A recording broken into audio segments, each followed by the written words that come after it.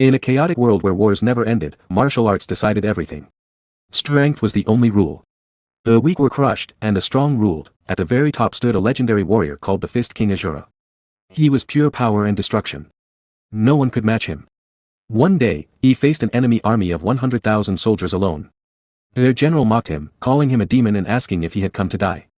The general laughed and said one man could never stop so many. Asura turned his back, sneered, and repeated, 100,000. To him, the number meant nothing. He said relying on large numbers only showed they could never truly defeat him. Furious, the general ordered the attack. But Asura, unarmed and alone, released a massive wave of energy with one move. It destroyed the entire army and even shattered the battlefield. He was unstoppable. One by one, the greatest masters of the time fell before him. Finally, Asura conquered the whole land with his fists and united it under his rule. He created the Shura kingdom, with its beautiful capital city called Manhwa, far away on a lonely mountain. Under the moonlight, a blue light glowed. A woman named Manhwa met Asura there. She knelt, congratulated him on his victory, and said the world was now safe under his rule. Asura grew impatient and told her to speak plainly. Manhwa said he was the only person in history to unite the land by strength alone. No title like God of War was big enough for him anymore. She said she had called him there to give him a special gift, a secret manual of immense power that only he could master. Curious, Asura touched it. Suddenly, red liquid burst out and his blood dropped on magical liquid and magical chains appeared from nowhere. And they approached towards the Asura. They wrapped tightly around his arms and legs, binding him. Shocked by the betrayal, Asura struggled, but the chains were too strong. Manhwa smiled and said his rule was over. From that day, she would be queen. Asura glared silently. Looked at her. Then, anger rising, he reminded her who he was, the chosen one of heaven, the embodiment of destruction. Manhwa sensed danger and shouted for her allies to activate a magic barrier. But it was too late. Asura broke the chains with explosive force and punched forward. Red energy covered Asura's fist and face and his whole body force to froze him in place. Asura released even more power, but the red energy turned against him and swallowed him whole. The traders watched as Asura was completely sealed away. They knelt before Manhwa and hailed her as the new queen of the Shura kingdom. So the great Fist King Asura, ruler of the world, met a sad and lonely end. In the darkness, a system window suddenly appeared, asking someone to become a player. But a pair of fists smashed it to pieces. The scene changes. A young man named Yuda looks confused, unsure what just happened. A small fairy flies near him and shouts, Yuda, watch out. A huge dragon-like monster bursts from the shadows and attacks him. Yuda quickly draws his sword and dodges the strike. The monster's powerful blow still pushes him back, but he digs his sword into the ground to steady himself. The beast prepares to breathe fire. The system warns that the attack will take 2 seconds. Yuda has no time to fully react and is shocked, but he holds his ground. Flames explode toward him. Just in time, his system guide analyzes the attack and grants him strong fire resistance. He walks out of the flames completely unhurt. Yuda charges forward. His holy sword of Asterion glows brightly. He calls down a pillar of heavenly light and releases the attack. The beam strikes the monster's head, slicing it apart and defeating the beast. The system announces, Floor 998 boss defeated. Quest complete. Yuda takes a deep breath and says the fight was harder than he expected. The fairy notices his worried face and asks what is wrong. She smiles cheerfully and says only the top floor remains, they will soon be free and can see their families again. Yuda smiles back, but something still troubles him. It has been 3 years since he was summoned to this tower. Only one final challenge is left. So close to the end. He wonders what waits at the top. The fairy calls to him again. He shakes his head to clear his thoughts, touches the huge door, pushes it open, and steps onto the tower's final floor. No matter what waits ahead, Yuda feels confident. With his high stats, no monster can stop him. He is sure he will win and finally go home. But the moment he steps into the final room, what appears is not a monster. Flames rise, and a dark, demonic figure steps out with a scary smile and glowing eyes. When the flames fade, Yuda sees a man with long hair. He is left completely speechless. The man, Asura, looks around and asks, "Who are you people?" Yuda is even more confused. The little fairy trembles in fear. Yuda stares and mutters, "Some random old guy." He looks around the room and asks, "Is this man really the final boss of the tower?" Asura frowns, wondering where he is. Then he realizes Maya truly sealed him inside this place. Yuda hears the man speak clearly and decides he must be an intelligent monster. He pulls himself together, draws his sword, and prepares to fight. This is the final boss, he cannot let his guard down. Yuda charges with all his strength, trying to end the battle quickly. But Asura blocks the attack easily with one hand. Yuda is shocked. The boy keeps attacking, swinging his sword again and again. Asura barely moves and deflects every strike with his arm. He does not even step from his spot. With one final effort, Yuda jumps high and shouts, "This is the end." He pours all his power into his holy sword of Asterion and unleashes heaven's judgment. Asura smirks and calls him a brat. To Yuda's amazement, the man catches the glowing blade with his bare hand. The ultimate skill stops completely. Yuda cannot believe it. This really is the final boss.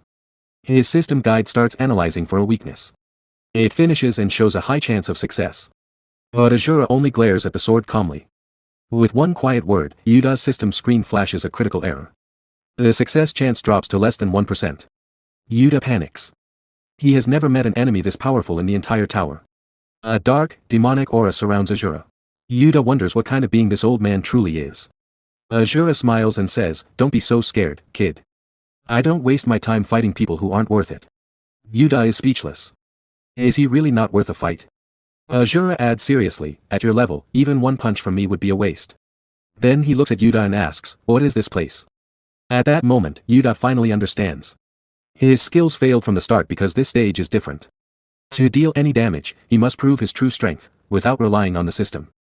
Yuda takes a deep breath and says, "I'll prove my strength, no doubt about it." A system window appears and activates his chosen hero skill. For a short time, all his stats reach the maximum the system allows, 999, the screen shows every attribute at 999.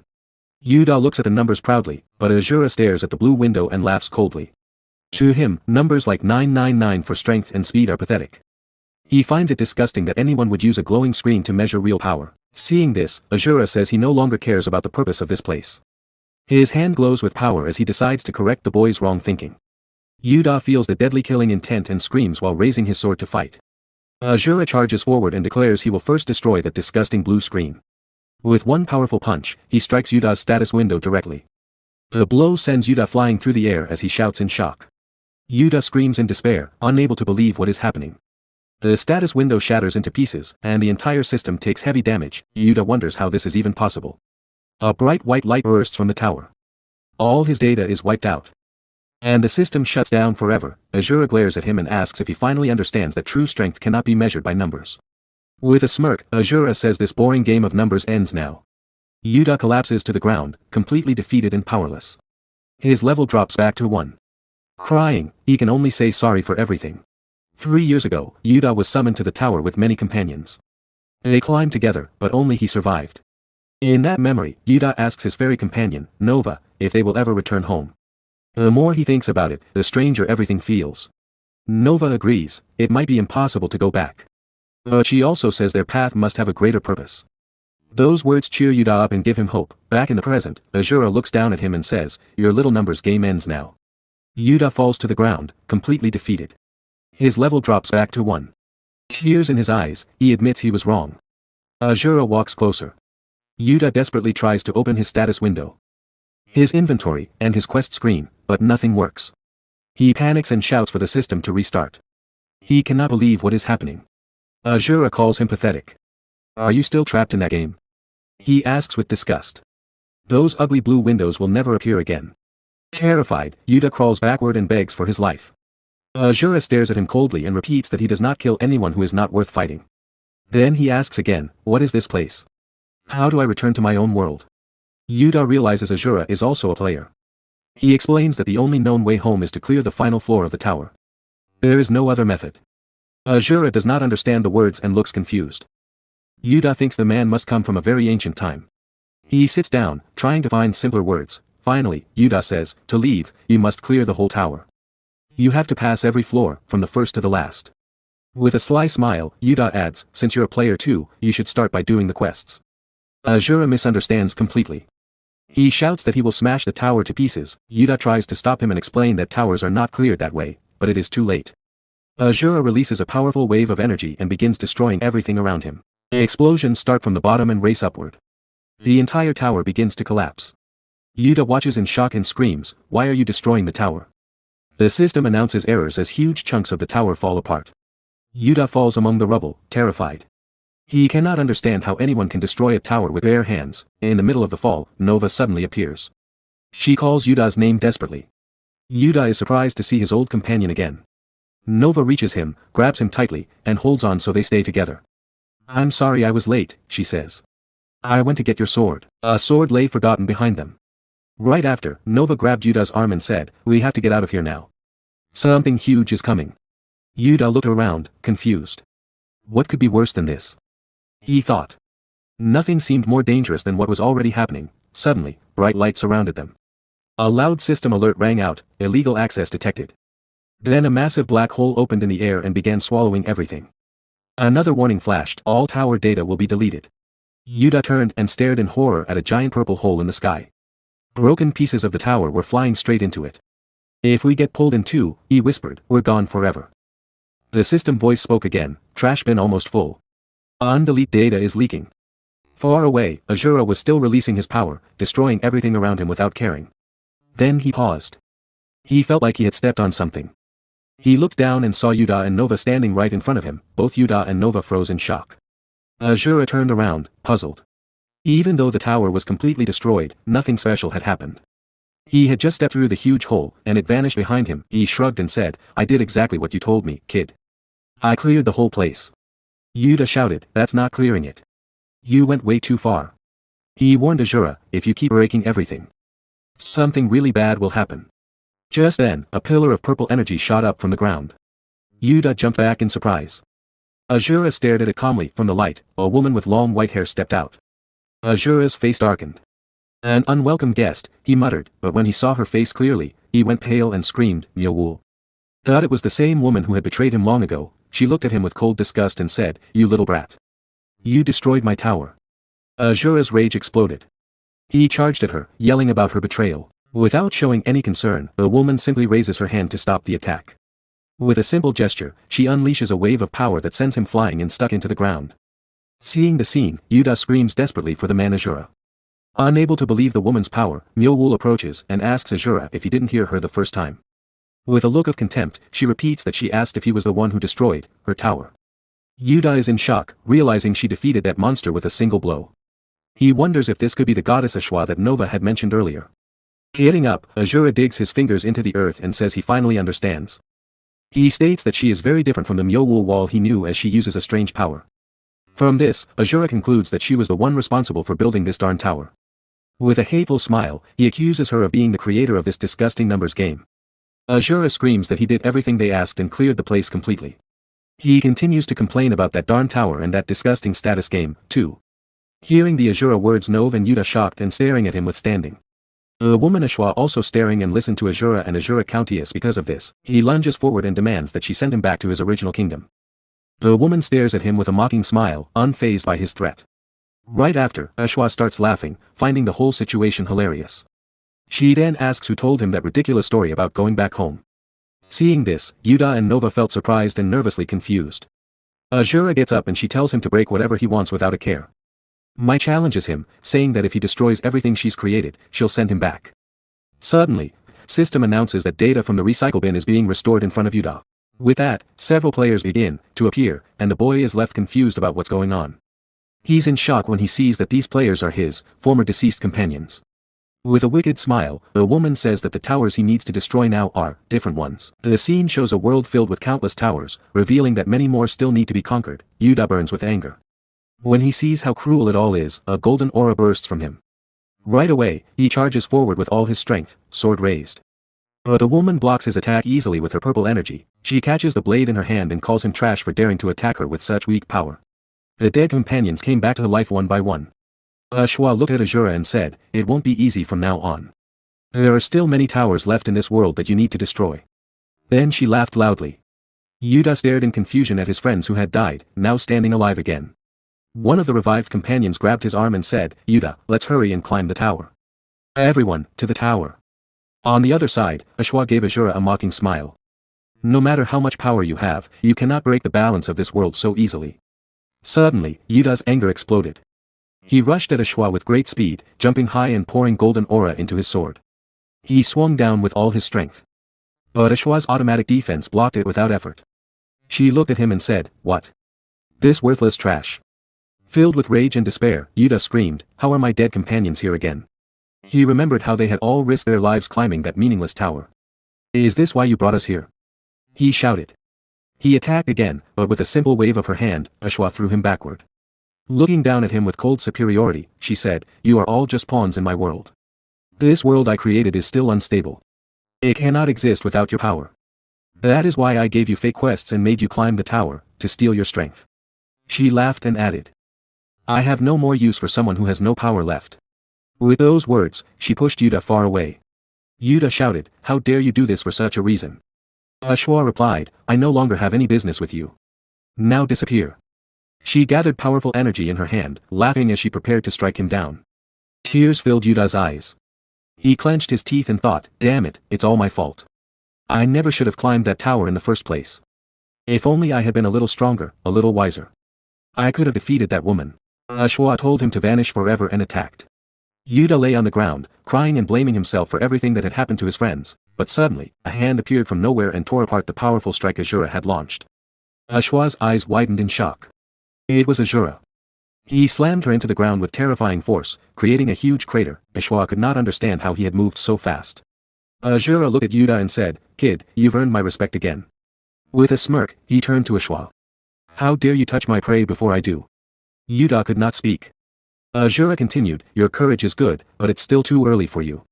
I will be the one to finish this woman, no one else." He charged forward and landed a powerful punch.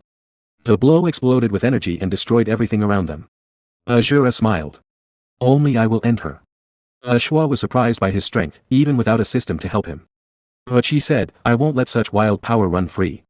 She attacked with purple energy. Asura grew angry at her tricks and tried to break free, but she trapped him inside a magic circle. "Conquer all the towers," she said. "I will wait for you at the highest place in this world." Then she vanished. Asura fell to his knees, surrounded by her purple energy. A memory came to him, an old voice named Myowool, asking him long ago to conquer all the nations of the world. He thought to himself, no matter how much I think about it, that woman and Myowool. They are really very similar. Asura wonders why she sent him to a place like this. He calls out her name, Myowool. Suddenly, one of the revived knights charges straight at Yuta. The boy blocks the blow, but the knight's strength shocks him and overwhelms him. Yuta shouts the names of his old friends, calling out to young Myung-hoon and asking if they no longer recognize him. His little fairy, Nova, warns him that it's pointless, they are only echoes of old memories. Even knowing this, Yuta hesitates to fight the people who were once his companions. Then Asura appears. With one punch, he defeats a knight attacking Yuta and says, "What are you doing, brat?" Yuta stares in surprise as Asura easily kicks another enemy away. With a serious look, Asura orders the boy to lead him to the towers right now. Yuta is shocked and argues that these knights are his friends. Asura scoffs and asks if those things truly look like companions. He says they are simply vengeful spirits of the dead, and nothing can change that. He adds that if Yuta wants to waste time with ghosts, he will go to the towers alone. At that moment, the knights swarm toward Asura. He turns his back on them, dodges swiftly, and strikes back without effort. He grows angry at these ghosts for daring to block the king's path. He declares he is busy and will destroy them all at once. Asura unleashes a powerful attack surrounded by a reddish aura. But right after, he bends over in pain. He looks at his hand and realizes he cannot feel his energy. He wonders if his dantian has been sealed. With a furious smile, he understands that the woman Eshua is testing him. He declares that no matter what she does, nothing will stop him here. When more ghosts rush to attack, Asura punches straight through several of them and proclaims himself the strongest of all time. Facing the huge horde, he decides it is time for a warm-up. He leaps high, strikes with his fists, and charges in, sending ghosts flying everywhere. Yuta watches in shock and admits that this old man is a monster for fighting alone. But he notices a serious problem: no matter how many ghosts Asura defeats, they keep respawning without end. If the fight drags on, even Asura could tire out. Yuta decides he must help. He grabs his holy sword. Just then, Nova appears and tells him to calm down, the situation is too dangerous. She warns that using the holy sword without his full stats could destroy his body. Yuta says he knows the risk, but a ghost grabs him and calls him into the darkness. The spirit of his old companion begs him to climb the tower together again. Yuta uses the holy sword's power to break free. With a determined expression. He says he must act to avenge his dead friends. No matter what happens, he will find the woman Eshua who caused all this. Yuta shouts to get Asura's attention while the man keeps fighting the ghosts. With confidence, Yuta asks if the warrior can take his next attack without dodging and tells him to keep drawing the enemy's attention. Asura does not understand aggro and gets annoyed. He tells the cheeky kid to shut up and stop giving orders on the battlefield, then attacks more ghosts. Yuta's plan works, all the enemies focus on Asura. Yuta seizes the chance, leaps over the horde with his sword raised. For a moment, he looks at the faces of his former companions and feels pain in his chest. Tears fill his eyes as he apologizes to his friends one last time. He swears he will avenge them, no matter the cost. Then he releases the full power of the holy sword. A massive golden magic circle forms in the sky. Bright energy crashes down, creating a huge explosion that wipes out all the ghosts. Asura smirks and calls the boy a bold, reckless rat. Yuta drops to his knees, barely able to move. Asura admits that the kid is actually quite useful after all. Yuta breathes heavily and looks at Asura with a determined gaze. He tells him to remember one very important thing between them: the one who will finish that woman will not be Asura. Completely exhausted, Yuta collapses. Asura easily picks him up in his arms. With a wide grin, he laughs and calls the boy a sassy, insignificant brat. He wonders how the kid dares to give him orders twice, but admits the boy made him laugh. As a reward, he promises that if Yuta grows stronger, he will get his chance for revenge. With a confident smile, Asura says he will eagerly wait for that day. The scene shifts to a ruined place covered in strange runes. A large hole gapes in the ground ahead. A mysterious warrior wearing a skull helmet and carrying an axe stands on a sharp rock at the edge of a cliff, surveying the landscape. Suddenly, a strange purple energy begins to glow from the eye sockets of the skull helmet. The scene opens in a remote valley surrounded by tall cliffs, with a powerful waterfall crashing down in the background. Asura sits under the waterfall, letting the heavy water pound his body to regain his strength. He stares ahead with fierce focus, enduring the training. The force of the water is so strong that it shatters the rocks around him. Still, he feels nothing, no inner power at all. Anger rises in him as he remembers how that woman, Eshua, dared to seal his dantian. He calls her bold for doing that. Realizing he has no other choice now, Asura turns to Yuta, who is still unconscious on the ground. He kicks him hard. "How long are you going to sleep?" he growls. Then he grabs Yuta and throws him down again. Yuta slides across the dirt. Annoyed, Yuta stands up, gripping his sword. "You muscle-brained gorilla. You're finally showing your true colors." Asura smirks. "You still don't understand the situation, brat. Do you want to die?" Yuta glares back. "Finish me then. But first, shouldn't we find that woman?" Asura's anger flares. "You idiot. She's hiding inside the towers. This whole world was created by her." Yuta and the little fairy Nova shrink back, scared of Asura's rage. With a wild smile, Asura continues, "If I destroy every tower, I'll force her out." Yuta sees the logic but wonders why he has to follow this madman. Nova whispers to Yuta, "No matter how you look at it, he's dangerous. He broke his own status window, who knows what else he'll do." Asura overhears and turns sharply. "What are you two whispering about?" Nova jumps in fear and hides behind Yuta. "I don't want to travel with you," Asura says coldly. Then he pauses. "But your sword skills might be useful, brat. Besides, you want the same woman I do. With your weak body, you'll never beat her alone. From now on, I'm training all of you, together." The scene shifts to a massive, strange-looking tower standing before them. A voice says, "We finally made it." Asura stares at the tower and thinks, this is one of the towers she built. He turns to Nova. "In just a few days, you've grown a lot, girl. With a body like that, you'll be useful." Nova bows seriously. "Thank you, master. It's all because of your training." Asura nods, then asks, "Where's that weak brat?" In the background, Yuta can barely walk, leaning on a stick for support. His body has no energy left. Nova proudly flexes her new muscles while Yuta mutters, "Just give me a second." He looks at them and says, "You're both lunatics." He stares at Nova in shock. She looks completely different, stronger, more muscular. Exhausted, Yuta collapses. "I can't take another step." Asura glares at him. "Pathetic brat. You can't even keep up." Then he looks at the tower. It's ugly and strange. Nova asks, "Master, are we going inside?" "I don't see an entrance." Asura smirks. "We don't need an entrance. We're going to smash this thing to pieces." Nova's eyes light up. As expected of Master. One punch and it's gone. Yuta panics and tries to stop them. "Wait. Think about this." But it's too late. Asura charges forward. Purple energy gathers in his fist.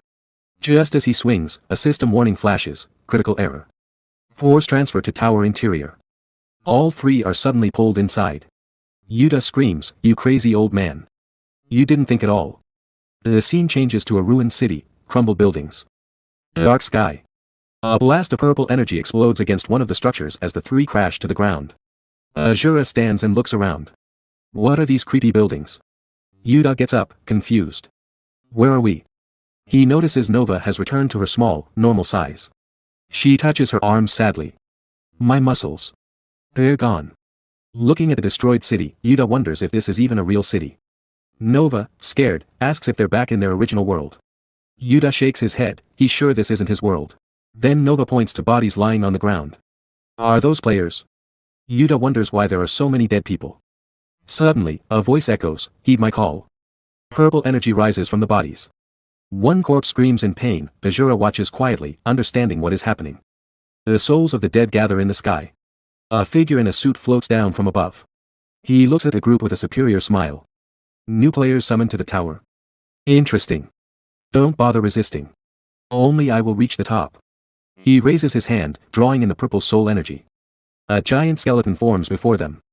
The system calls it the King of Spectres. Yuta stares in shock. That's way more than just a skeleton. The monster's purple eyes glow as it attacks. Yuta shouts, Asura, get out of the way. It's too strong. Asura laughs. Dangerous? To me. He charges and punches the skeleton with one devastating blow. The creature shatters into nothing. Asura turns with a smirk. Useless trash. He glares up at the man in the sky. You think that weak thing makes you the strongest? You dare claim the top with such little power?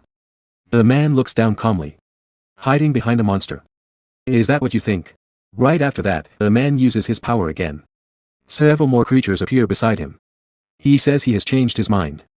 With a challenging look, he tells Asura, I'm going to test you. Let's see how long you can survive. The two monsters charged at Asura together. Asura smirked. This is your test. He said. He raised one fist. Creatures like you dare to challenge me. With a single swing of his arm, he smashed one beast backward. It crashed hard into the wall. He turned to the man who had summoned them. You think this tests me? The second beast, a skeletal monster with purple energy glowing in its eyes and swirling across its face, snarled. Chains burst from its body and shot toward Asura. Asura stood still. The chains wrapped around his arms. For a moment, he looked surprised. Then a lion-like spirit beast leaped from the shadows behind him, claws ready. Asura's eyes flashed. He gathered his strength and struck. His huge hand slashed through the lion beast again and again. He cut off its head, tore out its eyes, and sent blood spraying from its mouth. One massive arm flew through the air. In seconds, the beast lay in pieces on the ground. Asura brushed his hand. That tickled, he said. A deep voice echoed through the darkness, summon the abyssal horde. Hundreds of skeleton soldiers and monsters appeared behind Asura and rushed him at once. Asura took one step forward. Power surged from his foot. A wave of energy exploded outward. Every monster shattered and flew through the air like broken toys. Suddenly, a giant titan beast charged in with terrifying speed and swung a huge fist. Asura did not move. He raised his own fist and blocked the blow. The titan beast screamed in pain, shocked that its attack had failed. A deep voice echoed again, summon shackle wraiths. Countless ghostly figures wrapped in rattling chains rose from the ground around Asura. He was still holding the massive fist of the titan beast with one hand. Asura glanced at the wraiths and frowned. What are these? The man suddenly appeared right behind Asura. His eyes were cold and sharp. I don't understand, the man said quietly. I can't sense any stats or skills from you. So how do you have this much power? Asura turned and looked at him with a serious face, but said nothing. The man gripped two swords. Purple energy flowed around the blades and glowed in his eyes. No need for answers, he said. I'll take your soul and find out myself. He raised his swords. A huge purple light exploded in the sky above them. With a powerful swing, he unleashed Brand of Extinction. A massive wave of destructive energy rushed toward Yuta and Nova. Yuta's eyes widened in shock. That power is insane. He's fighting that monster on equal ground, one-on-one. Just who is this guy? Nova's face turned pale. Yuta, run. He shouted. That's no longer a normal player. I don't know why, but I feel it clearly, that man is giving off the same kind of power as Goddess Eshua. The battle between Asura and the man tore the tower apart. Dust and smoke filled the air. When the dust settled, the man stood calmly. Is this finally the last soul? He said. He was a troublesome one. He looked at the beast beside him. With this, my contract with Goddess Eshua is complete. He raised his hand. Purple energy gathered around it. Nameless player, he commanded, soul absorption. With a cold stare, he added, I will put your soul to good use. But in an instant, Asura appeared out of nowhere behind the man. With blinding speed, he slashed through the beasts at the man's side and cut off their heads. The man froze in shock. Asura stepped forward. You mentioned a goddess, he said. Are you talking about the woman who sealed my dantian, that cursed woman? He stared straight at the man. I have been looking for her. This works out nicely. Unless you want to die here. Tell me where she is. The man smiled. Sure. This fight wasn't going to end so easily anyway. But don't get the wrong idea. Purple energy surged around him. Dozens of glowing swords appeared in the air all around them. The one who dies in this tower won't be me, he said. It will be you. He sent every sword flying toward Asura. Asura blocked them all with his bare hands. Still smirking, he caught one sword, yanked it toward himself, and threw it straight back at the man. The force was so strong that even the air around it shook. The man's eyes widened in surprise as the sword flew past him and smashed into the wall, blowing a huge hole through it. The man smiled again. You really are an absurd monster. Purple energy swirled around the man's hands and swords. I won't deny it anymore, he said. You are strong. Now I will fight you with everything I have. He commanded, armor of Hades. Dark armor formed over his shoulders and arms. He leaped forward with incredible speed and swung both swords at Asura. Cold eyes gleaming, he laughed. Try to take this. A massive wave of purple energy burst from his blades. Asura ducked low. The energy missed him and slammed into a nearby building, tearing it to pieces. Asura smirked. Is that all, brat? Not yet. The man shouted. He twisted in the air, jumped even higher, and prepared a stronger attack. Asura clenched his fist. You're right about one thing. The gap between our power is huge. He blocked both swords with his bare hand. A massive explosion erupted, destroying everything around them. The man felt a flicker of fear, then forced a laugh. Yes. You really are strong. For now. He turned his cold gaze toward Yuta, who had been watching in shock. You said you were looking for Goddess Eshua. The man asked Asura. She is the one who gave me this tower. But I haven't gained full control yet. So I made a contract with her. I would offer the souls of 10,000 players, and in return I would become the true master of the tower. He smiled darkly. And now, with this last soul, I've finally collected them all. In a flash, he appeared beside Nove and reached out to absorb his soul. Yuta's eyes widened. No. Nove. He drew his sword and charged. You bastard. Get away from him. The man didn't even look at him. Small fry should stay out of this. A huge beast appeared behind Yuta and slammed a hand into his chest. Blood sprayed from Yuta's mouth. He collapsed, eyes wide in shock. The man laughed as more titanic beasts gathered around him. Yuta lay on the ground, blood pooling beneath him. A system message appeared. Quest, succession ritual, acquired the final 10,000th soul. Full authority of the tower will soon be unlocked. Time remaining, 1 minute and 4 seconds. The man turned back to Asura. Looking at you, he said, I can tell you're a spirit master who controls vengeful ghosts. Asura's eyes narrowed. In my kingdom, there were always a few who practiced these vile arts, he said coldly. Wicked, twisted scum. I never thought I would see such disgusting techniques again here. Aura suddenly flared around his hands. I don't usually lower myself to use such filthy methods, he continued. But you've gone too far. Now watch carefully. A massive wave of pure aura surged from his palms, the true power of spirit arts. In an instant, the souls trapped inside the titanic beasts began to flow toward him. The man froze, his face pale with shock. He's stealing the souls I collected. Impossible. The system shouldn't allow this. Yuta's soul returned to his body first. Then the rest of the gathered souls streamed into both Yuta and Nove, bringing them back to life. Asura looked down at the two revived players and smirked. Now go wild, brats, he said. Do whatever you want. It's your turn. To crush that pathetic worm. Yuta suddenly regained consciousness. He stared at his own body lying motionless and felt like a ghost. Panic surged through him. What's going on? He cried. Don't tell me. I'm dead. He turned toward Asura and shouted, You did this, didn't you? Give me back my body right now. Asura's face darkened with anger. You idiot, he snapped. Who do you think you're blaming? If I hadn't stepped in, your body would have died long ago. That bastard used spirit arts to rip your soul out and turn you into his puppet. I stole his technique to stop him. By separating your soul from your body, I gave your flesh time to heal. So shut up and do what I say. Asura's anger faded into a cold smile. I also took several of the souls he was controlling. He's lost most of his power now. Yuta was still confused. He floated closer, staring at his empty body, trying to understand. Asura continued, You think spirit arts are nothing special? They don't seem to change much at first. Brats, show him the true power of spirit arts. One of the men stepped forward. Purple energy flared around his feet as he glared at Asura. You stole a few souls and now you think I'm worthless? He said. The man grew furious. Purple energy surged across his body, and his eyes glowed the same color. He stepped closer to Asura. Enough of your bullshit, he snarled. I don't know how you stole those souls, but the ones you took are nothing, just a drop in the bucket. As he spoke, he raised his hand. Purple aura flared brighter, and more demon beasts rose from the ground. Skeletons clattered up beside them.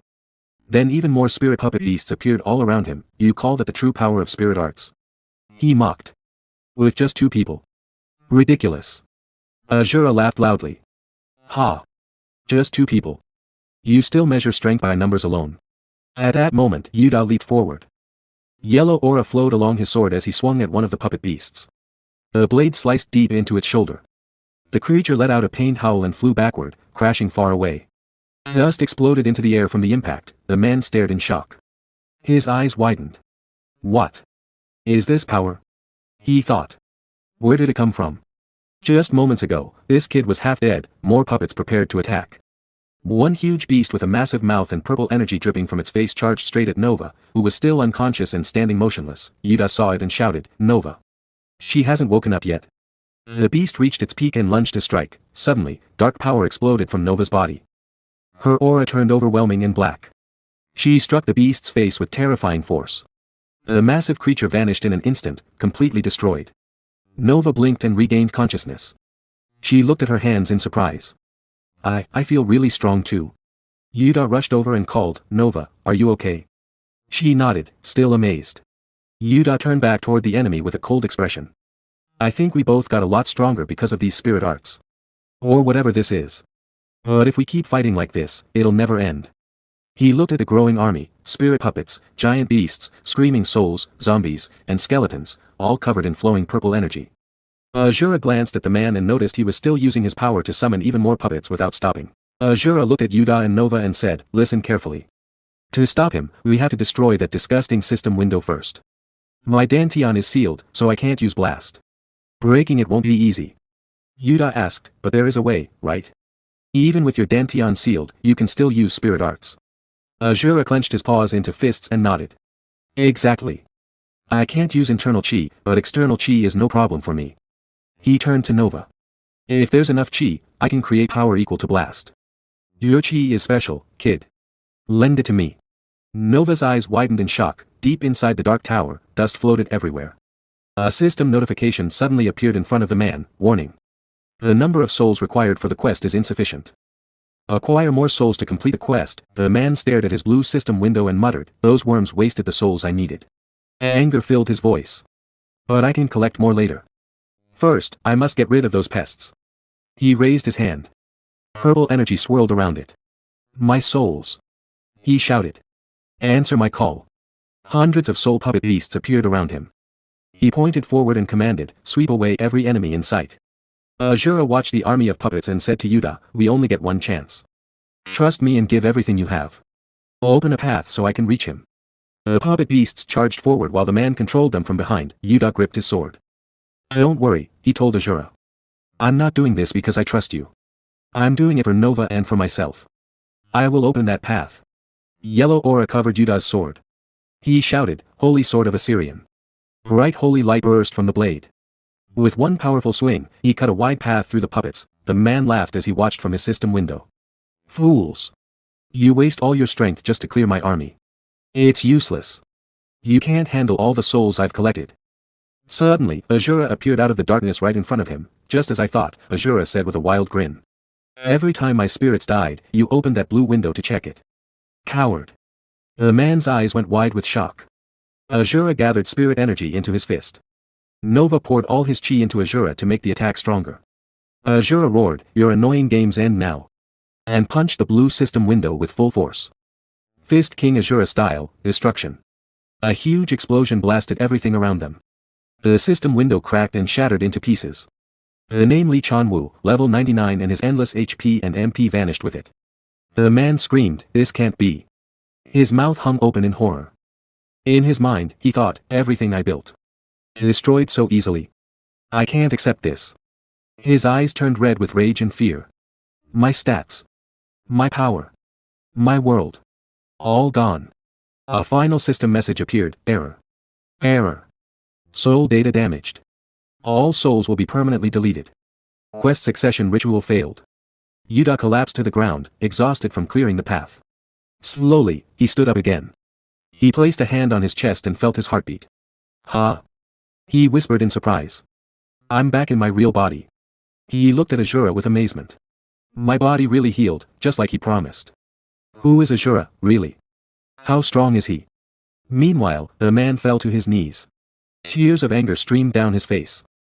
This can't be true. It can't end like this. Because of you. Because of all of you. He shouted. The only way to save my world from destruction is gone forever. His eyes burned red and purple with pure rage. After losing Lee Chanwoo talking about his past when Lee Chanwoo was walking on the street with headphones on, heading to school. Suddenly, he heard people shouting and running behind him in fear. He turned around, took off his headphones, and looked up. A huge number of teleportation gates appeared in the sky. He stood frozen in the same spot, shocked. Then the city was attacked. Fire spread everywhere. Buildings collapsed. People died horribly. One man had an iron rod pierced through his chest. Many others lost their lives while trying to escape. Lee Chanwoo was the only one who survived. He stood there in complete shock and fear. Sweat covered his face, and his eyes were wide open with terror. Suddenly, a woman appeared in front of him. A blue screen popped up, introducing the system. Then Yuda showed up, trapped or confused, and asked Lee Chanwoo, "What are you talking about all of a sudden? The world was destroyed? Aren't you a player from another world like us? So why would your world suddenly?" Before Yuda could finish, Lee Chanwoo put his hand on his head. Tears filled his eyes as he said, "When I became a player, my world was already doomed. A monster wave was going to destroy it. I wanted to save my world no matter what." His eyes turned cold, and tears fell as he continued, "I thought I could save it with my own power. With only one goal, to save everyone, I climbed to the top of the tower. There, I learned the truth, the person who conquers the tower gets the power to create a new world." Yuda was surprised and asked, "A new world, the power to create?" Lee Chanwoo looked at his hand and said, "Yes. I used that power to try and remake my world inside this tower, exactly as it was before the destruction." Then he shouted with anger and pain, "I wanted to save and protect them with my own power. Finally had the strength to protect everyone." He clenched his fist tightly and yelled with tearful eyes, "But everything is ruined because of you. If you hadn't interfered, the quest would have." Before he could finish, Asura angrily interrupted, "Stop with the cowardly excuses. You coward." Asura kept talking coldly. "Someone like you wants to save the world? Save everyone? Then why did you run away when your world was being destroyed?" Lee Chanwoo's eyes opened wide in shock. Asura continued, "You never really planned to save them, did you? You said you wanted the power to recreate the world, not to save it. Is that power just some pathetic game of numbers to you? Even if you rebuild the world inside this tower, what real meaning would it have?" Asura stepped forward and said calmly, "Since grief has made you forget reality, let me remind you of one thing. You just wanted to escape your weak, painful reality. And play the hero." Lee Chanwoo shouted in anger, "Shut up." He raised his fist and charged to attack. But with just one hit, Asura knocked him down hard. Lee Chanwoo flew back and crashed into the wall. Blood came out of his mouth as he coughed. In his mind, he thought, "I really did it to save everyone." Then he remembered a past conversation with Ensure. Ensure had said, "Player, you have finally cleared all the stages of the tower. Now you have two choices. If you want, you can return to your world right before it was destroyed. You can face the monster wave and try to save your world." Lee Chanwoo stayed silent. Ensure smiled coldly and continued, "Or you can accept a special quest. Inherit the full power of the tower and recreate the world you lived in, right here inside the tower. Make your choice." She asked coldly, "Will you go back to your original world, face the monster wave, and become a hero in an endless war? Or will you use this power to create the world you want? And become the savior of that world?" Lee Chanwoo thought for a moment. Then he answered, "I will inherit all the power of this tower. And save my own world." Back in the present, inside the tower, a system warning appeared, "The tower's system is collapsing. All data inside the tower will be deleted." Yuda looked at Nova and asked in panic, "What is this now? Don't tell me. The tower is collapsing?" Rocks started falling around them. Yuda turned to Asura in fear and shouted, "Mister, what do we do? At this rate, we'll all die with the tower." Suddenly, Lee Chanwoo spoke again, weak but clear. "Eshua once told me something." Hearing the name Eshua, both Asura and Yuda paid close attention. Lee Chanwoo continued slowly, "All the towers in this world are connected by one single path." As he spoke, the last of his remaining power faded away. Yuda looked shocked. Lee Chanwu went on, I don't know exactly what that one path means. But maybe. If you reach the end of that path, you will be able to meet the Goddess Eshua. With a tired, sad face, he said, if you want to find Eshua, seek out that path. Yuta asked, confused and emotional, what do you mean by that? And why are you telling us this? Lee Chanwu sat on the ground and spoke in a low, tired voice. Because the memories I tried so hard to ignore have come back. Now I finally understand. He looked straight at Asura and said, that muscle-bound man was right. I was just a coward running away from a weak, painful reality. I got drunk on the idea of playing hero. Even if I admit it now, nothing will change. He gave a painful smile and continued, after all, I gave up the chance to return to my original world. His voice became quieter. So in this empty world with nothing left, I have no reason to keep living. The exit is behind you. If you wait any longer, even that exit might disappear. Before the tower collapses completely. Hurry and get out of here. Asura looked down at Lee Chanwu and said calmly, you intend to stay here and die. Understood. You were a coward, but you are not pathetic. Do what you want. Asura turned and walked toward the glowing exit that had appeared. As he walked, he said, if I meet that woman later and crush her, I'll do it for your share too. Yuta quickly called after him, surprised, mister. Are you really just going to leave him here? Yuta added, he can come with us. He can look for Eshua too. Asura turned his cold eyes toward Yuta and said sharply, silence, you ignorant brat. He was defeated in a real life or death battle. Then Asura looked back at the huge teleportation gate and spoke again. For the winner to spare his life and let the loser choose his own place to die. What greater mercy could there be? Yuta looked confused and turned toward Lee Chanwu, but, before he could finish, Nova interrupted urgently. There's no time, Yuta. Soon the entire tower will completely collapse. Yuta clenched his teeth. I know, Nova, but I can't. He shouted with determination, I can't just give up on a person's life. Then Yuta bent down, lifted Lee Chanwu onto his back, and carried him. Nova looked shocked. Lee Chanwu spoke weakly while being carried on Yuta's back. What are you doing right now? I have no power left. No purpose left. Even if I leave the tower like this, I have no reason to live anymore. Yuta looked at him and shouted, even if you say you have no reason to live, if you keep going, a reason will appear someday. So don't just throw your life away. Lee Chanwu became silent. Sadness filled his face, but he didn't say anything more. After a moment, he asked quietly, you. What is your name? Nova looked at both of them, confused. Yuta said, annoyed, oh, seriously? In this situation, you have to ask that right now? Then he answered, it's Kim Yuta, you jerk. Happy now? Lee Chanwu replied coldly. Kim Yuta. That's a peculiar name. Yuta shot back, what? Are you done talking? Then what's your name? Lee Chanwu answered, I am called Lee Chanwu. Yuta laughed a little. Not exactly a grand name either. Then Lee Chanwu said seriously, Kim Yuta. I have one final request for you. Suddenly, a yellow wave of light passed over his shoulder. It gathered into a glowing power that came from the tower. Yuta stared in surprise. Lee Chanwu continued, please use this power for the right cause. Yuta was shocked and asked, what is this all of a sudden? Lee Chanwu said firmly, get off me. Who asked for something like this? Even if I leave the tower, I will disappear soon anyway. Without the power of the system, it's impossible to keep this body alive. His body slowly started to fade and vanish into light particles. As he disappeared, he spoke one last time, Yuta. You must return to your original world. Yuta looked at him with deep sadness. Tears filled his eyes. He held the glowing power tightly in his hand and shouted, Lee Chanwu. At that moment, the system warning appeared, the tower is completely collapsing. Time remaining, 1 second. All data in the tower will be deleted. The entire tower began to break apart and slowly got absorbed into a huge purple energy. The system announced coldly, number 312 tower has been completely destroyed. Somewhere far away, Eshua sat watching everything. A small smirk appeared on her face, now that's just one tower. You better try harder, unstat player. After defeating the tower keeper, the tower slowly began to disappear. The system sent an alert, all data of the tower has been deleted. From far away, Yuta and Asura watched the tower vanish.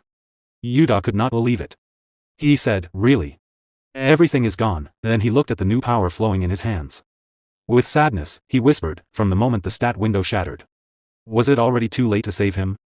He remembered Lee Chanwu's final moment and thought, if the stat window breaks, the player's real body dies too. That means I should have died already.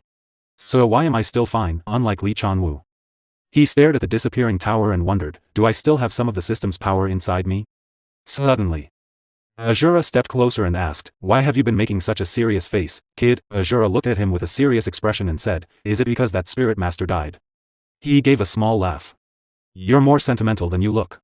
Yuta kept holding the new power in his hand. He looked at Asura sadly and replied, yeah, so what? Are you going to nag me again? He stared at the power again and said, Lee Chan-woo. That guy. I just feel uneasy about it. He was definitely a bad person, but it feels strangely bittersweet. And in the end, he gave me this. He lifted his hand with the power. He told me to use it for the right cause. And to make sure I return to my original world. Yuta looked at Asura and said, I don't know what kind of power this is, but right now. It feels right to give it to you first, mister. Asura reached out and took the power into his hand. He looked surprised and said, I can feel that damn woman's chi inside this. Maybe. With this power, I can finally unseal my dantian. After hearing that, Yuta asked in surprise, really? Then will you regain all your strength? Asura looked at the object in his hand and said calmly, don't get ahead of yourself. With this amount, I will recover only a tiny fraction. Although the feeling from this object is the same as hers, it is much weaker than the powerful chi that sealed my dantian. Yuta looked curious and asked, I've been wondering for a while. What exactly is this dantian? You're already so strong even without it. Asura held the object and stared at it. The power I use now comes from external arts. It is pure physical strength, nothing more. Both Yuta and Nova looked shocked. Yuta asked nervously, so? Since you met Eshua, you've been fighting with just your raw physical strength the whole time. Nova added quietly, he's a monster.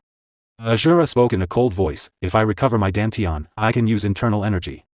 He continued explaining, internal energy uses the power of chi that flows through my body. It allows me to show strength far beyond external arts. Yuta's eyes opened wide. Internal energy? Is it like a magic skill? Then he thought to himself, come to think of it, that man was strong even without a stat window. If he had stats, how high would they have been? He was strong enough to destroy both the stat window and the tower. Yuta looked down sadly. Nova noticed and asked. Yuta, what are you thinking about? Yuta blinked. Huh. Oh. I was just wondering what Mr. Strength would look like in stats.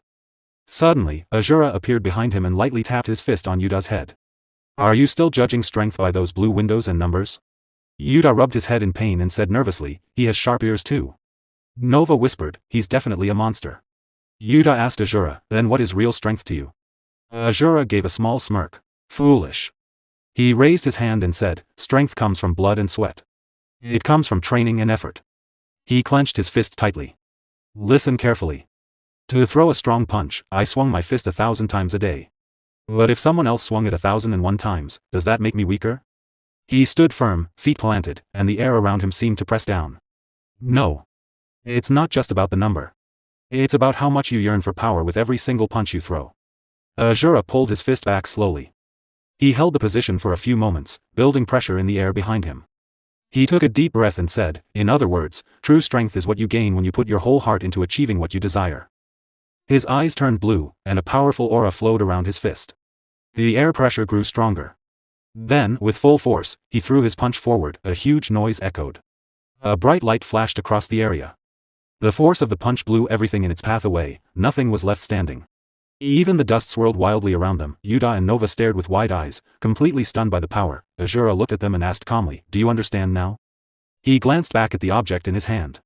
Power still flowed from it into his palm. His eyes turned red, and his face showed anger. Anyway, the real problem is how to use this power properly. He gripped it tighter and thought bitterly. Damn it. It's full of things I don't understand. Myo-wool.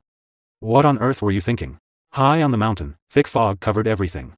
Yuta and Asura were still talking about the power of the object. Asura suddenly tossed the object to Yuta and asked, is this the first time you've seen it too? Yuta caught it and replied, yes, that's right. Because of someone, my stats got destroyed before I could finish the tower. I thought everything would end once I reached the top. Asura listened and said, okay, I understand. Then he turned, looked at Yuta, and gave a small smirk. So. Would that guy know about this power? Yuta suddenly felt something and looked around. He noticed it too. Asura smiled wider and spoke in a cold voice. Reveal yourself. At that moment, a hidden figure stepped out from the fog. Yuta and Asura both stared at him, confused. Asura frowned after looking closely. What is this again? A monster that survived the tower? But I don't see any red aura. The man stood silently. A strong purple aura flowed around his one eye. He wore a skeleton mask shaped like an animal skull and held a huge, powerful axe in his hand. Asura narrowed his eyes and asked sharply, "Who are you?" The man wearing the big animal skull mask on his face said nothing. He simply raised his huge axe and pointed it at Asura, clearly challenging him to fight. Asura looked happy at the challenge. He laughed with a cold, chilling aura flowing around him. "Fine. No need for words. Come." The skull-masked fighter pushed one foot hard into the ground to build power. Purple aura surged around him. Then he jumped forward and swung his purple energy-covered axe straight at Asura. Asura bent down quickly and dodged the attack. He smiled, clenched his fist, and threw a powerful punch. The single hit sent the skull guy flying through the air. The skull guy managed to steady himself in midair. Purple aura flared brighter around his eyes. He spun his axe and came crashing down again with a fierce strike. Asura stayed in the same spot, not moving at all. The skull guy used a powerful move, an early splitter. Heavy purple energy exploded outward, destroying everything around them. Rocks flew everywhere, and the whole area shook. When the dust finally cleared, blood spots were scattered on the ground. But Asura stood unharmed. He had caught the axe blade directly with one hand and stopped the attack completely. Asura smiled and smirked. "You have quite the stance." The skull guy stayed silent. Asura gripped the axe tighter, pouring more power into his hand to try to break it. However, he shoved the axe back hard, forcing the skull guy to release his grip. Then Asura stepped forward and smashed his fist into the masked face. It is futile to target this king with just that. The powerful punch shattered the skull mask into pieces. The fighter flew backward a long distance and crashed hard. Asura smirked and said, "Try harder." After that heavy blow, a voice echoed from the fallen figure, "I can't forgive. I will never forgive." The fighter slowly stood up. Their eyes glowed with fiery anger.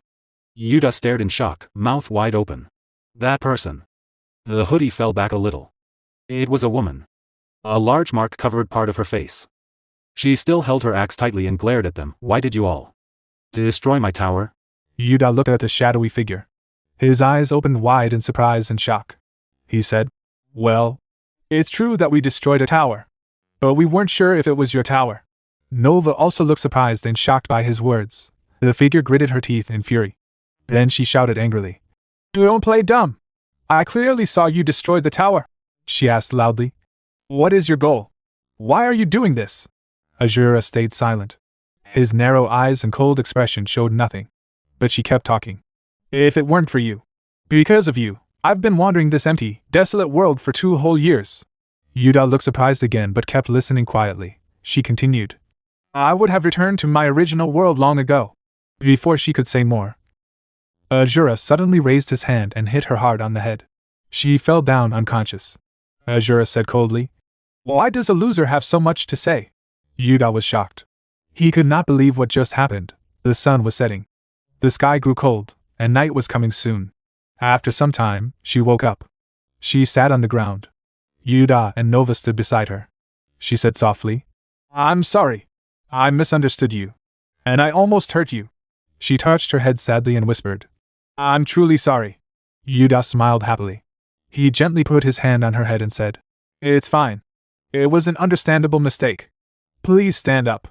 Nova also felt happy. He held Yuta's sword in his hand. She stood up on her feet. Yuta said kindly, "By the way, it's really surprising that you reached the top of the tower with those stats." Then he asked curiously, "Miss Kalina, may I check your status window one more time?" Kalina said, "Oh, one moment." She opened her status window and showed it to Yuta. "Here's my profile. Kalina level 86 HP, 80,000 MP, 120,000 STR, 1 AGI, 1 INT, 1 LUK, 1 remaining stat points, 86 million. Yuta's eyes opened wide in shock. He thought to himself, "This is unbelievable. No matter how many times I look at it. She really reached the top of the tower with these stats?" He looked at Kalina, still shocked, and thought, these numbers mean she just leveled up over and over but never used her stat points. To think something like this is possible. Is this person also a powerhouse on the same level as that mister? Yuta stood beside her and asked. You said you didn't see anything at the top of the tower. Right. Kalina nodded. Right. There was nothing. Not even normal monsters appeared. Instead, I got a message saying stats are insufficient, and then the tower started to disappear. Yuda put his hand on his chin and thought for a moment. Then he said, an error happened because the stats were not enough. As expected, that must be Eshua's doing. Kalina looked surprised. Eshua. Yuda explained. Eshua is the entity that gave us these status windows and powers. It also called us to the tower. We are chasing that entity so we can return to our original world. Kalina looked at Asura and said, if that's true, then that person too. She asked. But what is he doing right now? Asura was sitting on the ground. He held the special power they got from the previous tower keeper in both hands. He closed his eyes. Energy started flowing around his body. Yuda looked at him too and said nervously, good question. Suddenly, the power in Asura's hands floated into the air. His mana glowed brighter and stronger. He was trying to unlock and release his sealed dantian. All at once, Asura released a huge burst of energy. The powerful pressure made nearby rocks fly away. A strong stream of energy shot straight up into the sky. Yuda and Nova quickly covered themselves as the pressure wave hit them hard. Yuda shouted, what is this now? Asura's body was wrapped in glowing chains. A bright blue aura flowed around him. The chains were blocking his dantian. Yuda saw it and thought, he's just trying to recover his dantian. Why are the effects so dramatic and flashy? Suddenly, a strange aura struck Yuda's mind. He froze in fear. His face turned dark. His eyes glowed with strange light. He grabbed his head and thought, my head. Suddenly. Then he screamed in pain. Suddenly, a memory hits Yuda. He sees a huge mansion being destroyed by a massive explosion. Dust flies everywhere. Fireballs fall from the sky, crashing into the mansion and burning everything around it. A strange figure stands high in the sky, throwing powerful fire down with great force. Eshua looks up at the figure, crying loudly and screaming, no! Yuda feels confused. He thinks, what are these memories? That face looks somehow familiar. Meanwhile, Asura stands up slowly. Dust swirls around his feet. He raises his hand and says, my internal energy has started flowing a little. But it's still too weak. I need much more power to unseal my dantian. He thinks of Eshua and mutters, the seal that woman put on me. I have to break it using that power, right? A smirk appears on his face. Interesting. Then Asura looks at Kalina and Yuda. I've found a way to regain my full strength. If I absorb these energies, I can completely restore my dantian. He smirks again. So hurry up. Let's go to the next tower, kid. Yuda steps forward and asks, but not every tower has a successor's power, right? Some towers might not have one yet. Suddenly, a voice says, no. I know the way. Yuda turns around, shocked. Nova. He stares in surprise. Why do you look? A purple aura flows around Nova's body, the same power that belonged to the tower sprite puppet from before. Nova speaks calmly. I don't know what happened either, but I can feel it. Everything in this world, all the powers, big and small. She releases a small burst of purple aura. I think I know where the successor's powers are heading. I can guide you, Yuda. Yuda listens carefully, his face turning serious. Nova looks determined and says to where the successor's powers are being used. Yuda nods, his expression now strong and focused. Then our next destination is set. Scene change. A large mansion stands hidden in thick night fog. Bright lights shine from its windows. Inside, the air moves gently, but everything stays quiet. Only silence echoes. Suddenly, footsteps ring out through the halls. A tall, quiet man with long ears steps forward. He wears a single monocle over one eye. He speaks clearly. The Bloodwind Fields, the farmlands personally designed by the Demon King, are collecting their monthly harvest share as maintenance fees.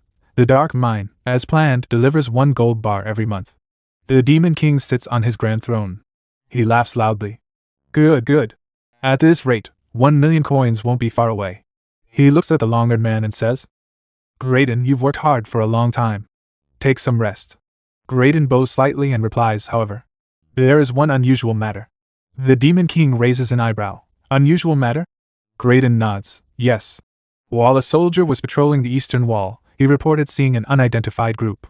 It's not confirmed yet, but based on my own judgment of their identity. In the demon realm, it seems a new hero party has appeared. The Demon King leans forward. A new hero party? Have they still not learned their lesson? A mad smirk spreads across his face. His eyes glow with a fierce red aura. 2 sharp demon horns on his head pulse with bloody red energy. He speaks in a low, dangerous voice. All right, fine. Whoever they are, let them come. No matter who it is. The scene shifts. He sees Yuda, Nova, Kalina, and Asura in the distance. The Demon King laughs darkly and finishes. They won't be able to take even a single step inside my castle. A system message appeared, player Kalina's stats confirmed. System code approved. Transporting to tower number 008. After they arrived, everyone looked surprised. Yuta waved his hands and cried, "What the? We are inside the tower already? Just like that?" He rubbed his head happily and nervously, then said to Asura, "This is so easy. If you have stats in this world, things are much better." He laughed. Asura answered calmly, "Pathetic fool. You still talk about those blue windows. Even this time is wasted. I need to heal my dantian fast." Asura then looked at Nova and asked, "Hey kid, where is that successor person?" Nova pointed with his finger and said, "The successor's power is right inside. It is a big mansion over there." Inside the big mansion, a voice rang out, "You failed to defeat the Demon King again." Hero Evan, a man with a beard, shouted, "How long do we have to wait until you kill the Demon King?" Evan smiled, rubbed his head nervously, and said, "We were so close. But the equipment broke at the last moment, you know." He laughed again. He added cleverly, "If you give us just a little better equipment, I am sure we can do it this time." The king, who sat on the throne with a big mustache and beard, said in shock, "Equipment? A few months ago we gave you the best equipment, right?" Evan answered with shame, Yes, but those weapons were not my style." Ha ha ha. With a big smile, thinking of a beautiful lady, he added, "Oh, and while we are at it, can we pick some new saintesses? My holy power feels weak lately." The king gritted his teeth in anger and shouted, "Your shamelessness has no limit." Then he roared, "Evan James. You are no longer the hero of our kingdom. You are banished." Suddenly, many spears floated around Evan. He looked surprised. He waved his hand nervously, laughed in confusion, and asked, "Why are you acting like this again? I am telling you, this time will be different. I have a secret weapon ready." Before he could finish, the king yelled, "Do you think I do not know? You used the fight against the Demon King as an excuse to waste the kingdom's money and live wildly." The king's eyes narrowed. He looked serious and said, "If you do not leave right now, I will kill you here." Evan James smirked, raised one hand, and said, "You are too angry today. Do you know how much I have done for this country?" Suddenly, a loud explosion happened behind him. The wall blew apart. Rocks flew everywhere. The guards and Evan were shocked. One guard cried in fear, "What is this?" Another asked, "What is happening?" A third guard saw Asura and shouted, "Don't tell me. Is this a raid by the Demon King's army?" Nova pointed at Evan and said to Asura, "It's that person. I can feel the successor's power coming from him." Evan James stood there in shock and panic. Asura made a fist. Air gathered around it. He bent low, ready to attack, and shouted, "If you don't want to die, hand over your power right now." One guard yelled, "How dare you cause trouble here? Do you not know where you are?" Another guard shouted, "Subdue that bastard at once. The punishment for insulting the royal family is immediate execution." Asura swung his fist. A wave of air pressure flew out and hit the two guards.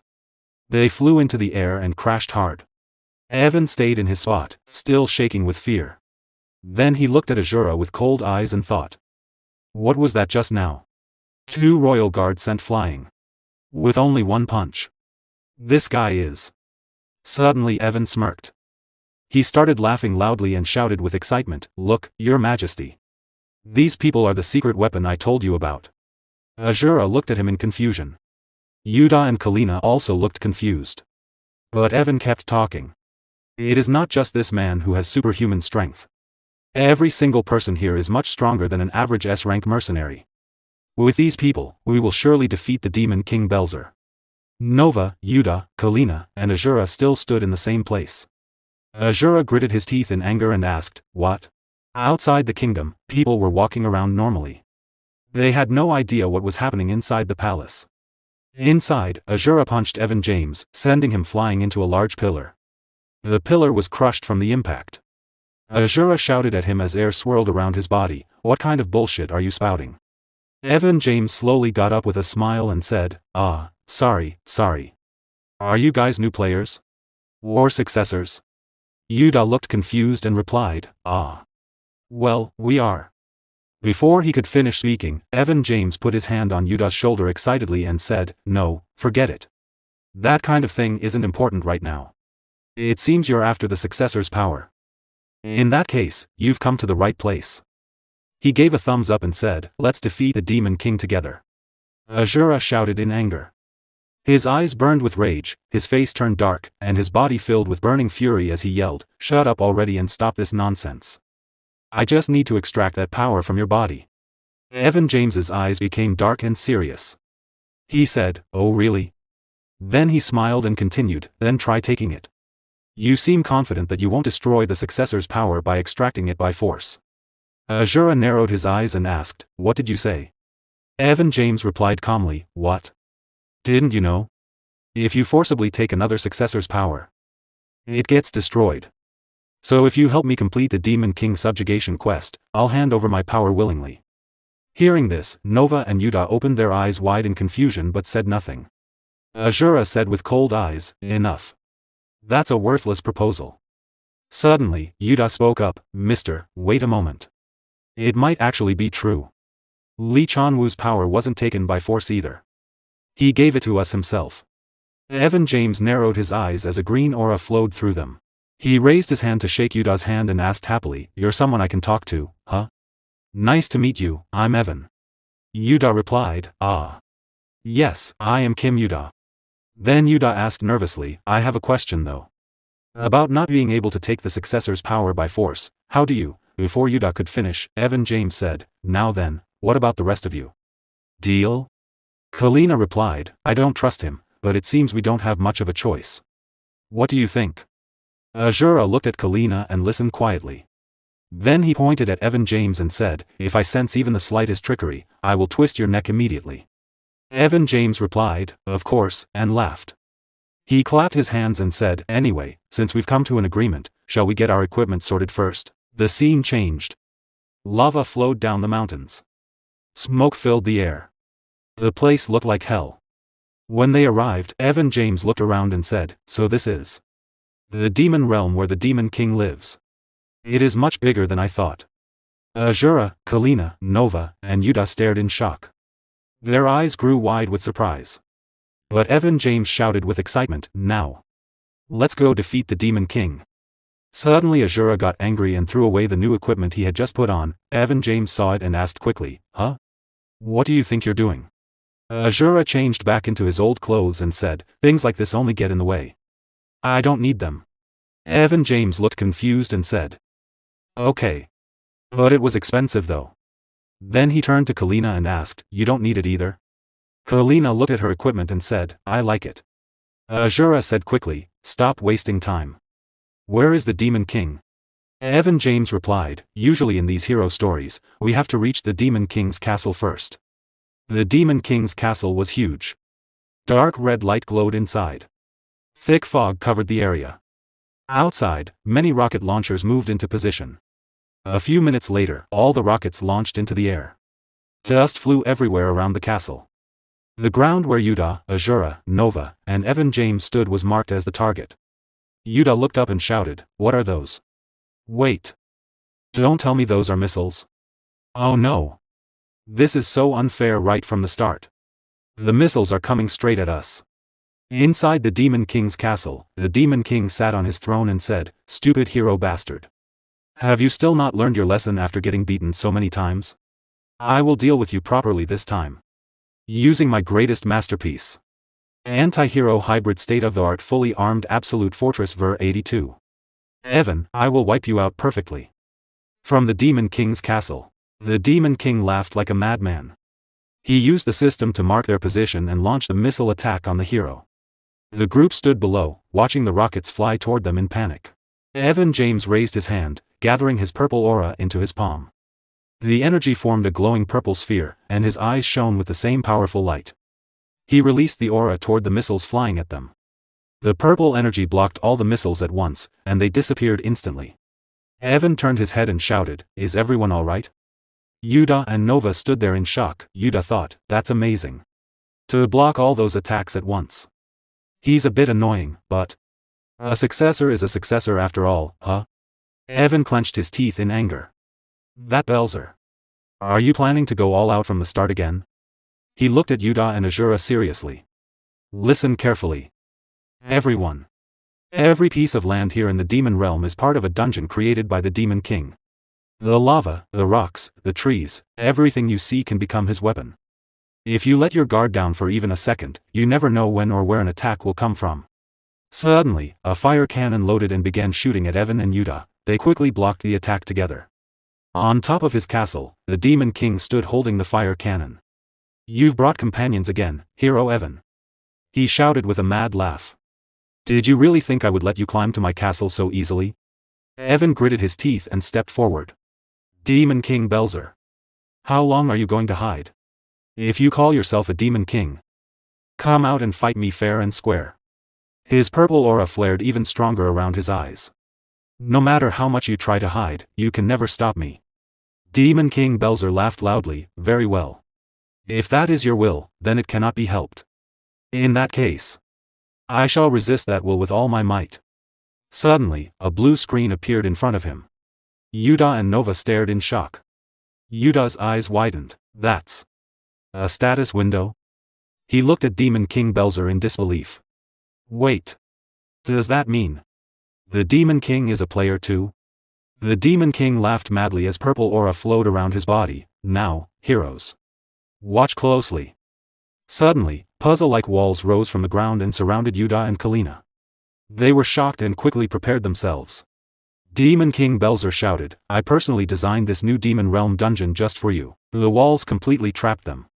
Everyone felt a sudden sense of danger. Then a system notification appeared in the air, downloading new map data. A new dungeon has been updated in the Demon Realm. Target entities are being transported to the new dungeon. The scene changed. They found themselves inside a dark and dangerous cave. Fire torches burned along the walls. Poison gas floated in the air, and human skulls were scattered on the ground. Suddenly, "Run!" Yuta panicked and ran as fast as he could. A giant rock rolled behind him. "Why are there so many traps?" he shouted. Then he remembered, "I only touched one brick. Why did all this suddenly activate?" His eyes were wide with fear. And he was breathing heavily. No matter how many traps are hidden here, this is too much. Just then, Kalina appeared. She swung her weapon and destroyed the giant rolling rock in one hit. The rock shattered into pieces. After landing, Kalina asked, "Are you alright?" Yuta gave a nervous laugh. "Miss Kalina, you're safe." She looked around. "Where are the others? What is this place?" Yuta glanced around the dark cave. "It looks like this is a dungeon created by the Demon King himself." "A dungeon?" Kalina asked, confused. Yuta smiled slightly. "Yes. Are you not familiar with them? They often appear in games." He continued explaining, "A dungeon usually has a maze-like structure. Monsters and traps are placed randomly everywhere." Kalina nodded slowly. "I see. You're right. This place is like a maze. I tried taking different paths several times, but I ended up in the same spot." She looked worried. "How can we even escape from here?" Yuta's expression became serious. "First, we need to find Asura and Evan. If Asura is here, I'm sure we'll find a way to break this trick." Meanwhile, Asura gathered air around his fist and punched the wall in front of him. The wall exploded into pieces, and dust filled the air. Evan looked at him in shock. "No, mister. I told you not to smash everything like that.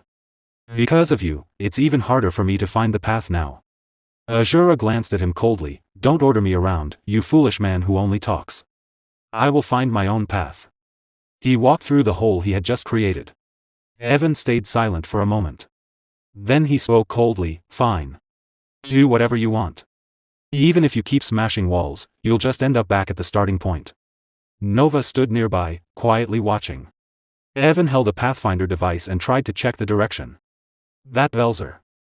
He really prepared well this time. Even with this Pathfinder, I can't find the correct route. He sat down and gave a small, tired laugh. "Is this another failure? We're still so far from catching the Demon King. It's always hard just to reach his castle." His expression became sad. "If nothing changes, I won't be able to return to the kingdom." Nova looked at him seriously. "Hey, Evan. Why didn't you tell me before?"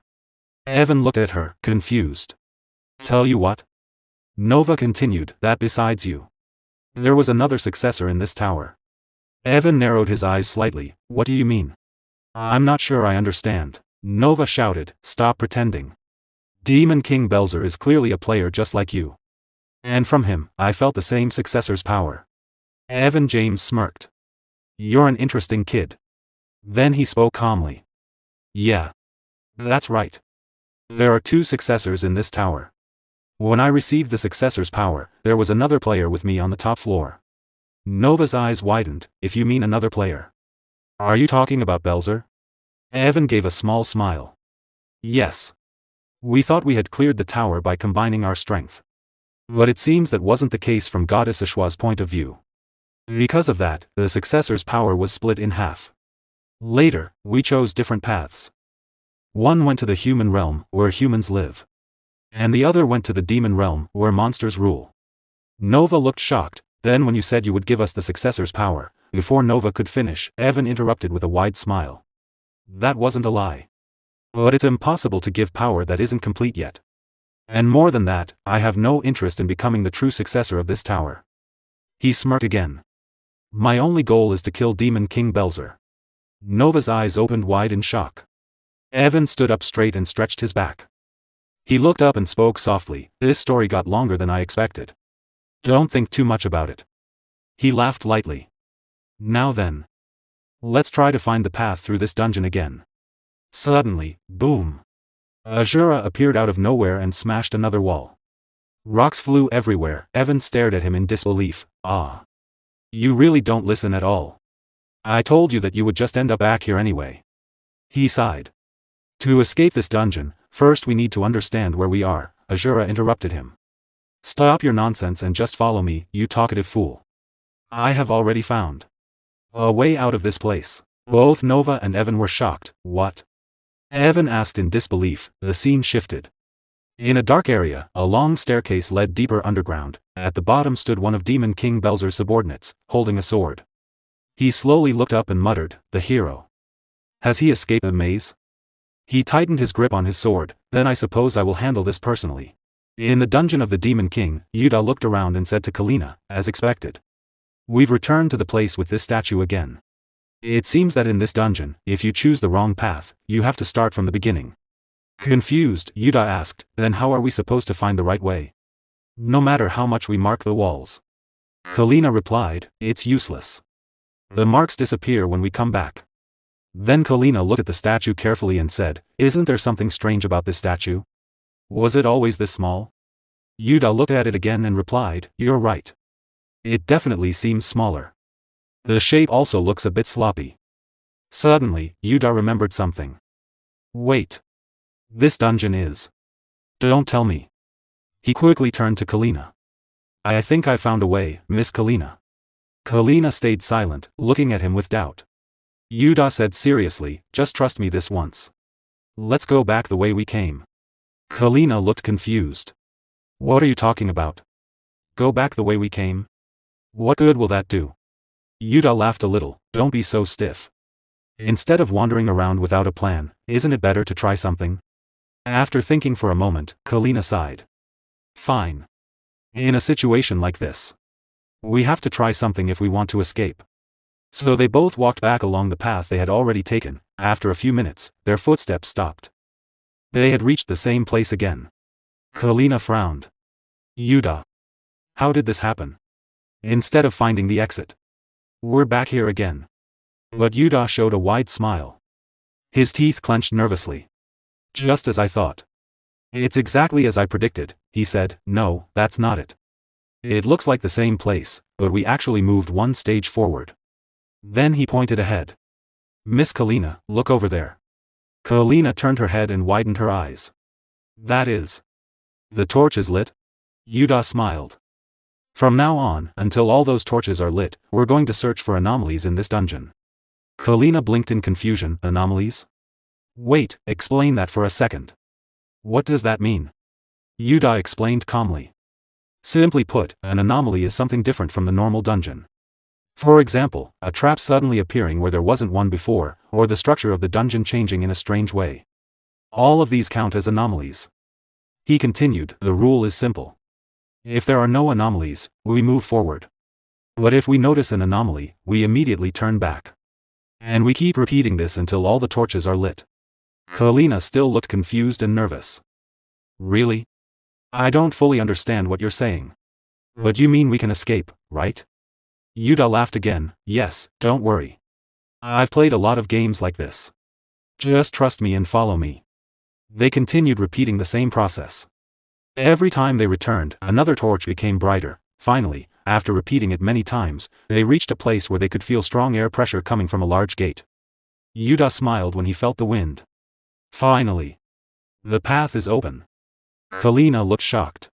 I can't believe it. How were you able to solve this riddle? Yuda laughed proudly. I told you. Games like this are a piece of cake. Then he pointed at the statue again. I'm the type of person who has to play every new game that comes out. When I saw the statue getting smaller at the start, I immediately understood what kind of trick this dungeon had. Kalina still looked a little confused, but she smiled. Anyway, thanks to you we survived, Yuda. Let's go down quickly and find the rest of our party. They walked down the path and soon reached a huge gate. Yuda stopped in shock. Where? Before he could finish, Kalina asked, is this the place? Yuda looked around nervously. Asura. Evan James. Where on earth are they? Suddenly, a shadow moved like a ghost behind Yuda. A man holding a sword rushed forward and attacked him from behind. Kalina noticed it immediately and shouted, Yuda, watch out. She quickly stepped in and blocked the attack with her axe. The sword and axe collided with a loud sound, and yellow sparks flew into the air. The attacker looked at them with cold eyes. He was one of the Demon King's subordinates.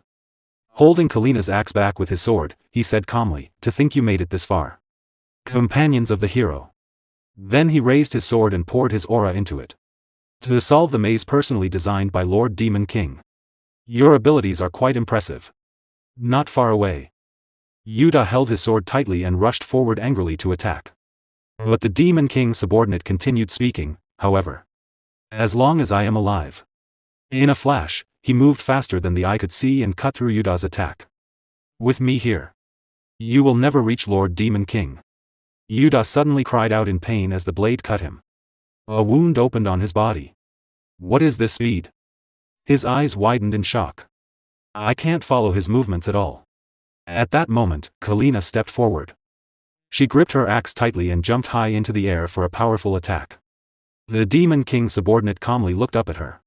As Kalina swung her axe down, he simply bent his body and dodged the attack with ease. Then he moved again, his sword flashing like lightning. He launched many fast attacks. Kalina quickly moved her axe to block and dodge the strikes. After avoiding the attacks, she rushed forward and swung her axe again, releasing a wave of purple aura from it, but in the next moment, the enemy was suddenly behind her. Kalina froze in shock. When did he? The Demon King's subordinate took advantage of the moment. His eyes turned cold as air began to swirl around his blade. He swung his sword rapidly, attacking from many directions. Kalina panicked. She had no time to react. Several cuts appeared on her body. Damn it, he's attacking from all directions, if I want to catch him. Is that the only way? She poured purple aura into her axe. At that moment, the Demon King's subordinate stopped attacking. He looked at her and said calmly, your strength is acceptable. But your attacks are far too slow. Then his killing aura filled the air. You will never defeat me. Before he could finish speaking, the single lens glasses he wore over one eye suddenly cracked and broke. He looked shocked. Kalina, breathing heavily and wounded, replied, my attacks are slow. Suddenly, a system screen appeared in front of her. Inventory, retrieving registered equipment. After the system notification, a large heavy machine gun appeared in Kalina's hands. She lifted the weapon and pointed it at him. Then she said calmly, then try dodging this too. Yuda felt surprised. His eyes widened in shock as he thought, Miss Kalina's weapon has changed all of a sudden. Then he realized, I see. She used the inventory window to switch weapons, but even with a different type of weapon, it wouldn't be easy to defeat the boss. At that moment, Kalina began using the weapon and fired it rapidly. The intense heat from the gunfire spread across the area. On the other side, the Demon King's subordinate dodged all the bullets and stepped aside. Holding his blade tightly, he prepared to launch a counterattack. However, Kalina quickly opened her inventory window again and summoned a garnet. She grabbed it in her hand and immediately threw it toward him. The Demon King's subordinate swung his blade and cut the garnet into two pieces. But suddenly, smoke burst out from it. The Demon King subordinate was shocked. His eyes widened as he realized, that's a smoke bomb? Could it be that from the very beginning? Her plan was to block my view. Kalina switched weapons again, replacing it with a blade. She drew the blade and swung it toward the Demon King subordinate, provoking him to respond with his own sword. Then she switched weapons once more. A system notification appeared, retrieving registered equipment from inventory.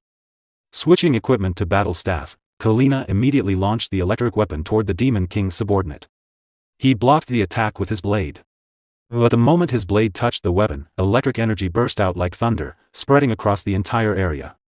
Lightning-like energy crackled everywhere. Yuda was stunned. Muttering to himself, he said, how can this be? How many weapons is she using in a single battle? Her weapon proficiency and combat power make my stats seem completely insignificant.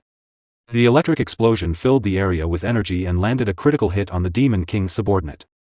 He grabbed his arm with his right hand but then smirked. I've never seen a player like this before, he said. Not only does she switch weapons during battle, but she can also handle various types of weapons freely. He then raised his blade, and purple energy began flowing around it. However, it's just a trivial skill. The purple energy spread across his body as a powerful aura surged around him, shocking Kalina. He continued, I have yet to use even 10% of the ancient demon power sealed within this sword. Feeling the overwhelming purple aura, Yuda was shocked, sweat forming on his face. Kalina was also stunned, frozen in place. The Demon King's subordinate held his sword firmly and began unleashing the ancient demon power sealed within it.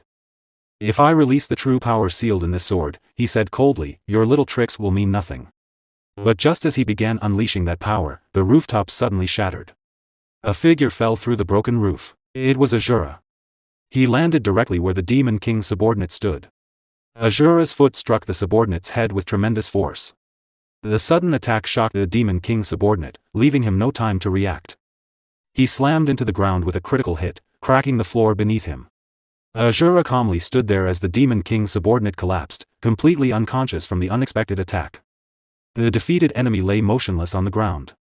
Looking down at him, Asura asked casually, who is this guy? Deep inside the dungeon, Yuda looked at Asura and asked, excuse me? You came all the way here. By destroying the floor? He nervously rubbed his cheek and continued, using such a brute method. You could escape the dungeon like that, huh? That's just like you, Mr. Asura. Then he laughed awkwardly. Evan James laughed loudly and waved his hand. At first, I didn't believe it myself. He suddenly started breaking walls and somehow found his way here. He then looked at Asura and said, I thought this mister was only strong, but he's far more capable than I imagined. Asura glanced at him with cold eyes but didn't respond. After a moment, he spoke. Enough with the small talk. Then he asked coldly. What exactly is this bastard? What does he have to do with that so-called Demon King? Evan James replied, this guy is the butler of the Demon King Belzer and the de facto second-in-command of the Demon Realm, Graydon. His expression became serious as he continued. Every time we tried to attack the Demon Realm, he appeared as the boss of a dungeon designed by Belzer himself, blocking me and my companions from reaching the Demon King's castle. Especially when he transitions to Phase 2, the difficulty becomes overwhelming. It becomes nearly impossible to read his patterns with normal strategies. Then he smiled slightly. So we're quite fortunate. Before he could transition to Phase 2, this monstrous mister here crushed him into unconsciousness. He crossed his arms, smirked, and said, even though he didn't reach Phase 2, the fact that you two faced Graydon alone means you're quite skilled, aren't you? Yuda smiled nervously. Oh, it's nothing. It's all thanks to Ms. Kalina. I just watched from the back. Then Yuda suddenly asked, so now? Is the dungeon completely cleared? Since we defeated the boss, let's quickly find the exit. With a big smile, he added, if we cleared the dungeon, there must be an exit somewhere around here. Kalina pointed her finger forward and asked calmly, by exit? Are you talking about that? A massive door that had been closed until a moment ago was now slowly opening. Yuda laughed. You're right. Then let's get out through the exit. The group stood before the huge dungeon gate. Yuda said excitedly, let's ride this momentum and quickly take down the Demon King. Asura looked at Evan James and spoke with irritation. Hey, damn hero. How long do we have to repeat this wretched exercise? His eyes narrowed, when will I finally meet this so-called Demon King? Evan James laughed casually and replied. We're almost there. Just hang on a little longer. If we clear the next stage, we'll finally get to see the Demon King. He smiled brightly. So let's all hold on just a bit more. Yuda looked confused and said, Ah. Yes. But Mr. Evan. How do you know we'll meet the Demon King after the next stage? You mentioned earlier that you were stuck at the Graydon stage. Evan James laughed and said, Isn't it obvious? After a mid-boss, there's usually the main boss. He tapped Yuda on the back while laughing. Even though I look like this, I'm quite a game enthusiast. You see, this much is basic knowledge. Then he asked, Alright then, shall we move? I'll stay behind to check for any remaining gimmicks, so you guys go ahead. Yuda felt confused but didn't question him. Instead, he replied in a slightly panicked voice, Understood. Then we'll head to the next stage first. Mr. Evan, please join us quickly if you sense any danger. With that, they all moved forward toward the large door, leaving Evan James behind. Evan James stood there silently, watching them leave. Then a smirk appeared on his face. Now then. He muttered quietly. Shall I finish what remains? His gaze shifted toward Graydon, the Demon King's subordinate and butler. Evan James raised his hand, gathering purple aura around it. He then directed the energy toward Graydon and gave a command, Otherworld Warehouse Storage. Graydon's body slowly began to dissolve into the purple energy and was gradually absorbed into the strange storage space. Moments later, Evan James himself teleported into that same space using his purple aura. Inside the storage, numerous bodies of Graydon were already piled up behind him. Evan James smirked. With this. Is it already the 70th? Standing proudly in front of the growing collection. He let out a strange, almost crazy smile, then he whispered coldly, Belzer. Let's see you put in a little more effort. After clearing the dungeon, they all arrived at the first floor of the Demon King's castle. Nova and Yuda's eyes widened in shock. Nova looked around and asked, This place? Is this really the Demon King's castle? Yuda laughed and turned to Evan James. We arrived much faster than I thought we would. To think we've already entered the Demon King's castle. We'll be able to defeat him in no time. He laughed again and added confidently, Besides, no matter how strong the Demon King is he really a match for Mr. Monster? With just one punch from him, the Demon King will be completely smashed to bits. Evan James chuckled, crossing his arms. It's true that he's strong, but we still shouldn't let our guard down. Yuda. Evan then smiled calmly and continued, This place might look like an ordinary Demon King's castle, but it's actually a massive dungeon designed by Belzer himself. Yuda frowned in confusion. This place is a single massive dungeon? But even so, there are no monsters appearing at all. Don't tell me it's like that previous dungeon, and we have to find some kind of anomaly again. Suddenly, a strange figure began to materialize in front of them. Yuda noticed it immediately. Before it could fully form, he quickly drew his sword and shouted in confusion, What the hell is that? Is it a monster summoned by the Demon King? He paused, narrowing his eyes. No wait. That's not a monster. It looks more like dummy data. At that moment, the Demon King's voice echoed throughout the castle, You've done well to make it this far, heroes. Everyone was startled as the voice continued. Even my loyal servant, Graydon, wasn't enough to stop you. But it won't be so easy this time. He laughed menacingly. I've already collected all your combat data. Now behold, heroes. Created by duplicating only your strongest data. My magnificent masterpiece. Yuda froze. Standing before them was a duplicate of Asura. His eyes widened in disbelief as he shouted, No way. Everyone stared in confusion at the Asura duplicate. Asura narrowed his eyes and stepped forward. What the hell are you? Why does a lowly wretch like you dare to assume my form? Yuda, still shaken, thought to himself, What is going on? There are two Mr. Monsters. You're telling me that just by duplicating data, something like this is possible? Asura walked up to his duplicate and smirked. How amusing. A puppet mimicking me? He placed a hand on its shoulder and said coldly, But can you truly copy it? A mere puppet like you. He smirked again. Copying my fist. In an instant, the duplicate struck. Its fist slammed into Asura's face, sending him flying backward into the wall. A powerful explosion followed. The duplicate lowered its fist, a faint smirk forming on its face, almost as if it were superior to the original. Yuda stood frozen, completely shocked by what he had just witnessed. Asura stood back up, his expression turning serious as he stepped toward his duplicate. "No, that's not right," he said coldly. "My fist cannot be this weak."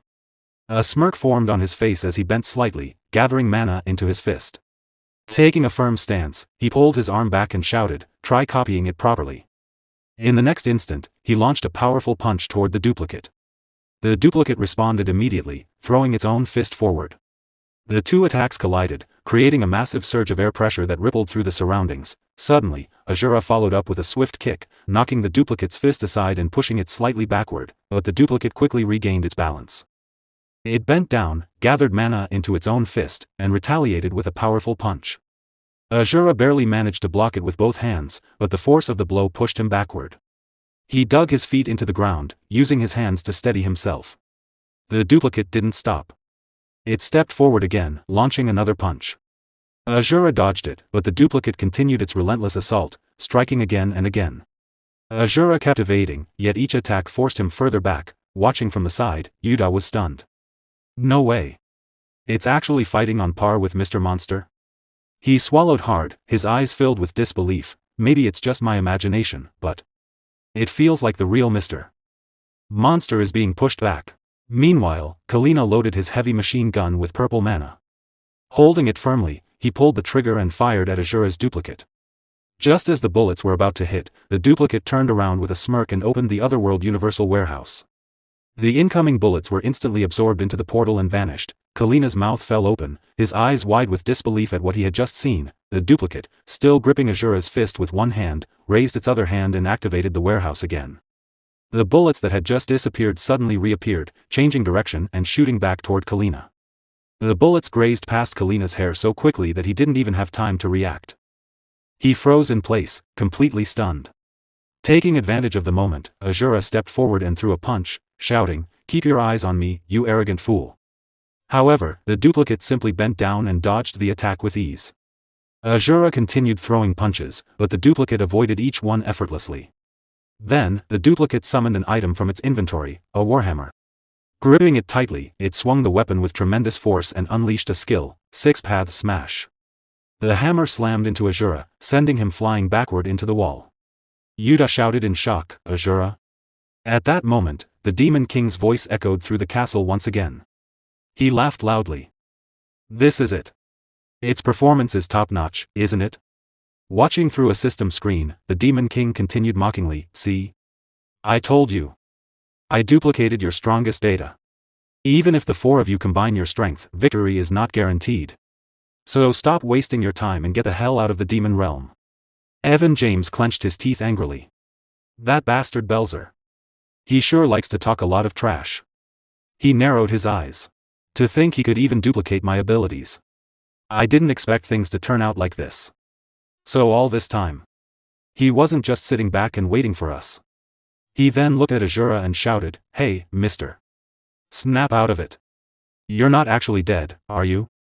Just like the Demon King said, we can only beat that thing if we combine our strength." Suddenly, Asura began to laugh madly. How amusing. A purple aura started to flow around him as he smirked. "You dare to mimic my martial arts?" He stood up and stepped forward, his anger rising. "I don't know how you managed to copy my form, but it's quite an interesting trick." He slammed his foot onto the ground with a heavy impact. "In that case." Bending slightly, he pulled his fist back into an attacking stance, his smirk widening. "Try copying this martial art as well." Asura launched a devastating punch toward the duplicate. The force of his fist struck directly, triggering a massive explosion that burned like fire. The duplicate panicked as its right arm was completely destroyed by the attack. However, it quickly regenerated the limb. Without hesitation, it accessed its system inventory and withdrew a sword. Gripping the weapon with both hands, it gathered yellow lightning mana around the blade and activated a skill, Holy Sword of Asterion. Yuda's mouth fell open in shock. "What? Wait a minute. Isn't that my skill?" This time, the duplicate was using Yuda's ability. It swung the sword, unleashing a massive wave of radiant energy, Celestial Judgment. Seeing the incoming attack, Asura stepped forward, pulling his fist back into position. Destruction. Extreme Annihilation Strike. He unleashed a barrage of punches that collided with the wave of light, resulting in a massive explosion. The entire castle was soon covered in smoke and dust. As the haze began to settle, Asura was still standing. "You're definitely much weaker," he said calmly. He clenched his fist and looked at it. "You still lack the internal energy in your dantian to use that power to its fullest." He smirked slightly. "Well, against a mere puppet, this is more than enough." The duplicate slowly stood up again, its body regenerating once more. It stepped forward. System alert, error. Critical damage detected. A massive purple aura began to surge from its body, spreading throughout the entire castle. Even Asura froze for a brief moment as the energy intensified. System notification, activating final defense system. Forcing maximum output. On the other side, Yuta and Kalina were both stunned. Final defense system. Don't tell me, it's entering phase 2 already? The duplicate's form began to change, becoming even more powerful as overwhelming mana radiated from its body. Asura looked at it calmly and said, "You're pretty stubborn for a mere puppet." A smirk appeared on his face as he stepped forward. "Is this your final struggle? Before you die?" The duplicate puppet rushed toward Asura, blue mana flowing around its body. Asura remained standing in place, completely unfazed. Suddenly, the duplicate summoned an item from its inventory, a battle axe. Gripping it tightly, it clenched its teeth, leapt high into the air, and pulled the axe back, axe-style, earth splitter. It swung the weapon down with full force, aiming to strike Asura. At the same moment, Asura calmly gathered blazing fire mana into his fist, the energy wrapping tightly around it. Without moving from his spot, he drove his fist forward with overwhelming power. The punch landed directly on the duplicate's chest. A massive explosion erupted. The impact completely destroyed the duplicate's arms. And the immense pressure shattered its body further, breaking it apart. System notification, warning. Over 50% of data has been damaged, error, unable to recover data. This time, the damage was too severe, the duplicate could no longer regenerate. Before it could react, Asura grabbed it by the face and slammed it into the ground with brutal force. System error, critical failure. Defense system has shut down. All corresponding systems will be completely destroyed. Asura held its face against the ground, a mad smirk spreading across his face. "Enough with your mimicry," he said coldly. "Now disappear." Trash. Outside the castle, under the full moon, smoke rose and covered the entire structure. On a blue system screen, the message appeared, the duplicate puppet had been defeated. Inside the throne room, the Demon King sat watching the screen as error messages continued to appear.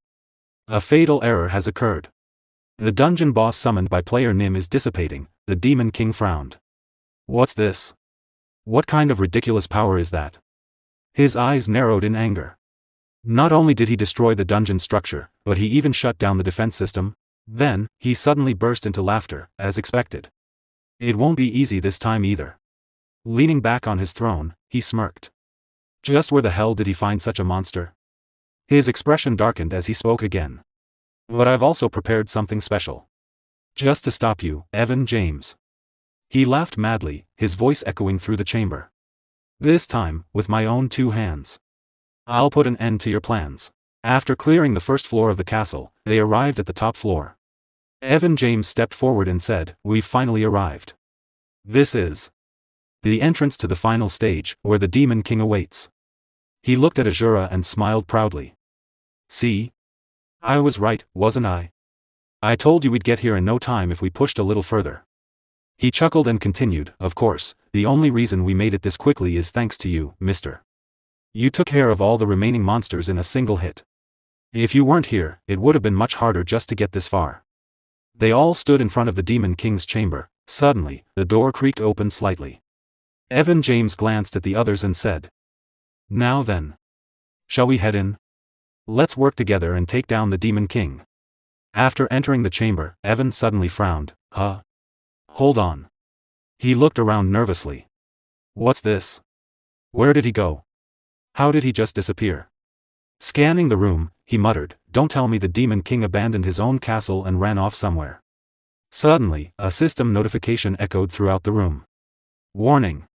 External intruders detected inside the Demon King's castle.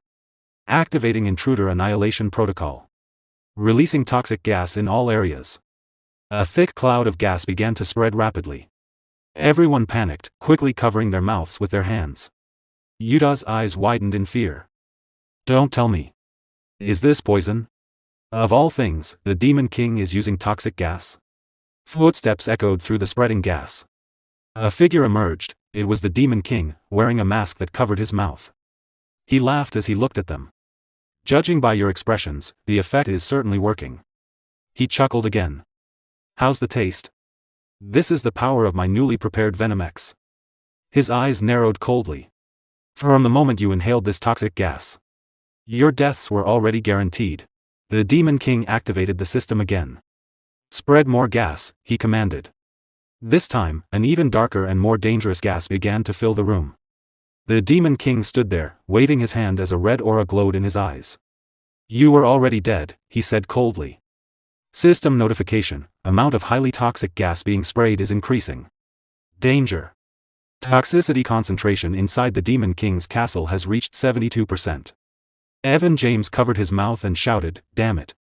Everyone, hold your breath. If you inhale his poison gas, it's over. I'll distribute antidote potions to all of you right now. Before he could finish, Asura rushed forward without hesitation. He closed the distance in an instant and launched a powerful kick at the Demon King.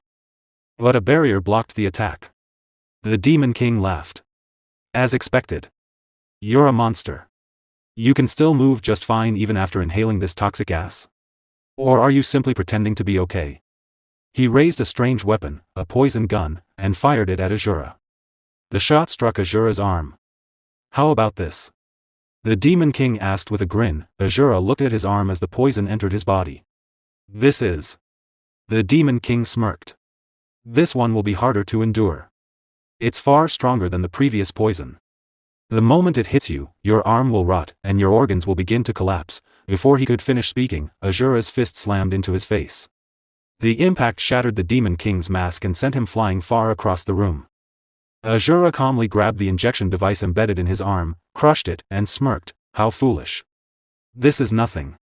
My body has already reached the state of absolute poison immunity. System notification, connection to the control entity has been lost. A critical error has occurred in the intruder annihilation protocol. The protocol will be forcibly terminated. Toxic gas will dissipate. On the other side, Yuta quickly drank the antidote potion.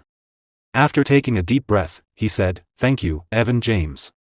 I survived thanks to you. He looked toward the broken wall where the Demon King had been thrown. Wow. That Demon King was completely insane. Releasing poison gas the moment we entered, does that even make sense? Yuta smiled. If Evan James hadn't helped us, Kalina and I would have been dead already.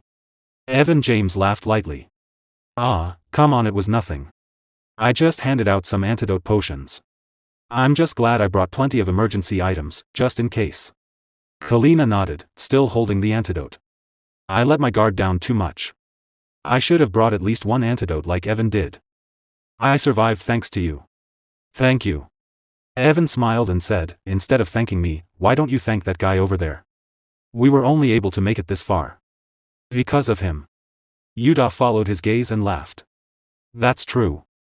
I knew he was strong, but I never imagined he'd finish it this fast. This is practically speedrun level speed. Asura, with a serious expression, spoke up. I assume you haven't forgotten our promise, Loudmouth. I've dealt with the Demon King just as you asked. So hand over that power to me at once.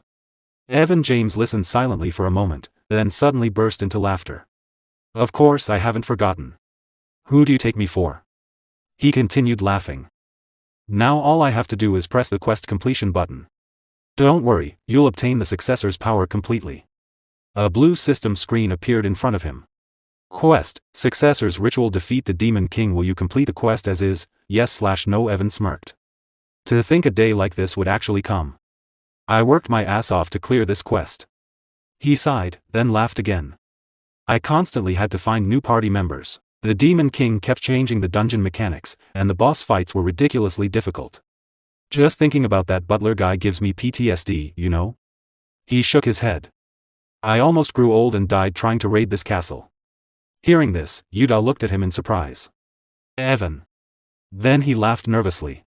I know you've had a tough time, so hurry up and press the quest completion button.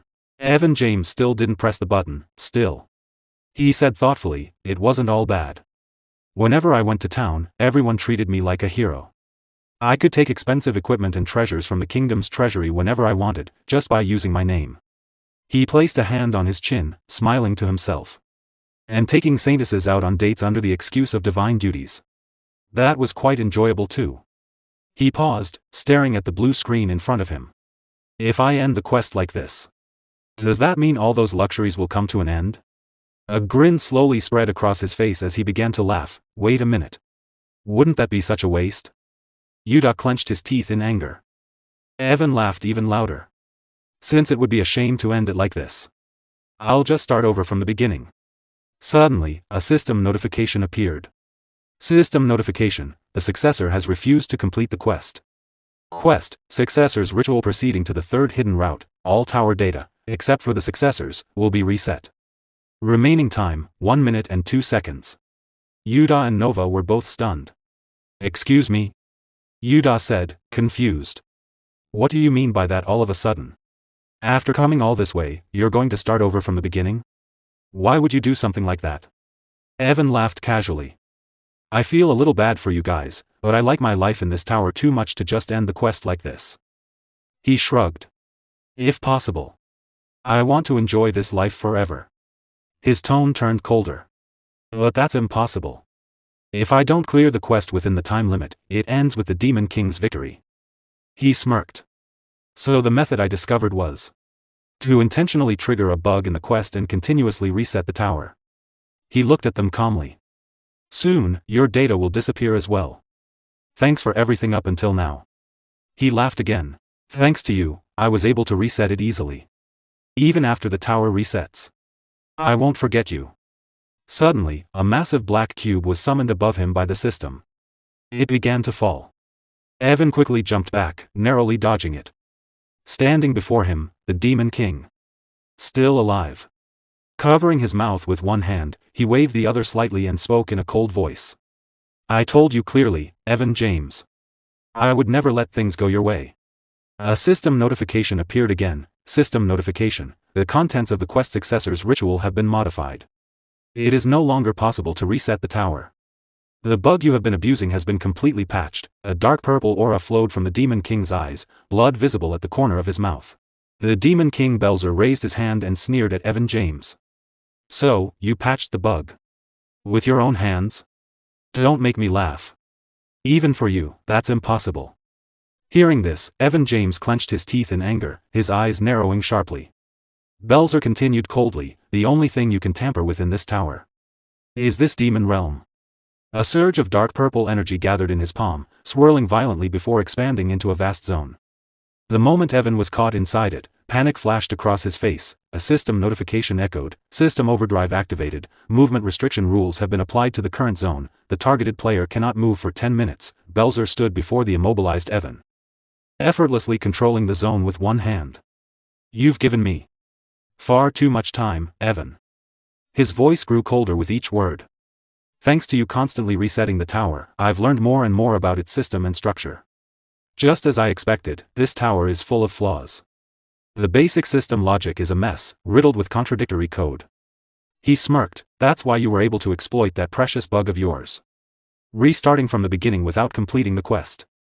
Evan's eyes widened in shock, but he remained silent. Belzer's expression hardened. But now, you won't be able to do that anymore. A dark grin spread across his face, because I've taken care of every single bug in this tower. Belzer stepped forward, a massive surge of purple energy flowing around his feet. Let's end this now. He smirked and raised his hand. Above them, blocks of glowing purple code began to fall like rain. Our final game. Right here and now. A system notification echoed, generating a one-on-one combat space with the relevant player. The combat space is completely isolated from the stage, third-party intervention is forbidden. Flashback: at the top floor, when they first reached the top floor of the tower, countless monsters appeared before them. At that time, Belzer gathered a desperate, raging purple aura around himself. With a single, devastating strike, he slammed his power into the ground. The explosion of dark energy shattered the monsters into pieces instantly. Belzer turned and shouted, "Now's the time, Evan. If we destroy that artifact, all the monsters will disappear." Evan James smirked, gripping his sword as blue energy flowed around it. With one powerful strike, he destroyed the artifact. A system notification appeared, artifact, colony core has been destroyed, monster entities within the dungeon will be sequentially eliminated, one by one, the monsters began to vanish. Evan laughed. That's what I'm talking about. He turned to Belzer with a grin. This stage was easy too, huh? As expected, when you and I join forces, there's no stage we can't clear. Belzer smiled in agreement. Evan continued, by the way. Isn't it amazing? It's like this world is a perfect recreation of the virtual reality game we've always dreamed of. Maybe this world is a utopia made just for us. Belzer replied calmly, it's too early to let our guard down, Evan. We don't know what's coming in the next stage. Let's stay sharp and prepare. Evan laughed, yeah. But honestly, I'm not worried at all. As long as I have you, the game developer, no matter what awaits us, we're invincible. Belzer smiled faintly. Just as Evan said, he thought. We climbed the tower without failing even once. This world follows the logic of a game, everything has a strategy. Stats, skills, items, monster data. I already knew most of its rules. For me, conquering this tower wasn't that difficult. And so, they reached the very top. And finally met the entity who created this world, the truth at the top. Eshua stood before them. Evan, surprised, asked, excuse me. Is that really true? If we clear the special quest you give us, we can create a new world in this tower? Eshua smiled. That is correct. Evan turned to Belzer and laughed, that's insane. Belzer, there's no reason to refuse this. Right? This is a golden opportunity, a chance to create the world we've always dreamed of. Just imagining it is exciting. In the world you create, I'll be a player. Before he could finish, Belzer interrupted him. No, Evan. His expression turned serious, I'm going back to my original world. Evan froze in shock. What? Wait. Are you serious? He forced a nervous smile. Even if you go back to that miserable reality, there's nothing better than what we have here, right? Belzer shook his head. No matter how miserable reality is. It's still reality. No matter what kind of world we create here, it can never replace it. Evan's eyes widened. Belzer. Eshua watched them and smiled calmly. It seems the two of you have different desires. In that case, let's settle it this way. His voice turned colder. The tower's reward can only be granted to one person. Whether it is succession of the tower or a return to your original world. Only one of you can obtain it. He let out a quiet laugh, therefore. To claim what you desire, prove it with your own strength. His gaze sharpened.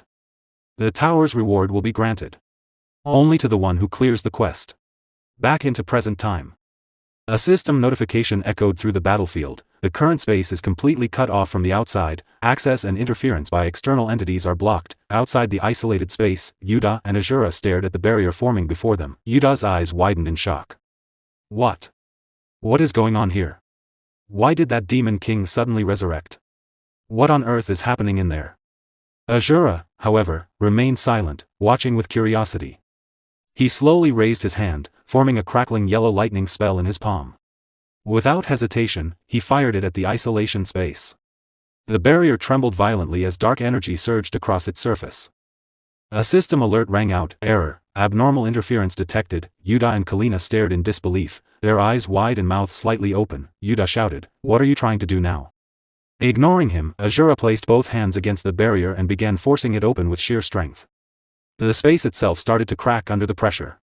Another alert blared, error, system malfunction due to abnormal external shock, external interference exceeds allowed limits. Inside the isolation space, Evan, James and Belzer stood facing each other. Belzer raised his hand, gathering a dense, dark purple aura. System overdrive activated, Lorem Judgment, Reign Ipsum. With that, he unleashed a massive wave of purple energy toward Evan. Evan reacted instantly. With a smirk, he summoned the Otherworld Universal Warehouse in both hands. Raising it before him, he activated Mirror Gate, absorbing the incoming attack completely, then reflecting it back at Belzer. Belzer responded immediately, activating System Overdrive again and forming an absolute barrier around himself. The reflected wave crashed against it but failed to break through. Evan burst into laughter. This is incredible. You can manually rewrite the system's rules. And even create a space like this? Belzer said nothing, watching Evan with a serious expression. Evan's grin grew wider, almost unhinged. As expected. You were meant to inherit the tower's power. If you love this world so much, why don't you take it for yourself instead of me? Belzer replied calmly, no matter how many times you reset this tower, I will never inherit it. Evan laughed again. I already told you, Belzer, I have no interest in that kind of responsibility. The only thing I want is to enjoy this tower forever as a player. With that, he lunged forward, rushing toward Belzer with a powerful punch. Belzer didn't move. The interruption suddenly, cracks began to spread across the isolation space. Before either of them could react, boom. Asura broke through the barrier and appeared inside. Evan's eyes widened in shock. In an instant, Asura closed the distance and struck Evan with a blazing fist engulfed in flames. Belzer's eyes shot open in disbelief. What? Evan dropped to his knees, blood spilling from his mouth as he struggled to support himself with one hand. What is this? All of a sudden, Asura stood over him, lightning crackling around his body. I warned you, didn't I? A powerful aura surged from him as he looked down at Evan coldly. Since you tried to pull a fast one on me, you wouldn't complain even if I killed you. Right? Evan James stood trembling, raising his hand in fear. Wait a second. I know you're furious with me, but are you really sure about this? Then he let out a shaky laugh. If you kill me recklessly like this, you'll never be able to obtain the successor's power.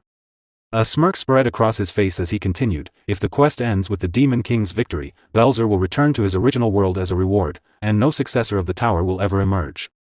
Asura stared at him with narrowed eyes, his expression sharp and cold. Evan laughed louder, trying to mask his fear. If that happens, not only will the successor's power be lost, but all of you will vanish along with this tower. So, you need to kill that Demon King right now and claim the successor's power. Suddenly, Asura stepped forward and drove a powerful punch into Evan's stomach. The force lifted him off his feet and sent him flying across the space, crashing into the barrier created by the Demon King. The impact shattered the surrounding air with a deafening boom. Evan's eyes widened in shock as blood spilled from his mouth, a scream of pain tearing from his throat. Asura spoke coldly, his voice devoid of emotion. Quest? Reward? Why should I care about such nonsense? His gaze sharpened. That damned power inside your body. I'll just rip it out right here and now. Evan's expression twisted into pure terror. Sweat pouring down his face. What the hell are you talking about?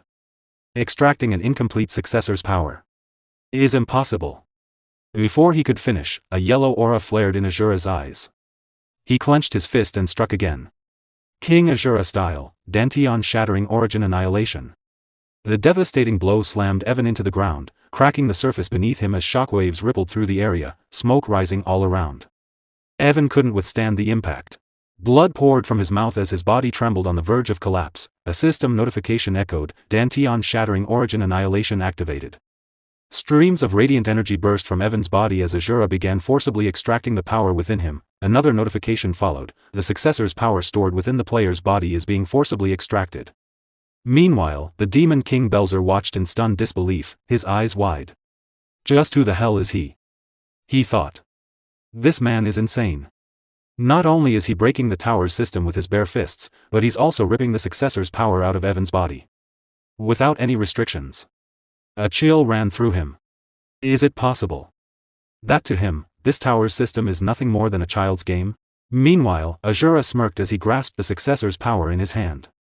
A system notification suddenly rang out, error occurred. A fatal error has occurred in the system.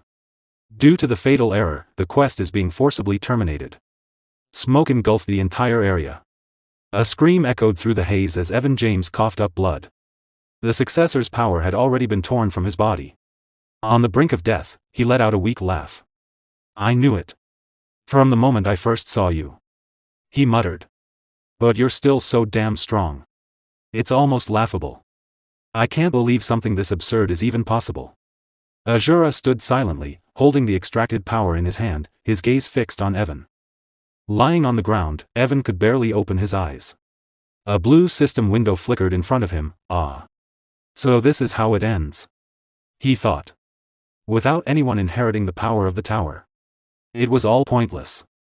The screen displayed, quest, successor's ritual, failed. If I had known it would end like this. He thought bitterly, forget the successor. I should have just let you take the reward, Belzer. Belzer stood nearby, still frozen in shock, unable to believe what he was witnessing.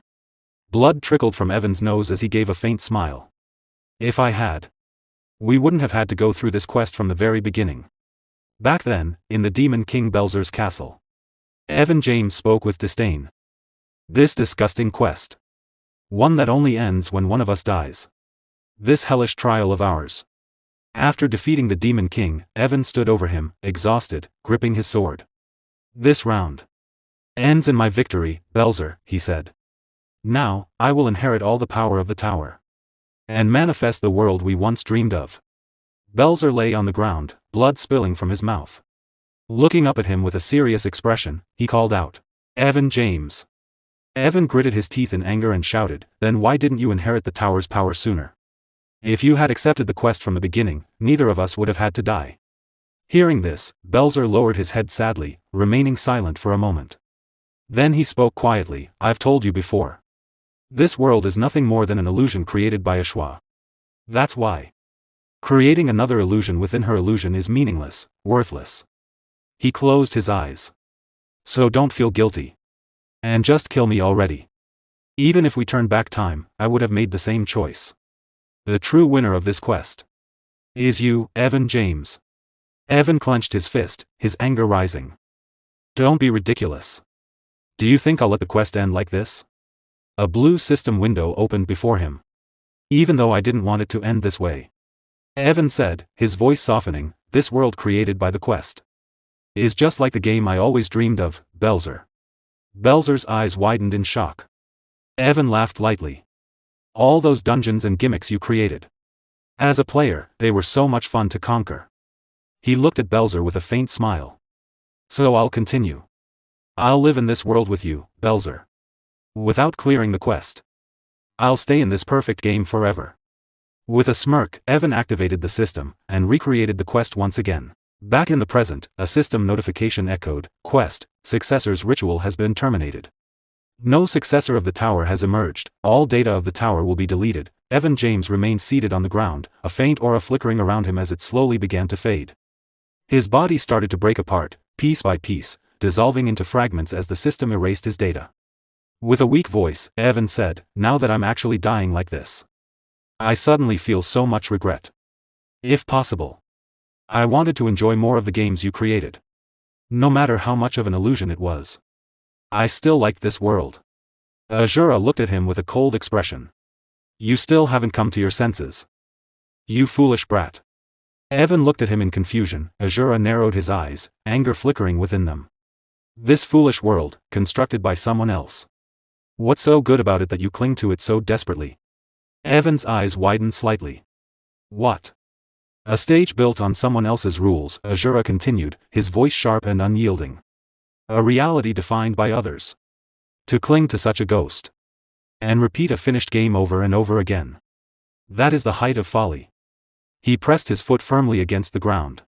A real man should stand on his own 2 feet and live in the real world.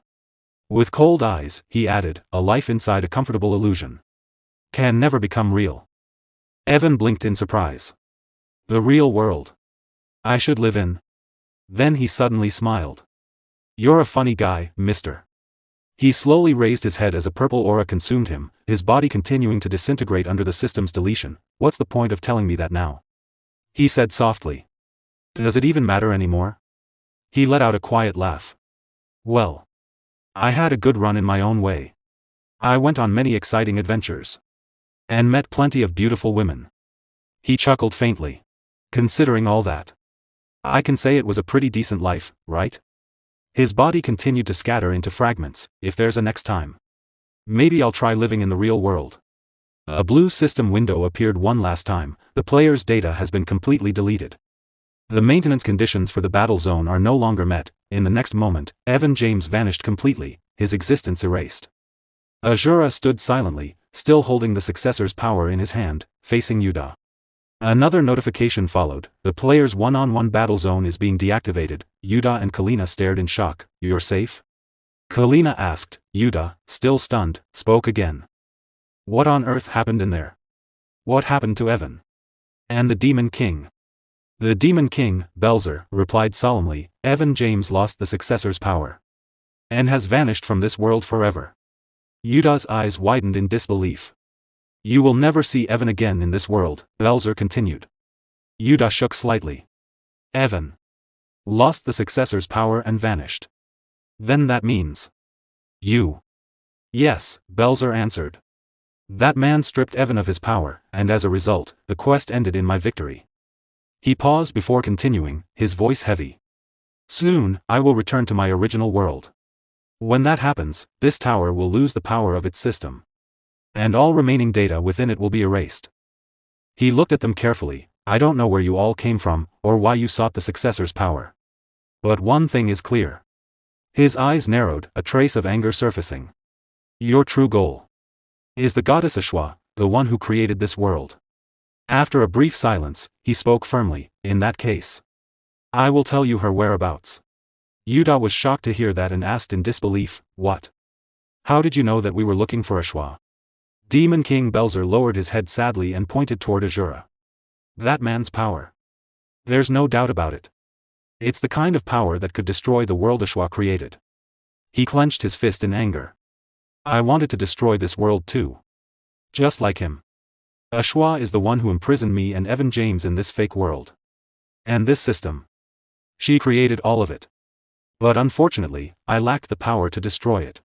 The most I could do was modify the system she created. Yuda's eyes widened as he listened carefully to Belzer's words. While uncovering the secrets of this world and the tower system, Belzer continued seriously, I learned one thing, this world wasn't actually created by Eshua. It existed from the very beginning. Yuda asked in surprise, this world wasn't created by Eshua? That's right, Belzer replied. We were simply under the wrong impression. She didn't create this world, she merely laid a framework over it, known as the system. To maintain stability, she trapped us within a massive structure called the tower. Rather than controlling the entire world through the system, it was far more efficient for her to divide it into smaller sections, these towers, and manage them separately. Nova stood there in shock, and Yuda felt the same realization sink in. I see. Yuda thought. Now that I think about it, why didn't I realize this sooner? Beyond the tower Eshua created, there's a much wider world out there. Just as I thought. Eshua intended to rule this world through the system from the very beginning. Demon King Belzer continued, according to my long years of research into the system's power, Eshua is most likely at the center of this world, managing all the towers she created. At the heart of the very first tower lies the source of the entire system, the Administrator's Tower. Kalina and Yuda exchanged surprised looks. The Administrator's Tower? Yuda asked in shock. Demon King Belzer continued, I will soon return to my original world. But you must reach the Administrator's Tower and find Eshua. And avenge Evan in my stead. Asura, holding the successor's power in his hand, looked at Demon King Belzer and replied, I was planning to do that anyway, even if you hadn't asked. It's a pity what happened to you and your friend, but the root of all this tragedy is that damned woman who summoned you into this world. He glanced at the power in his hand and added. So I'll definitely storm the tower where she is. And destroy her along with this cursed world. Suddenly, a portal opened in front of Asura. As he stepped toward it, he said, well then, since my business here is finished, I'll be taking my leave. At that moment, the system issued a notification, the quest had ended, and a portal had been generated. Use the portal to leave the tower. Yuda quickly rushed forward toward the portal and shouted, wait a minute. Take us with you, Mr. Demon King Belzer smiled and said, right. If it's you, then it might actually be possible.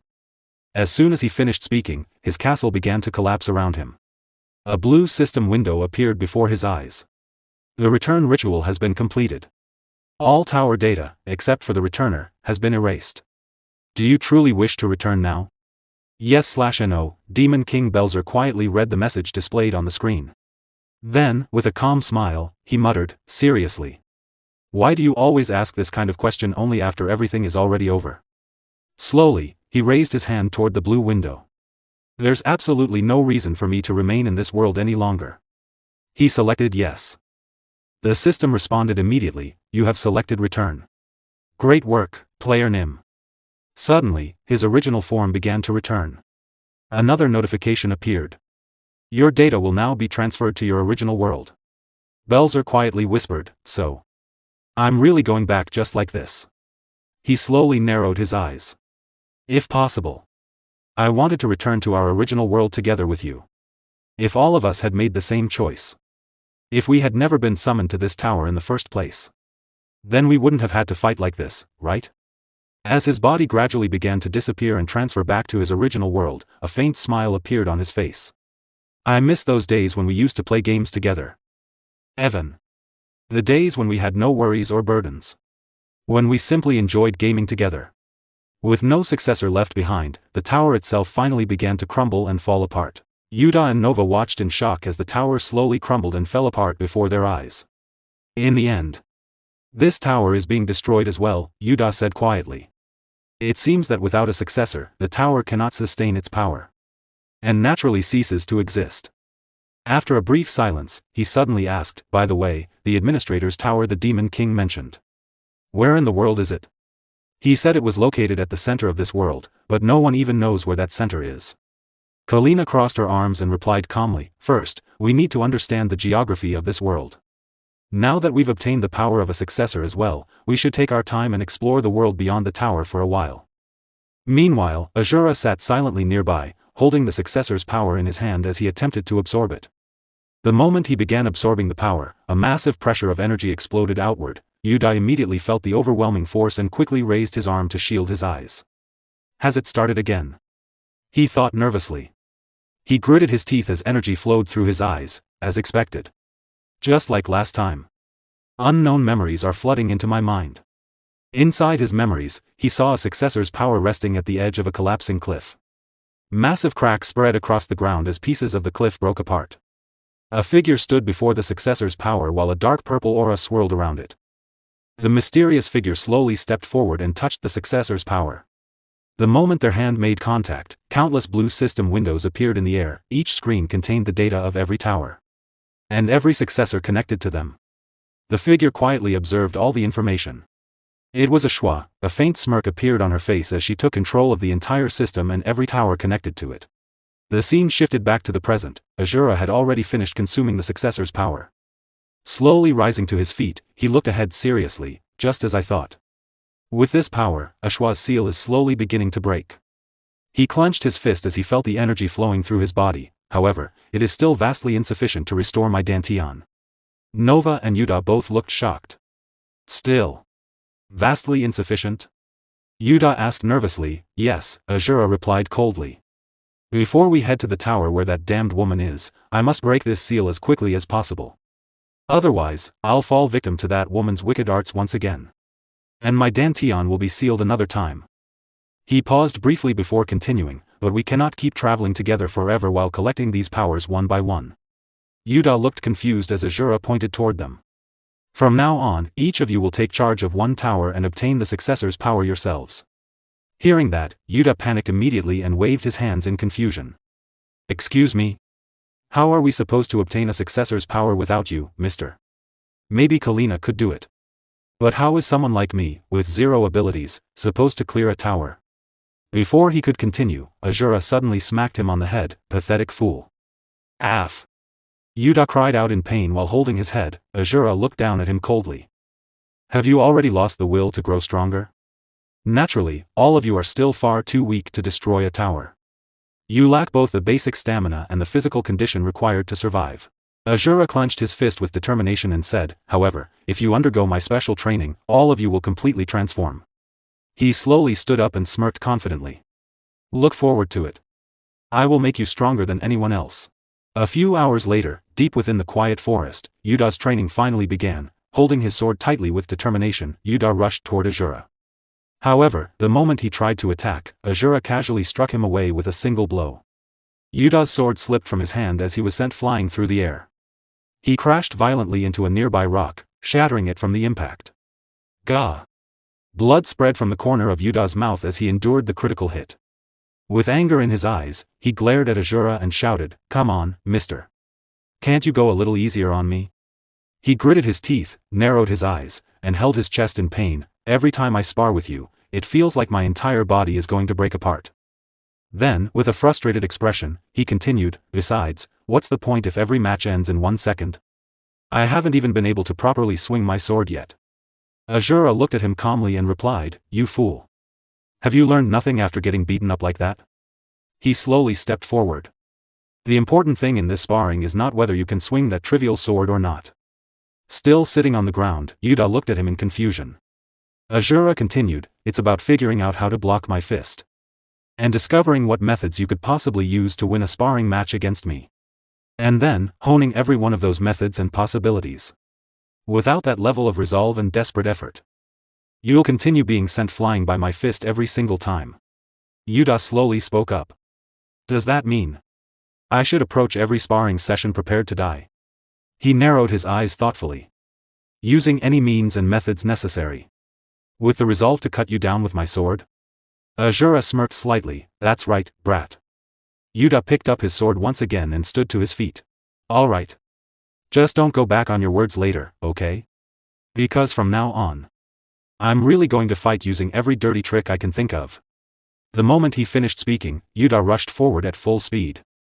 At the same time, he thought to himself, in all our sparring sessions until now, Mr. has never attacked first. Probably because he was going easy on me since I'm weak. But every single time, right before I swing my sword, his fist always comes flying toward me. As Yuta tried to swing his sword, he thought to himself, if that's the case. The moment Asura launched his fist toward him, Yuta clearly saw the attack with intense focus and easily dodged it. I'll just feign an attack, evade his fist, and create an opening. He thought confidently. With a shout, Yuta aimed his sword forward. Now's my chance. With this timing, even Mr. won't be able to block it. But before he could finish his attack, Asura's fist slammed directly into his face. Yuta's eyes widened in shock. Nearby, Nova looked startled and shouted worriedly, Yuta. Asura simply smirked, not a chance. Getting cocky with such a clumsy trick. He then looked down at Yuta calmly. However, that wasn't too bad, brat. Next time, try preparing a slightly more convincing attack. Meanwhile, Yuta lay on the ground, nearly unconscious, with one side of his cheek badly swollen. Later that night, Yuta and Kalina sat near the campfire. Yuta sat shirtless while Kalina carefully treated his wounds, applying medicinal liquid to the bruises on his face and body. I'm glad, Yuta. You weren't seriously hurt, Kalina said gently. She smiled softly. These injuries aren't too serious, so you'll be able to return to your special training tomorrow, right? Yuta looked at her silently without replying. Kalina continued calmly, get some proper rest tonight. As long as you continue training hard tomorrow, you'll be fine. Yuta forced out a weak laugh and hid the fear in his eyes. What a relief. Tomorrow's going to be hell again. He placed a hand on his head and sighed. By the way, is there really nothing I can do, Kalina? Swordsmanship, firearms, even healing arts. If only I were like you. If I had even one thing I was actually good at, I wouldn't be this weak. He lowered his eyes sadly. What do I have to do to become like you or Mr. and gain strength of my own? I need to become powerful enough to destroy a tower by myself, without relying on the stats created by Eshua. Kalina listened quietly before smiling faintly. At first, I couldn't properly handle even a single longsword, Yuta. And it wasn't just the long sword. She wrapped her arms around her knees and stared into the fire calmly. I had absolutely no talent for any weapon, so I was never acknowledged as a warrior. In the end, I was exiled from my village. Yuta looked at her in shock. You were exiled from your village? Kalina looked up at the night sky and smiled bitterly, yeah. I don't know what the world you came from was like. But the world I lived in valued only inborn talent. Because of that, most people chose the weapon best suited for them before they even came of age. And hunted monsters using only that specific weapon. She glanced toward Yuta. Using multiple weapons like I do now was something the warriors of my village wouldn't have even dared to imagine. Then she smiled gently at him, even after being kicked out of the village. I never gave up, Yuta. Yuta looked at Kalina with determination in his eyes as she continued speaking. In order to be recognized as a warrior of my village no matter what, I trained relentlessly with every single weapon I could find. And as a result, I finally earned the recognition of the villagers as the one who could freely wield all weapons. The legendary weapon master. Yuta looked at her in surprise, I see. Then he smiled faintly and thought to himself, you really are amazing, Kalina. To master all those weapons through nothing but sheer effort alone. Kalina continued gently, so even if you feel lost right now, don't worry. She smiled warmly. Every path where you continue striving without giving up is bound to leave its mark someday. The next morning, Asura's special training resumed once again. Yuta stood before Asura while tightly gripping his sword. The moment the training began, he launched another attack. 3 times a day. Sometimes even 5 times, Yuta sparred one-on-one against Asura. Every match ended the same way. He would be sent flying by a punch and eventually pass out from the overwhelming force. But despite that, it wasn't as though he made no progress at all. Little by little. Slowly but surely. Yuta gradually learned how to parry Asura's attacks, and eventually, he even learned how to control the Holy Sword's magic without relying on stats. Some time later, Yuta desperately blocked one of Asura's attacks with his sword. Both of them remained standing. Asura's fist was still pressed against the blade as a powerful shockwave spread around them. Asura smirked. "You've grown quite a bit, brat. But is that really all you've got?" He smiled calmly. "With attacks this trivial, you won't draw even a single drop of my blood." Meanwhile, Yuta tightly gripped his sword while breathing heavily from exhaustion. "Now I can somewhat block Mr.'s fists," he thought. "But the real problem is, how do I actually damage him? I've never properly used this technique before. But I guess this is my only option." He narrowed his eyes with focus. "I'll concentrate all the magic dwelling within the Holy Sword into a single point." The moment he finished thinking that, Yuta rushed forward at full speed. Activating the Holy Sword of Asterion, he swung his blade directly toward Asura. At the same time, Asura's fist collided head-on with the sword. Boom! A massive impact exploded outward. A brilliant holy flash erupted across the battlefield as a violent wave of energy swept through the area. The ground shattered beneath them. And the surrounding forest was devastated by the force of the collision. After the impact settled, Asura still stood firmly in place while steam flowed around his body. Then, slowly, he smirked. How amusing. He looked down at his hand. A small stream of blood trickled from it. A wide grin spread across his face. "To think you actually made me bleed." He then turned toward Yuta and laughed proudly. "Truly excellent, brat. With this level of power, you'll be more than capable of shattering those damn towers that woman created. As for today, your training is officially complete." Yuta slowly lifted his head and looked toward Asura. His body trembled from exhaustion while steam continued rising from him after the earlier attack. After that, Kalina's training began. It was already the 3rd day of training. Kalina stood silently as the wind gathered around her body. Closing her eyes, she focused deeply while gripping her sword tightly. Suddenly, she opened her eyes. Her gaze was completely focused and filled with determination. With a swift motion, she swung her sword. A sharp wave of purple energy burst forward and sliced through the surrounding trees in an instant. The trees were cut into countless small pieces that scattered through the air before crashing onto the ground. Kalina slowly lowered her sword and returned it to its sheath. "It's still not enough," she muttered quietly. "If I want to become as strong as that man, then I'll have to surpass my own limits." At that moment, Asura walked forward. "That's quite decent swordsmanship," he said casually. With a smile, he rested a wooden branch on his shoulder. "To achieve this much with a single swing of your sword, you're certainly better than that brat." Kalina narrowed her eyes slightly while Asura lowered the wooden branch from his shoulder. However, he continued calmly, "Merely cutting down a few trees isn't enough for me to say you've reached the level of a true expert." Suddenly, a powerful yellow aura began flowing around Asura's body and arm. The wooden branch in his hand trembled with energy. With a smirk, he said, "If you were a true expert." In the next instant, Asura swung the wooden branch. Boom! With a single strike, the massive boulder standing before him shattered into countless tiny fragments. Dust and debris exploded outward as the rock completely crumbled apart. Asura then turned toward Kalina while the yellow aura still flowed around his arm. Then even with a single wooden branch, you should be able to shatter a massive boulder. Kalina looked at him seriously and spoke without hesitation. "Just like with Yuta. Please spar with me. In order to surpass my own limits, I need an opponent who is far stronger than I am." Asura smirked. "How foolish. What you need right now isn't a sparring match with me. You must stop relying on weapons and techniques alone. Instead, train your own inherent strength." He casually tossed the wooden branch toward Kalina. "Try breaking a boulder with this branch. Just like I did." Kalina looked down at the branch in surprise. Asura crossed his arms and smiled confidently. "We'll talk about sparring. When you managed to do that." It was already the 4th day of training. Kalina continued trying to shatter the massive boulder with the wooden branch, but every attempt ended the same way. Crack! The branch broke apart the moment it struck the rock. With another powerful swing, the wooden branch shattered once again and flew through the air before landing behind Kalina. She stood there breathing heavily, her body filled with exhaustion and frustration. Even so, she picked up another branch without hesitation and continued training. Nearby, Yuda and Nova watched her silently. Kalina really devotes herself completely to training without taking a break, Yuda said worriedly. It's good that she's working hard. But what if she suddenly collapses from overworking herself like that? Even if it's special training, she still needs to rest sometimes. Nova quietly replied, unlike you and Mr.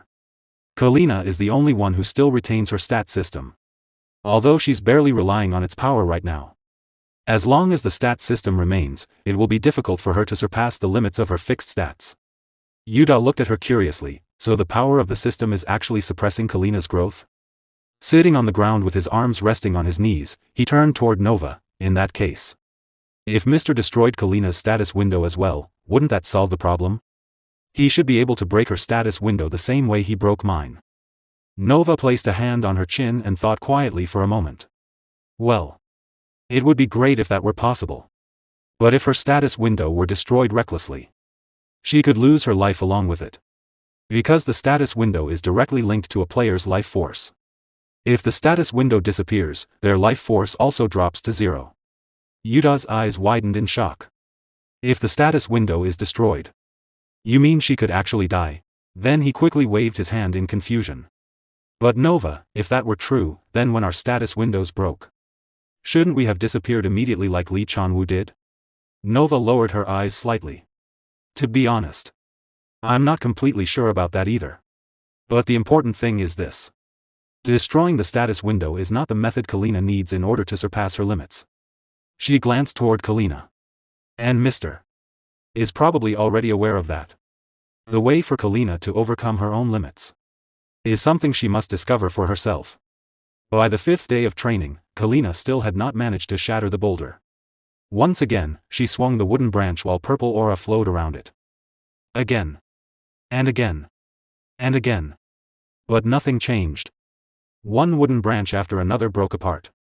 Exhausted, Kalina stared at the boulder while breathing heavily. How in the world? Am I supposed to break a boulder with a branch? I've swung it hundreds. No, thousands of times. But I can't even leave a single scratch on it. She narrowed her eyes thoughtfully. Just how much strength does that man actually possess? Suddenly, something clicked in her mind. Wait. Strength. Was it really just raw physical strength that allowed him to shatter that massive boulder?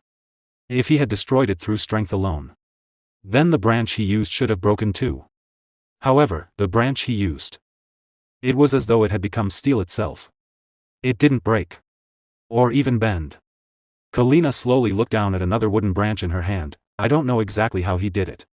But it's clear now. He used his own specialized energy to harden the branch itself. Her eyes sharpened with realization. From the very beginning, this training was never simply about becoming physically stronger. In order to break that massive boulder, she suddenly rushed forward while gathering all of her purple aura into the branch. This branch itself must become as hard as steel.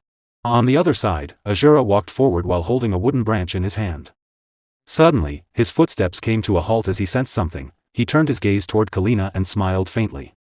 At last. It seems you've attained enlightenment. Kalina stood there calmly. Beside her lay the shattered remains of the massive boulder she had destroyed with nothing but a wooden branch. She slowly turned her head and looked toward Asura. With this level of skill, Asura continued, it wouldn't be an exaggeration to say you've now reached the level of an expert. Then he laughed lightly. So, what will you do now? If it is truly your wish, we can conclude your training with a sparring match against me. Kalina remained silent while still holding the wooden branch in her hand. Then suddenly, she rushed toward Asura at incredible speed and swung the branch directly at him.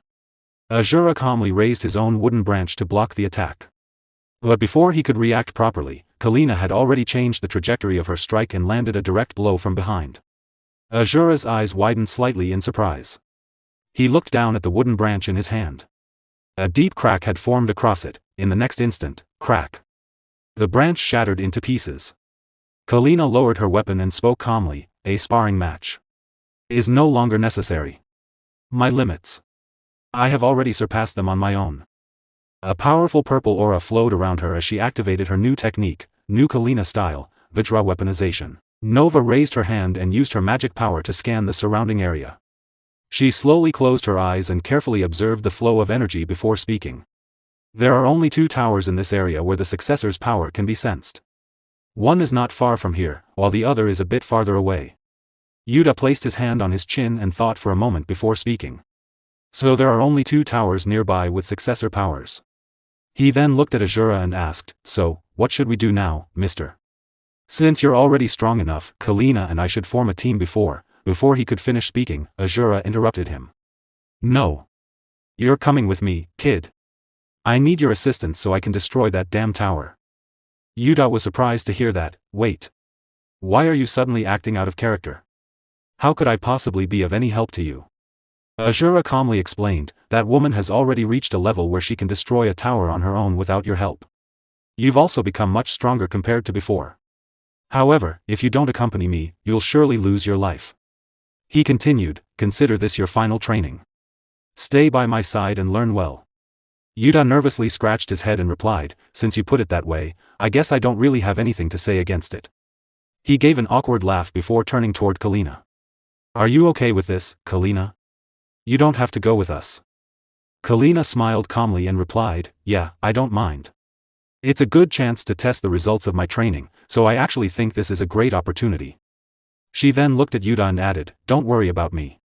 Just assist Mr. properly." With a confident smile, she continued, "No matter what kind of successor is waiting inside that tower, I'll smash them all to pieces." Yuta lowered his eyes sadly and replied, "All right then. It's time for us to part ways here." He took a deep breath before continuing, "Once we obtain the successor power, let's meet back at this location. No matter what happens, you must come back alive." Meanwhile, Kalina arrived in front of the tower while holding her sword tightly in her hand. She silently observed the massive structure standing before her. As she stared at the tower, memories of her training with Asura resurfaced in her mind. After a long period of training, Asura had once said to her, "You've finally achieved enlightenment and mastered the energy circulation method on your own." Kalina had looked surprised after hearing that. Energy circulation. Asura clenched his fist as powerful energy flowed around it. Smiling proudly, he explained, "Yes. The energy circulation method is a chi technique where you take the internal energy accumulated within your dantian and allow it to flow freely through your meridians." He then looked directly at Kalina and continued, "Your desire to strengthen your weapon naturally caused the internal energy flowing through your meridians to transfer into your sword." Kalina nodded slightly. "I see." Asura continued, "There is already a large amount of internal energy flowing within your dantian and throughout your body. If you learn to control that energy as freely as I do, you will be able to reach the realm of a first-rate warrior." Kalina looked confused after hearing those words. Asura laughed before saying, "That's why you must continue devoting yourself to your training." Back in the present, Kalina tightened her grip on her sword. "To defeat the woman who created these towers and return to my original world, I also need to become as strong as him." Using the energy circulation method, she released her internal energy around her body. "I will defeat the successor on my own and reach the first-rate realm he spoke of." At that moment, a mechanical voice echoed inside her mind. "Player confirmed. Initiating transfer to tower number 296. The scene shifted to the place where Yuta, Asura, and Nova were heading toward the other tower. As they traveled, Yuta casually ate an apple. With a cheerful smile, he said, "This fruit is delicious. No matter how many times I eat it, it still tastes like honey." He laughed while walking behind Asura, "Mister. You should try some too. It doesn't even compare to any fruit we've eaten before." Asura glanced at him coldly and replied, "Cut it out. I do not partake in unnecessary meals." Yuta's expression immediately changed as he continued eating. "Really? But it's so good though." Then he quietly thought to himself, "So mean." Looking around at the strange world surrounding them, Yuta spoke again. "Anyway, this is truly amazing. Just like that demon king said, the world outside the towers seems to be almost completely unaffected by the system." He continued, "Unlike the virtual worlds created inside the towers, out here we can fully feel hunger and exhaustion." Asura also looked around before replying, "That's right. It seems what he said was true." Yuta crossed his arms thoughtfully. If this really is a world that originally existed, just as the Demon King claimed, then where did all the people who once lived here go? He lowered his voice slightly. Even if Eshua is trash, I didn't think she would simply wipe out all those people. Nova remained silent for a moment after hearing that. Then she quietly said, perhaps. Eshua turned those people into players as well. Yuda's eyes widened in shock. Nova continued, I don't know exactly what Eshua wants, but I suddenly got a strange feeling. She placed her hand on her chin and continued thinking aloud. To maintain these countless towers, Eshua may be using those so-called players. Yuda looked surprised. Yeah. Now that you mention it, it really does feel that way. His expression darkened as memories resurfaced in his mind. When I first met Goddess Eshua, I heard something similar. All players, including myself, are nothing more than components needed to sustain this world. Nothing more, nothing less. Yuda quietly glanced at Nova. I've felt this for a long time, but fragments of Eshua's memories exist inside Nova's mind. I don't know why Eshua's memories are within Nova, but one thing is certain. Nova is also part of the system created by Eshua, was the reason I survived despite my broken stat window. Because she was with me? Suddenly, Asura stopped walking. His gaze fixed forward as he asked, is it here, kid? Is this where the successor's power is located? Standing before them was a massive tower reaching high into the sky. Nova stared at the tower before nodding. Yep. This is the place. The successor's power is definitely here. A moment later, her expression suddenly changed. I don't know exactly what kind of successor is inside, but I can sense an aura far stronger than any of the ones we encountered before. Asura smirked fearlessly. Even so. They are all nothing more than illusions created by that woman, kid. With a smirk on his face, Asura pulled back his fist as powerful energy began flowing around it. There is nothing. The energy around his fist intensified violently before he threw a devastating punch toward the tower. That can stop me. The moment his fist struck the tower, a massive purple hole suddenly appeared in front of it. At the same time, mechanical notifications echoed loudly. Error. Error. A critical error has occurred. The purple hole rapidly expanded, releasing a powerful force that began pulling everything nearby into it. Surrounded by swirling purple energy, Asura, Yuda, and Nova were dragged into the portal. Moments later, they crashed into a strange unfamiliar place. In front of them, a large crowd of martial artists surrounded a lone woman. Cut down that wicked woman of the unorthodox faction. Make her pay with her life for the sin of defiling the laws of the Jianhu. One bearded man stepped forward and pointed his finger toward the woman. I, Riding Star of the Namgung clan, hereby execute this evil woman in the name of the orthodox faction. At that moment, another system notification appeared before them. You have entered the first floor of the Tower of Heavenly Martial Arts. As Nova, Yuda, and Asura appeared inside the tower, Yuda stared at the blue system window in confusion. What's wrong with this tower? A quest was assigned immediately after entering? And for a quest to appear for me. Even though my system is already broken. I've got a bad feeling about this from the very beginning. Suddenly, someone shouted from behind him, who the hell are you people? A swordsman pointed his blade toward Yuda. What sect do you scoundrels belong to, daring to interfere in our clan's duel to the death? Yuda looked confused. Huh? Duel to the death? What are you even talking about? The swordsman glared at him furiously. Stop playing dumb, you scoundrel. You dare hide that wicked woman behind your backs and still act shamelessly? Yuda quickly turned around in shock and noticed the injured woman standing behind them. The swordsman continued angrily, that woman infiltrated our clan's secret manual repository and attempted to steal a demonic martial arts manual that has remained sealed for over 100 years. Another man stepped forward with rage burning in his eyes. According to the laws of the Jianhu, the Namgung clan shall punish her through the sword. He raised his blade as blue energy gathered around it. Our clan's duel to the death is fundamentally different from the simple sparring matches of other sects, scoundrels. His killing intent intensified. If you interfere. The blue aura around his sword flared violently. I will execute all of you alongside that wicked woman. Yuda and Nova were both surprised by the sudden situation unfolding before them.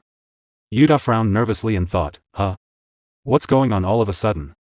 Intervene in the duel to the death and restore justice in the Jianhu?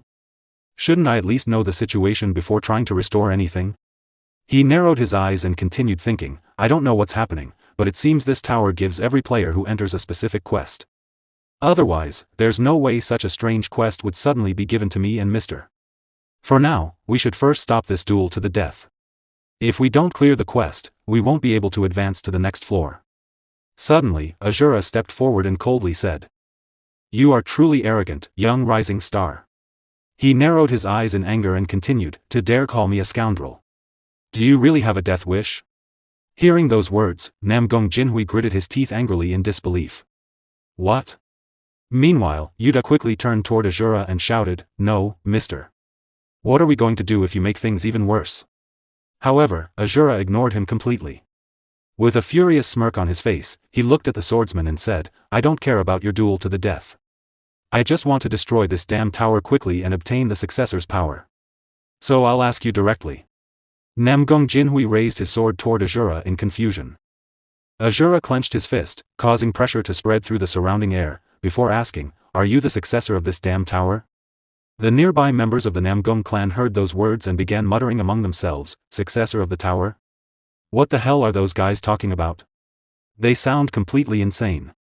And their clothes are strange too." Namgung Jinhui suddenly laughed while taking a deep breath. Smirking mockingly, he said, "I thought you were just street scoundrels, but you're actually madmen who've lost your minds. Or perhaps you locked yourselves inside an inn in broad daylight and drank too much cheap rice wine." Hearing those words, Yuda felt both embarrassed and shocked. Namgung Jinhui smirked again and coldly said, "This is no place for drunken fools to wander into carelessly. Leave while I'm still being nice." In an instant, Asura rushed forward with his fist raised. Namgung Jinhui's eyes widened in shock as Asura suddenly attacked him. Barely managing to block the punch with his sword, he was pushed backward by the overwhelming force. Asura glared at him and said, "You don't listen to words. If you don't tell me where the successor's power is." Flames began burning fiercely around his fist as killing intent filled the air. "Then I'll kill everyone here." Namgung Jinhui looked surprised as he was pushed back by Asura's attack. The members of the Namgung clan were equally shocked and began muttering among themselves, "What? A swordsman of the Namgung clan was pushed back by sheer force? That's impossible. Lord Namgung Jinhui must have let his guard down." Meanwhile, Jinhui froze for a brief moment in shock. "Just who is this guy?" he thought. "I couldn't sense any presence or killing intent from him at all. Normally, hiding one's presence so perfectly is only possible for martial artists who have reached the peak realm. I don't know which sect this man belongs to. But he is clearly no ordinary fighter." Even so, Jinhui pointed his sword toward Asura and laughed confidently. "Your strength is quite impressive, mysterious ruffian. To think you could actually push me, Namgung Jinhui, back with pure force alone." A powerful aura began flowing around his body, causing the air itself to tremble. One of his eyes glowed sharply as he smirked and continued, "But do you truly believe you can defeat me without using any martial arts at all?" His sword became enveloped in blue energy as his aura surged into the blade. "Consider it an honor to witness the swordsmanship of the Namgung clan, you street scoundrel." Jinhui lowered his stance into an attacking position, determination burning in his eyes. The sword of the Namgung clan is the greatest sword beneath the heavens.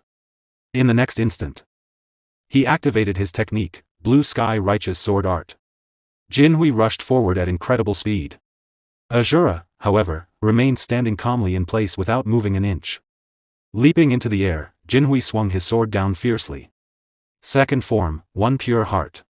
The blade descended with overwhelming force. But before the attack could land, Asura casually threw a punch. Without the slightest effort, his fist struck Jinhui directly in the face. Boom! A terrifying shockwave erupted through the area as Jinhui was blasted backward. His body rolled violently across the ground before crashing into a wall with tremendous force. Dust exploded into the air, covering the battlefield. Everyone present stared with wide eyes in absolute shock. Lord Namgung Jinhui. What the hell just happened? For a moment, the entire area fell silent. The members of the Namgung clan could only stare in disbelief. Our clan's rising star. Lost to some random ruffian like that? Meanwhile, Yuda was left completely shocked. "I'm in huge trouble," he thought nervously. Instead of correcting the morals of the Jianghu, we ended up creating an even bigger mess. Fear appeared clearly on his face as he continued thinking, before the situation gets any worse. I have to stop Mr. from going wild. Quickly raising his hand toward Asura, Yuda shouted anxiously, "Wait a second, mister. If you keep rampaging like this, we'll never be able to clear the quest. So please stop destroying everything in sight and let's follow the instructions written in the status window first." Suddenly, a notification echoed through the air, "Quest failed. You have failed to correct the morals of the Jianghu. Returning to the quest starting point, seeing the message, Yuda's eyes widened in disbelief. What is this now? Returning to the quest starting point? Don't tell me this quest will keep looping until we clear it. Another notification appeared immediately afterward. You have entered the first floor of the Tower of Heavenly Martial Arts. The quest for entering the Jianghu will begin. In the next moment, the world around them distorted. Yuda, Nova, and Asura suddenly found themselves back on the first floor exactly as before. Another blue system window appeared in front of them. Quest: intervene in the duel to the death and correct the morals of the Jianghu. The quest had restarted from the very beginning. Asura frowned and asked irritably, what the hell just happened? Why is that arrogant bastard standing perfectly fine in front of me again? Yuda placed a hand on his chin and thought carefully for a moment before speaking. It seems we really have to clear the quests in this tower if we want to move on to the next floor. If we ignore the direction the quest guides us toward, then time instantly rewinds back to the beginning. Asura replied, by quest, you mean those commands written in these ridiculous blue windows? Yuda laughed loudly and replied yes, it's a little annoying. A dangerous grin appeared on his face as he thought, but now things are finally getting interesting. Fine then, Yuda said. Why don't we start by correcting these so-called morals like the quest says? In order to obtain the successor's power, we absolutely have to clear these quests. At that moment, Namgong Jinhui suddenly stepped forward. Who the hell are you people? He raised his sword and shouted angrily, which sex scoundrels are you to dare interfere in our clan's duel to the death? Yuda narrowed his eyes seriously. Even though we had to restart the quest because of there's one important thing I learned, he thought. In the process of intervening in this duel to the death, we absolutely must not use violence. Yuda quickly stepped forward and spoke calmly. We came all the way here to clear up the misunderstanding surrounding this duel to the death. I understand that you are angry, Lord Namgong Jinhui, but this woman probably has her own reasons as well. So how about hearing her side of the story first? Namgong Jinhui scoffed coldly. A misunderstanding? What misunderstanding could there possibly be? That wicked woman stole a demonic martial arts manual. He pointed his sword toward the woman and continued. That woman is a remnant of the sinister Black Moon sect and a sinner who trespassed into our clan's secret archive to steal a demonic manual. No matter what her reasons are, she cannot be forgiven. Blue aura began flowing around his sword as he glared at them sharply, and if you interfere. His killing intent intensified. Then I will treat you as sinners as well. Yuda nervously waved his hands. No, but still, shouldn't you at least hear her explanation first? Suddenly, Asura interrupted him. Just how are we supposed to correct morals? He cracked his knuckles impatiently. Is there even a way to stop this duel to the death without using violence at all? Before anyone could react, Asura suddenly leaped forward, boom. His fist exploded with aura as he punched Namgong Jinhui once again, sending him flying high into the air. Seeing this, Yuda's face turned pale in disbelief. Mister? What are you doing? Asura glanced at the floating blue system window and smirked. I refuse to follow the commands of some ridiculous blue window like you do, kid. He clenched his fist tightly, the morals of the Jianghu. Then, with another punch, he struck the blue system screen itself. Crack! The system window shattered like glass. Immediately, an alarm-like notification echoed through the tower. Error, a system error has occurred within the quest. Asura smiled fearlessly, I'll correct them in my own way. Another warning appeared instantly afterward. The players have deviated from the designated quest path. Yuda stared at the blue system window in confusion. Deviated from the quest path. Wait, what happens now? Don't tell me, the quest is completely gone. Nova shook his head. No, the quest itself is still active, Yuda. This massive world you see before you is part of the world inside the quest created by the successor. If the quest had truly disappeared, this world would have vanished along with it. Yuda frowned. So even though the system window broke and we deviated from the path, you're saying the quest is still ongoing? He clenched his fist as realization struck him. Which means, if we can somehow restore justice to the Jianghu, we can still move on to the next stage. Meanwhile, members of the Namgong clan whispered among themselves, what is going on here? How is the rising star of the Namgong clan being treated like this by some strange ruffian? Suddenly, Asura raised his voice and shouted, listen well, all of you. I understand the grudge you bastards hold against this woman. And I know you even held a duel to the death to settle it. His eyes narrowed sharply. However, a duel to the death is a battle where lives are on the line, so it must be fought under fair conditions. To carry out a duel against an injured person, goes against the morals of the Jianghu. The members of the Namgung clan began whispering again. An injured person? Now that he mentions it. There are bloodstains near that woman. Namgung Jinhui shouted angrily, don't make me laugh. Who do you think you are to dare speak about the morals of the Jianghu? He pointed furiously at the woman. The reason that woman was injured is because she betrayed our clan and tried to steal the demonic manual. Normally, such a crime is punished by immediate execution. His expression twisted with rage. However, because of the bond we once shared with her, I allowed her to meet an honorable death through a duel to the death. From the very beginning, this duel was meant to execute that wicked witch. Before he could finish, Asura interrupted coldly. Honorable death? Nonsense. I've heard quite enough of this bullshit. He stepped forward, glaring directly at Jinhui. From the sound of it, you weren't trying to hold a duel to the death. You were simply trying to murder someone weaker than you. Then Asura pointed a finger at Namgung Jinhui. A bastard who doesn't even have the resolve to risk his own life dares to speak of a duel to the death. Are all the rising stars of the Namgung clan as cowardly as you? Namgung Jinhui gritted his teeth in fury. You.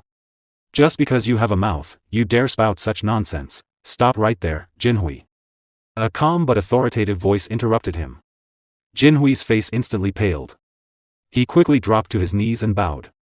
Patriarch. Why has the Patriarch come all the way to the sparring arena?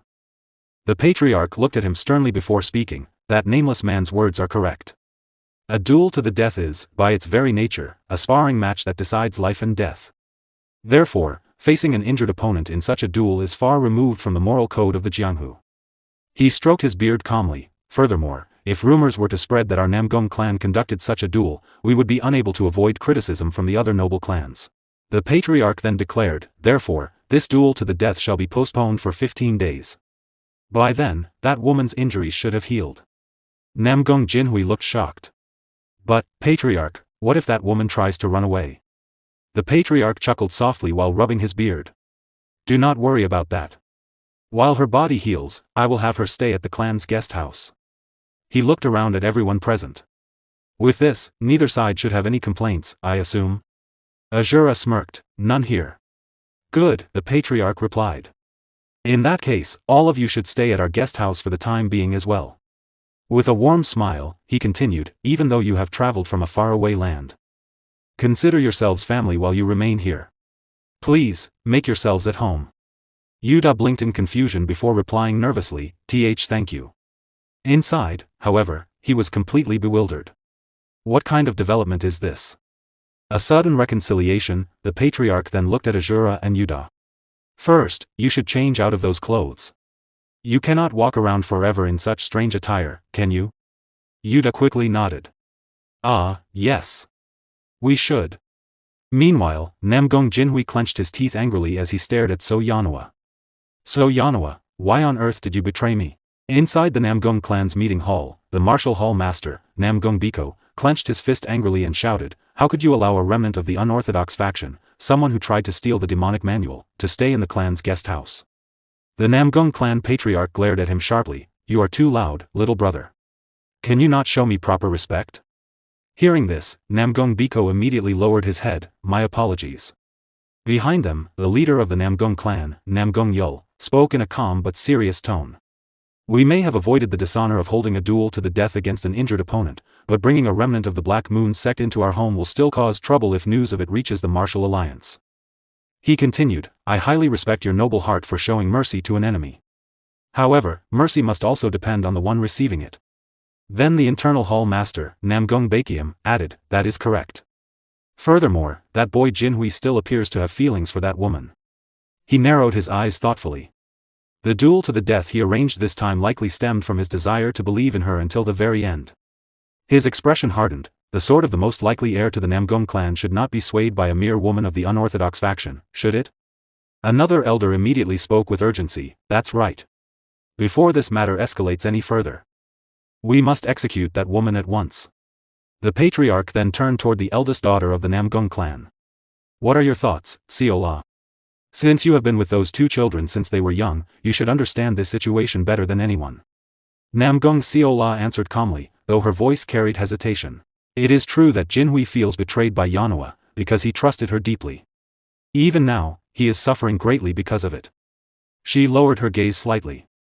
The fact that she approached the Namgung clan with the intention of stealing the sealed demonic martial arts manual is something he simply cannot accept. After a brief pause, she continued softly, but I also do not believe Yanhwa is such a terrible person. The patriarch looked surprised. And what is your reasoning for that? Seola hesitated before answering nervously, it's just a feeling. The look in Yanhwa's eyes when she gazed at Jinhui. Her expression grew complicated. They somehow seemed sorrowful. Inside the guest hall of the Namgung clan, Yanhwa sat quietly in her chair before speaking to Yuda. I do not know how I can ever repay this debt. She lowered her head sadly. I am truly and sincerely grateful, martial artists from a faraway foreign land. Yuda quickly waved his hands awkwardly. Ah, no need for that. We were just trying to restore proper justice to the Jianghu. He then looked at her with concern, are your injuries okay? After a brief pause, Yuda asked curiously, by the way, what exactly happened?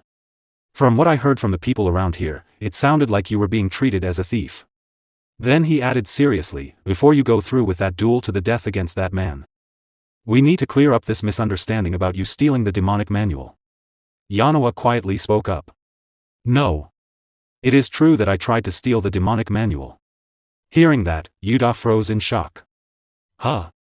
He stared at her in disbelief before speaking nervously, then, what that man said, all of it is true. Yanhwa slowly nodded. Yes. It is the truth. Yuda was stunned once again. What is wrong with this woman? So she really was a wicked woman? Then what was the point of us saving her? However, Yanhwa continued calmly, everything they said earlier is true. But the Black Moon sect is not merely an evil group that worships demonic arts. Her expression turned serious. While I cannot reveal all of the Black Moon sect secrets at this time, there is one thing I can tell you foreigners. She took a slow breath before continuing. The reason I approached the Namgung clan was because I was trying to prevent the birth of the heavenly demon. Yuda and Nova were both shocked, the heavenly demon. Yuda thought in confusion. Meanwhile, deep into the night outside the guest room, two figures silently appeared with their faces covered. A murderous aura surrounded them, making it obvious they were assassins. One of them slowly drew his sword beneath the moonlight. Yuda couldn't believe what he had just heard. The heavenly demon, he muttered in disbelief. Like the one from those martial arts novels? Curious, he waved his hand and asked, are you talking about the leader of the demonic cult? Then realization struck him, so the reason you tried to steal the demonic manual, Yoa, was to stop the birth of the heavenly demon? Yoa lowered her head slightly, that is correct. Yuda frowned, if that's really true, couldn't you have told people from the start? He asked thoughtfully, rubbing his chin. At the very least, they wouldn't have treated you like a thief, right? Yoa's expression darkened. I couldn't do that, she replied sadly. To stop the birth of the heavenly demon, this mission must be carried out in absolute secrecy. As they spoke, two figures suddenly burst through the window. Crash! The assassins rushed into the room, one of them immediately charged forward, sword in hand, using a high-speed assassination technique. Yuda's eyes widened in shock. Assassins, he thought. Or mercenaries sent by another family, and Mr. just happened to step away, why now of all times? The assassin swung his sword. Yuda instantly summoned his weapon through the blue system window and barely managed to block the attack. Clang! The force of the impact pushed him back. Without hesitation, the assassin raised his sword again and launched another strike. Yuda quickly dodged and shifted his position. Gripping his sword tightly, he infused it with holy light. A brilliant glow enveloped the blade. Ha! He swung. The holy energy collided with the assassin's sword. Boom! The assassin barely avoided the attack, but the shockwave sent him sliding backward. Landing a short distance away, the assassin steadied himself and prepared for another assault. Yuda pointed his sword at him. Just who the hell are you guys? He demanded. Why show up in the middle of the night and attack us out of nowhere? The assassin narrowed his eyes. I heard we only needed to watch out for that muscular freak, he said. But it seems your swordsmanship is quite impressive too. A cruel smile appeared on his face. I was getting bored of repeating the same assassination work over and over. This should be entertaining. Yuda remained on guard. The assassin poured mana into his sword. For you especially, he said coldly. I'll take my time and savor killing you. Yuda's eyes narrowed. A shallow cut from the assassin's earlier attack stretched across his face. If I hadn't dodged that first strike, he thought, I would have died on the spot. The old me wouldn't have even lasted 10 seconds against someone like him. Suddenly, the assassin rushed forward. Yuda stood his ground. Their swords collided as both fighters pushed against each other with all their strength. At that moment, the second assassin silently moved behind Yuta. Yuta sensed the danger and his eyes widened. Damn it, I was so focused on him that I lost track of the other one. The two assassins activated their assassination techniques simultaneously. Both swords flashed. Blood sprayed into the air. Yuta screamed in pain as deep wounds opened across his body, blood stained his clothes and trickled from the corner of his mouth. Nearby, Nova clenched both fists tightly. Yuta, she shouted in panic. The first assassin glanced at Yuta and smirked, oops. I was planning to enjoy this myself, he mocked. But my dear little brother couldn't hold back and jumped in. His eyes turned cold. Well, since it's come to this, I'll just slice you up quickly and get it over with. He raised his sword. We don't hold any personal grudge against you, so don't resent us too much. Yuta staggered backward, clutching his wounds as blood continued to drip from his mouth. On the other side, the second assassin raised his blade. That woman, he said. She must die by the sword of the Namgung clan. Just as he was about to strike, footsteps echoed through the room, a calm voice followed. What exactly are you doing? Everyone froze. Asura stepped into the room. His gaze swept across the destroyed lodging, then he sighed. In the short time I stepped away, he said coldly, you managed to turn my lodgings into such a mess. Unbelievable. Seeing Asura, the first assassin quickly felt a surge of panic. He pushed himself backward, his eyes wide open in shock. Why? Why is that guy here? Cold sweat dripped down his face as a terrifying thought crossed his mind. If things had gone according to plan, he should have already met his end too, shouldn't he? Could it be? Did he really take care of all those top-tier assassins from the Red Blood Mountain entirely on his own? Brother Jiangdu. I will handle this freak, the second assassin shouted. Before he could finish, a hand sliced through the air alone with blade. Asura had casually used his palm to sever the man's arm clean off. The severed limb, still gripping the sword, flew through the air and landed with a wet thud right in front of Jiangdu. The sight left Jiangdu frozen in horror. Asura's expression darkened. You'd better not cause any more commotion in my lodgings, he said coldly. The stench of your blood would keep me from sleeping. The second assassin stared at his bleeding stump in disbelief. When did he take my arm? Jiangdu, standing behind him, broke into a cold sweat. Damn it. That idiot. I warned him multiple times not to face that monster alone. His eyes were wide with terror. The mission has completely failed. I must report back to Lord Iri. Before it's too late. Meanwhile, Asura smirked at Jiangdu. You have the terrified look of someone who finally knows their place. His expression then turned deadly serious. Despite casually taking the lives of others, you still desperately want to preserve your own? What are you talking about? Jiangdu shouted nervously. It is not too late, Asura continued. Assassin of unknown name and origin, if you drop to your knees and beg for forgiveness, I will spare your pathetic life for now.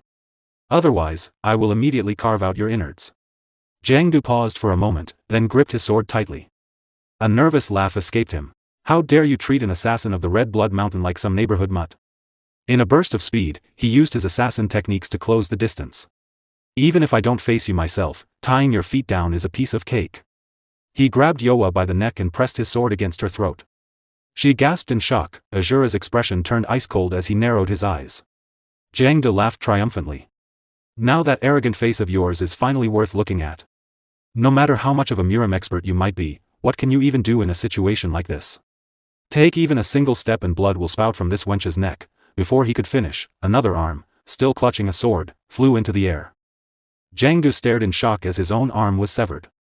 Yoa's eyes widened in disbelief as well. Blood sprayed across the floor. You crazy bastard. What just happened? Jiangdu screamed, clutching his bleeding stump. He didn't even move. So why is my hand? Asura raised his fist, flames burning fiercely around it. A martial art like this is unheard of. Jiangdu thought in terror. Never in my life have I seen such a thing. Asura stepped forward. It seems you don't understand when I ask nicely. That goes for both you and that rising star of the Namgung clan. He cracked his knuckles, his cold eyes locked onto his prey. I didn't want to see blood splattered all over my lodgings. But it can't be helped. Asura clenched both fists. As promised, I will now carve out your innards. This wasn't an opponent we could do anything against. Jiangdu thought, fear gripping his heart. I knew he wasn't an ordinary martial artist, but to think he was an expert at this level. Since it's come to this, I have no choice. I'll have to use my trump card against this monster. He suddenly dropped to his knees, tears streaming down his face. I have committed a grave sin, brother. Yoa and Yuta stared in surprise. Even Asura looked momentarily confused. Crying hysterically, Jangda begged, I will never act up in front of you again, brother. I will tell you whatever you want to know. So please. Spare my life. Please let me live. I'm falling to my knees and begging for mercy. As the captured assassin, Jangdu, surrendered himself, Asura began questioning him. So, you're assassins from Red Blood Mountain? Asura asked coldly. And those men collapsed beside the outhouse, are they from Red Blood Mountain as well? Jangdu trembled and quickly nodded. Yes, that's right, sir. They're all outstanding top-tier assassins. Before he could finish, Asura's eyes narrowed sharply. Shut your mouth, punk. Just answer the questions you're asked. Jangdu immediately fell silent. I'm sorry. Folding his arms, Asura stared directly at him. Elite, top tier, second rate. I couldn't care less about rankings. Tell me this instead, why are you after this woman's life? Jangdu hesitated before answering. Actually, she wasn't our target to begin with. We were sent after you, Sir Asura, and the man beside you. Asura's expression darkened. You were after me and him? Jangdu hurriedly raised both hands. We were only following orders. Even if it cost me my life, I wouldn't dare try it now, so please don't misunderstand. Sitting nearby, Yuda spoke up curiously, then what were you planning to do with Miss So Yanhwa after killing us? Earlier, you said something about her having to die by the Namgung clan's sword. Wasn't that it? Jangdu lowered his gaze. That's. After a brief pause, he let out a sigh. You know how it is for assassins like us.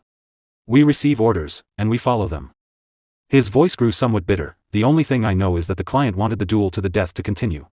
Because of that, anyone who seemed likely to interfere was to be eliminated without exception. That was the entirety of our orders. Yuta frowned. They want the duel to the death to continue, but why? That's exactly what I don't understand, Jangdu replied. If killing that woman was the real goal, they could have done it directly. But the client only wants one thing, to ensure the duel continues until So Yanhwa dies at the hands of the Namgung clan. Asura placed a hand on his chin, deep in thought. This so-called client of yours, who are they? Jangda shook his head helplessly. Like I said, assassins aren't told anything important beyond the mission details. Then he spoke with unexpected sincerity. Sir, if I had known who assigned such a disrespectful mission against you, I would have hunted that bastard down myself and killed him. Enough of the nonsense, Asura said flatly. Silence fell over the group. Yuda's expression turned serious. If what this man says is true, then this duel to the death was carefully orchestrated by someone from the very beginning. I don't know why they're trying to kill Miss So Yanhwa through the duel, but there's one thing I can guess. His eyes narrowed. This duel to the death is deeply connected to the birth of the heavenly demon. Outside the guest house, a figure sat atop a tree branch, silently observing the situation below. His gaze swept across the area before stopping on something unusual. Numerous assassins lay collapsed on the ground. Is this all the work of that man? He wondered. I didn't expect this at all. A smirk appeared on his face. Did they call him Asura? The smirk slowly widened into a crazed grin. It's been a long time since I've found such interesting prey. The next morning, a man stood before the Namgung clan patriarch, delivering his report. The man was none other than Namgung clan's chief guardian, Chong Mugong. Patriarch, he began respectfully, last night, we discovered multiple assassin corpses near the eastern guest house. The patriarch's expression stiffened slightly. Chong Mugong continued. The bodies were heavily mutilated, making it impossible to identify which sect or organization they belonged to. However, based on the circumstances, it is presumed that they were targeting So Yanhwa and the foreigner staying with her at the guest house. The patriarch stroked his beard thoughtfully. Did someone erase their tracks? That is highly likely, Chong Mugong replied. There were no crests, symbols, or identifying marks left on any of the bodies. The patriarch fell silent for a moment before speaking. From now on, double the security around the eastern guest house. As long as they remain within our family's estate, no one will be allowed to harm them. Chong Mugong immediately clasped his fists and bowed.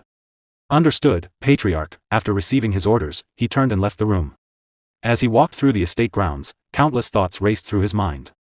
The wounds on the assassins had all been completely different. One had a broken neck, another had a crushed sternum, a third had died from ruptured internal organs. Yet despite their different injuries, they all shared one thing in common. None of them had managed to put up a proper fight. Chong Mugong narrowed his eyes. It's as though he detected them before they could even get close, and killed every one of them without giving them a chance to resist. His expression grew increasingly serious. Just how high has that man's martial prowess reached for something like this to be possible? His fist tightened unconsciously. As expected, he is far too dangerous to be left unchecked within the main estate's guesthouse. His eyes hardened with determination. Before our family's duel to the death resumes, I will personally confirm whether he is a friend or a foe. Meanwhile, Yuda stood in the training yard with his sword firmly in hand, while Nova watched from behind. A brilliant holy light gathered around the blade as Yuda channeled his energy into it.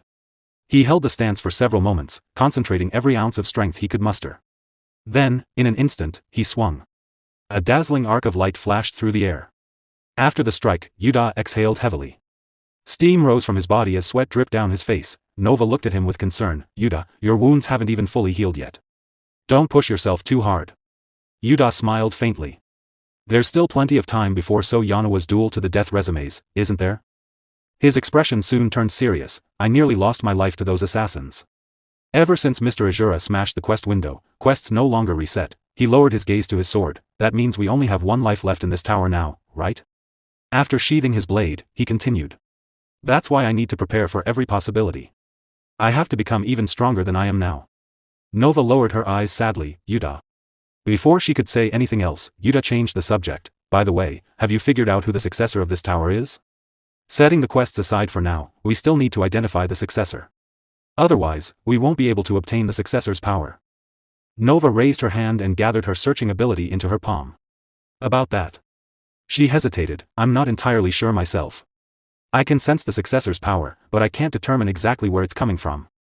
Yuda stared at her in disbelief. What? Even you can't find it with your abilities? Nova nodded.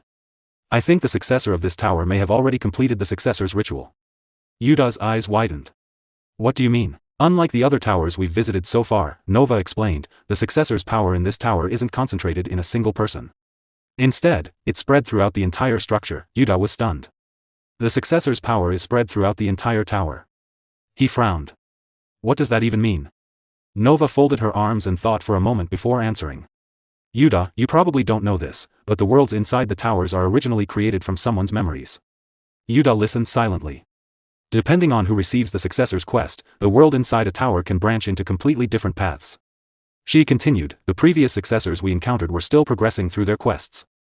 That's why we were able to sense a powerful successor's aura coming from a specific individual. Nova's expression grew solemn.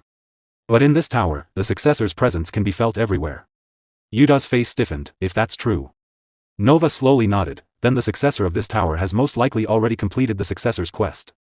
A heavy silence followed.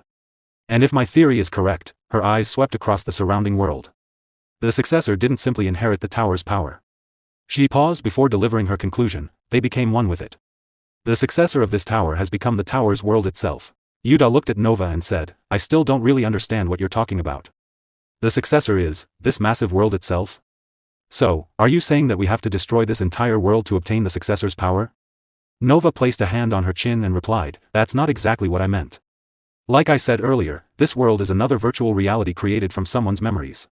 She waved both hands as she continued, the fact that the successor went out of their way to build this world inside the tower means there's definitely something they want from the players.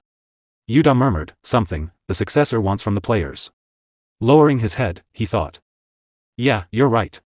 Now that I think about it, this tower gave us a specific quest the moment we entered. If Nova is right, and this world exists within the successor's memories, then perhaps the successor is using this quest to resolve an event they couldn't fix in the past. But what exactly does the successor mean by, the way of Jianghu? If there had been a clearer explanation, it would have been much easier to complete the quest. Whatever the case, if we want to obtain the successor's power, we have to progress through the quest in the direction the successor desires. Yanowa stole the demonic manual to prevent the birth of the heavenly demon, while Namgong Jinhui intends to fight her in a duel to the death. Perhaps the successor of this tower is. Suddenly, a voice echoed from behind him. Senior brother Yuda. So this is where you were. Yuda turned around in surprise as Jiangdu came running toward him with a worried expression. Oh, you're here? Yuda said. But since when did I become your senior brother? Jiangdu smiled awkwardly. Why would you say something so hurtful? Since we share the same master, of course I should call you senior brother. Yuda looked at him in disbelief. Is that so? He did spare me, but I doubt he actually accepted me as his disciple. Anyway, Yuda asked, why were you looking for me in such a hurry? Did something happen? I told you to stay hidden in the guest house since there are too many eyes watching. Jiangdu's expression turned serious. Well, about that. As you instructed, senior brother, I stayed quietly inside the guest house. Then a man who appeared to be the chief guardian came looking for Master. The chief guardian? Yuda asked in surprise. Yes, Jangdu replied. I immediately concealed my presence and hid myself, so thankfully he didn't discover me. But I heard everything he said to Master with my own ears, the chief guardian said. Last night, near the guest house, I found the bodies of several top-tier assassins. The martial arts used to kill them were certainly not those of an ordinary martial artist. I do not intend to disrespect you, but I cannot allow an expert of unknown origin to remain in the guest house without suspicion, Jangdu continued, so, I have a proposal. Would you care to exchange a few moves with me? After explaining everything he had overheard, Jangdu added, then the two of them left the guest house. It seems Master accepted the chief guardian's challenge. Yuda folded his arms and smiled confidently. Seriously? That's what had you so worried? He chuckled, I thought something major had happened. I get it now. You can go back. And from now on, don't come looking for me over something so trivial. Jangdu's eyes widened in shock, but, senior brother. No matter how strong Master is, his opponent is the chief guardian of the Namgung clan. If Master rashly accepted that sparring match, who knows what might happen to him? Yuda simply smiled. You still don't know Mr. very well, do you? Do you honestly think that guy, whether he's the chief guardian or anyone else, can defeat Mr., no matter which supreme master this world has to offer? They can never defeat Mr. As Asura and the chief guardian arrived at the sparring grounds, they stood facing one another with their swords drawn. The air itself grew heavy under the overwhelming pressure radiating from both warriors. The chief guardian stepped forward and spoke calmly, before we begin this sparring match, I will ask you one last time. He raised his sword, pointing its tip directly at Asura. For what reason are you interfering in our clan's duel to the death? Asura simply smiled. Is that any of your business? Cut the chatter and come at me already. The chief guardian closed his eyes for a moment and muttered, as expected, you won't reveal your identity so easily. He lowered his blade and nodded. Very well. Once our swords cross, I will learn what kind of man you truly are. In an instant, he burst forward with incredible speed. I won't hold back. Holding his sword firmly, the chief guardian unleashed his technique, Chonggang Guardian Sword Art, Divine Fifth Form, Iron Flow Chaotic Slash. His blade tore through the air with tremendous force. Yet Asura remained perfectly calm. With a single effortless step to the side, he avoided the attack completely while keeping his eyes fixed on the chief guardian's every movement. Without hesitation, the chief guardian raised his sword high once again, gathering immense sword pressure. He lowered his stance, sect-breaking flash. His blade flashed downward. Asura smiled. He coated his sword in blazing flames. Asura style, secret technique, Asura destroying sword. The two swords collided violently. A tremendous shockwave erupted across the arena, forcing the chief guardian several steps backward. He dug his feet into the ground to stop himself, his eyes widening in surprise. Asura rested his sword on his shoulder and chuckled. It's been a while since I've used a sword, so I'm a little rusty, he grinned. But this is quite amusing in its own way. Entertain me a little more. Chief guardian of the Namgung clan, the chief guardian fell silent. I can't predict this man's martial arts at all, his eyes narrowed. His stance is filled with openings, yet somehow, there isn't a single place where I can land my sword. If that's the case, I'll create one myself. He disappeared from his position and dashed toward Asura with explosive speed. As the distance between them vanished, the pressure in the air became almost suffocating. The chief guardian unleashed a relentless barrage of sword strikes from unpredictable angles. However, Asura effortlessly dodged every slash, then. The chief guardian's eyes suddenly lit up. There. He spotted what appeared to be an opening near Asura's neck. Without hesitation, he swung his sword, but before the blade could strike, Asura casually caught it with his bare hand. The chief guardian froze. What? He stopped my sword, with his bare hand? Who in the world is this man? Asura smirked. Raising his flaming sword high into the air, he declared, Asura style, secret technique, world-breaking slash. His sword crashed down with overwhelming force. Boom, the ground split apart beneath the attack. But the chief guardian narrowly avoided the strike, slipping past the blade before rushing forward once more. Asura slowly turned around and smiled. Did you really think you could test me with such a feeble sword? Your stance isn't bad, and your internal energy is quite profound. But with your swordsmanship, you could never reach me. Suddenly, drops of blood fell onto the ground. Asura looked down in surprise. A deep cut had appeared across his arm. How? Standing behind him, the chief guardian calmly lowered his sword. It's true that you are incredibly strong. But I, too, have never let go of my sword for my entire life. After crossing blades with countless experts throughout Mirim, I realized one unchanging truth. He slowly raised his sword once more, no matter how absolute an expert may be. There is always an opening, his sharp gaze locked onto Asura, and your arrogant pride is your greatest opening. Asura remained silent, staring at the chief guardian as the tension between them reached its peak. Asura smirked as he lowered his stance. That wasn't so bad. His aura surged around him as he gripped his sword with a confident smile. You learned to parry my sword in such a short time, and you even managed to counterattack. Good. You're different from all the opponents I've faced so far. Aura gathered around his blade. In that case, I'll go all out. With a fierce grin, Asura dashed toward the chief guardian. Meanwhile, the chief guardian calmly raised his sword as blue mana flowed through his body. Chongang Guardian Sword. Second form. Asura swung his flaming blade, unleashing a violent burst of fire. The chief guardian immediately activated his technique. Gate Guardian Defense. The attack was blocked, but the overwhelming force drove him several steps backward, his feet digging deep into the ground. Without giving him a moment to recover, Asura unleashed another technique. Asura style, heaven-shattering blade flurry. Flames erupted from his sword as a relentless barrage of slashes tore across the battlefield, shattering the ground beneath them. The sheer pressure launched the chief guardian into the air. Gritting his teeth, he desperately maintained his stance, blue mana flowing around his blade. What an absurd sword technique. He thought in disbelief. No matter how hard I search for an opening, all I can do is defend. Asura laughed as he continued his relentless assault. Swinging his blazing sword with excitement, a sharp slash suddenly grazed the chief guardian's face. His eyes widened in shock. The only way to break this endless onslaught is to confront it head-on, even if only once. Asura's crimson aura flared, and his eyes glowed a deep red. Does my pride still look like a weakness to you? The chief guardian's blue aura exploded as he clenched his teeth in anger. Don't get cocky. With such clumsy swordsmanship. Asura merely smiled. Steam rose from his body as flames engulfed his sword once more. With a powerful swing, his blade struck the chief guardian directly, sending him flying high into the air. You cannot protect the Namgung clan. Asura raised his sword one final time. Violent Asura sword. A colossal explosion erupted across the battlefield, its destructive force shattering the ground and engulfing everything in its path. The chief guardian froze in shock, his eyes widening in disbelief. Someone with this level of martial prowess. How did Asura manage to remain unknown all this time? He wondered. Narrowing his eyes, he continued to analyze Asura's swordsmanship.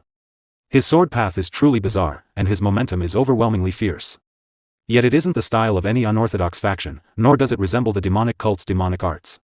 As he felt the terrifying aura radiating from Asura, another thought crossed his mind. This is a sword forged solely to destroy anything and everything standing before it. There isn't the slightest hint of restraint in his blade. Just who is this man? The chief guardian stared at Asura in amazement. Unable to believe he was facing such an extraordinary swordsman for the first time. Finally, he spoke. Your sword is unlike any martial art I have ever seen in the Jianghu. Your techniques, your mental cultivation methods. I cannot trace the origin of your swordsmanship at all. With a look of astonishment, he continued, Lord Asura, where on earth do you come from? What have you seen, and what have you cut down in your life to wield such an unparalleled sword? Asura merely smiled. Weren't you sparring with me, to find the answer to that very question? Taking a step forward, he continued calmly, if you truly want to know who I am, then make me reveal it with your swordsmanship. A confident smirk appeared on Asura's face. Meanwhile, the chief guardian lowered his gaze, blood still trickling from the wounds on his face. In a low voice, he muttered, but no matter how many times we cross swords, I still cannot fathom who you truly are. Suddenly, he raised his voice. Are you an assassin sent by the demonic cult? If not, then, before he could finish, Asura's sword shot forward like lightning. The razor-sharp tip stopped between the chief guardian's eyes, causing him to freeze instantly. Asura looked at him calmly. I'm sure I told you just a moment ago, use your swordsmanship, to make me tell you. The chief guardian took a deep breath before nodding. Understood. Blue aura surged around his sword once again. Gripping the hilt tightly, he assumed his stance and declared, I will uncover the answers I seek, with this sword of mine. A confident smirk spread across Asura's face as purple aura surged around his body. With a single swing of his sword, the ground split apart. The earth shattered beneath the overwhelming force, sending the chief guardian flying backward once again. The chief guardian steadied himself, his eyes filled with shock. As expected, his sword has no fixed path. It follows no laws, no forms. It is a blade that exists for one purpose alone, to destroy everything before it. This overwhelmingly powerful sword carries neither the demonic cult's killing intent nor the principles of the Jianghu. His expression stiffened. It's almost as if this swordsmanship doesn't belong to this world at all. Those words stirred an old memory. Years ago. Outside a massive temple, Eshua sat quietly before its gates. The chief guardian approached from behind and spoke coldly. Now, the Black Moon sect has completely fallen. Every trace of the heavenly demon you served will soon disappear beneath the Namgung clan's sword. Without turning around, Eshua calmly asked, do you truly believe that? The chief guardian frowned. What do you mean? The Namgung clan's sword is indeed strong, Eshua replied. It is straight, righteous, and unwavering. She paused before continuing. But precisely because of that, it cannot sever the heavenly demon's fate. The chief guardian's eyes narrowed. What are you talking about? The heavenly demon's fate? What does that even mean? Eshua answered calmly, someone has already stolen the heavenly demon's heart, and planted it within the purest sword. So, before long, the heavenly demon will open their eyes once more. The chief guardian gritted his teeth in anger, so, knowing we were about to attack, you made your move beforehand. He slowly drew his sword. Tell me at once. Who took the heart? If you refuse, I'll cut off your head this instant. Eshua remained seated without looking back. I never discovered who that person was, nor where they are hiding, but the moment the heavenly demon awakens, the Jianghu will collapse without a trace. The demonic arts possessed by the heavenly demon no longer belong to this world. The chief guardian's eyes widened. What? Stop talking nonsense. Even if your heavenly demon is resurrected, there's no way the Namgung clan would fail to cut them down. A faint smile appeared on Eshua's face. You may believe that if you wish. I am merely giving you a warning. If someone truly manages to stop the heavenly demon, that person will probably not be of this world. The chief guardian froze. What? Someone not of this world? Back in the present. At the time, I dismissed her words as nothing more than nonsense, the chief guardian thought. I believed that wicked woman of the Black Moon sect was simply trying to shake the Namgung clan's resolve. But now, there is a sword from beyond this world standing right before my eyes. Barely managing to block Asura's relentless assault, the chief guardian's arms trembled violently. Meanwhile, Asura smiled as he raised his sword once more. Neither techniques nor rules, not even the common sense of the Jianghu applies to this sword, the chief guardian realized. If that woman's prophecy was true, then this man's sword is undoubtedly. Before he could finish the thought, boom! Asura's blade descended. The battlefield split apart as an overwhelming wave of purple aura erupted in every direction. Violent bolts of violet lightning danced through the air, shaking the surrounding buildings and tearing across the battlefield. Standing firmly amid the destruction, Asura remained completely composed.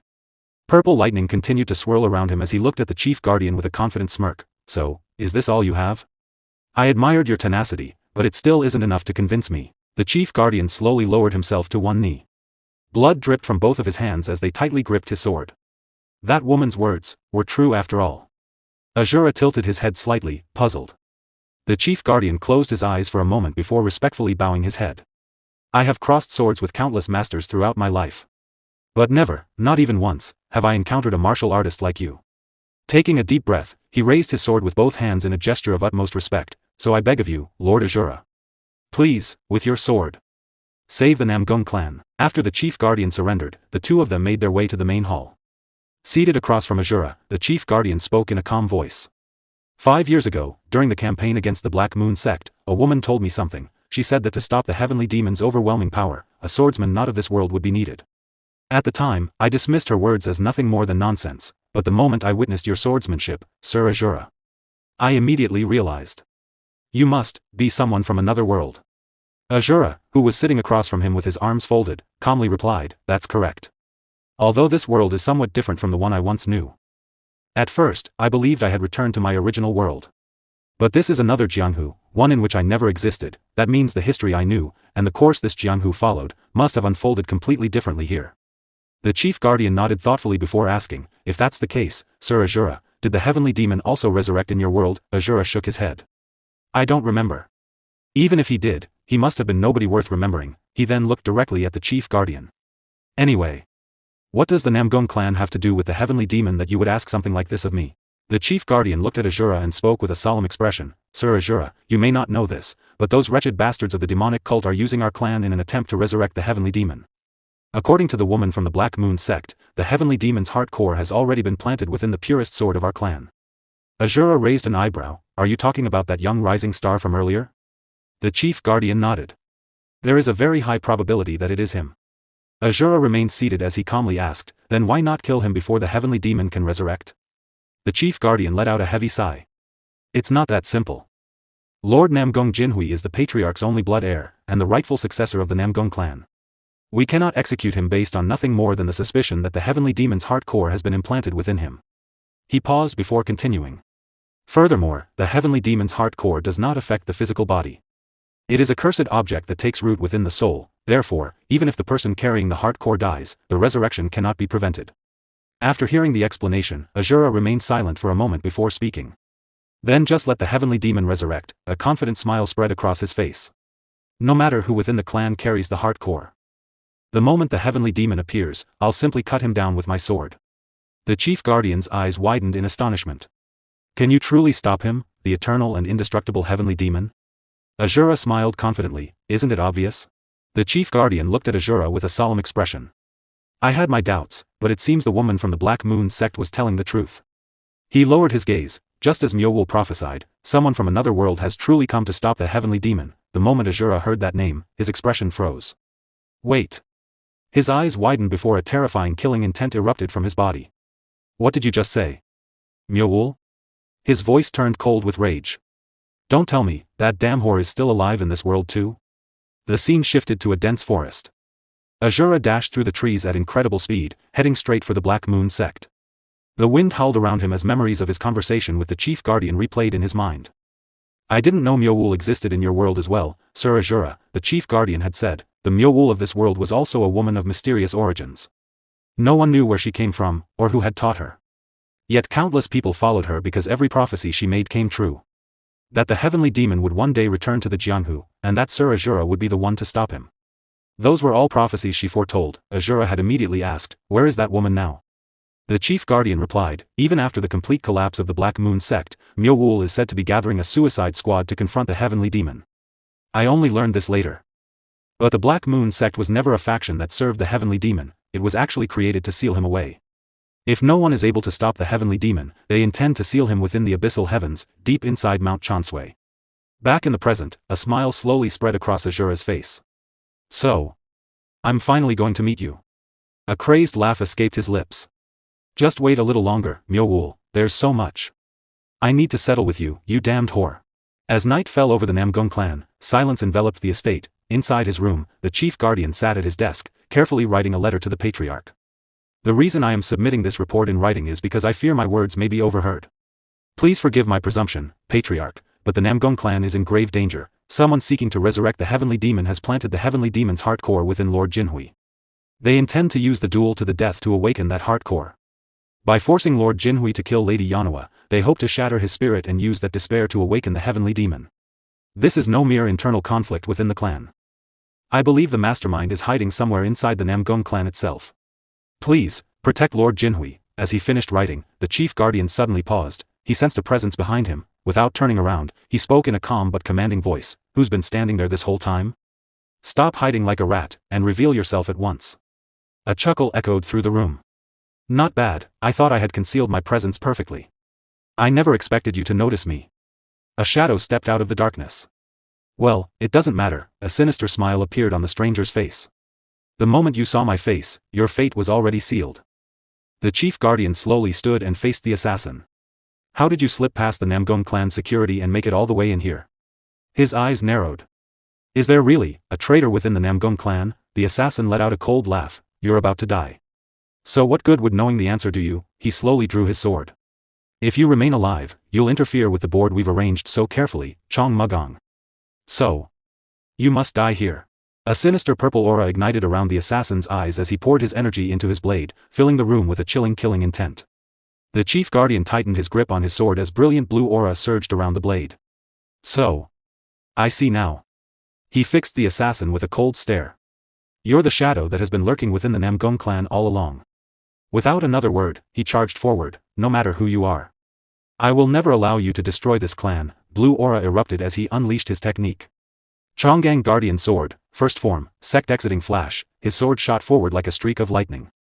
The assassin calmly leaped into the air, effortlessly avoiding the attack. While still suspended in midair, a sinister smirk spread across his face. In the next instant, slash. Slash.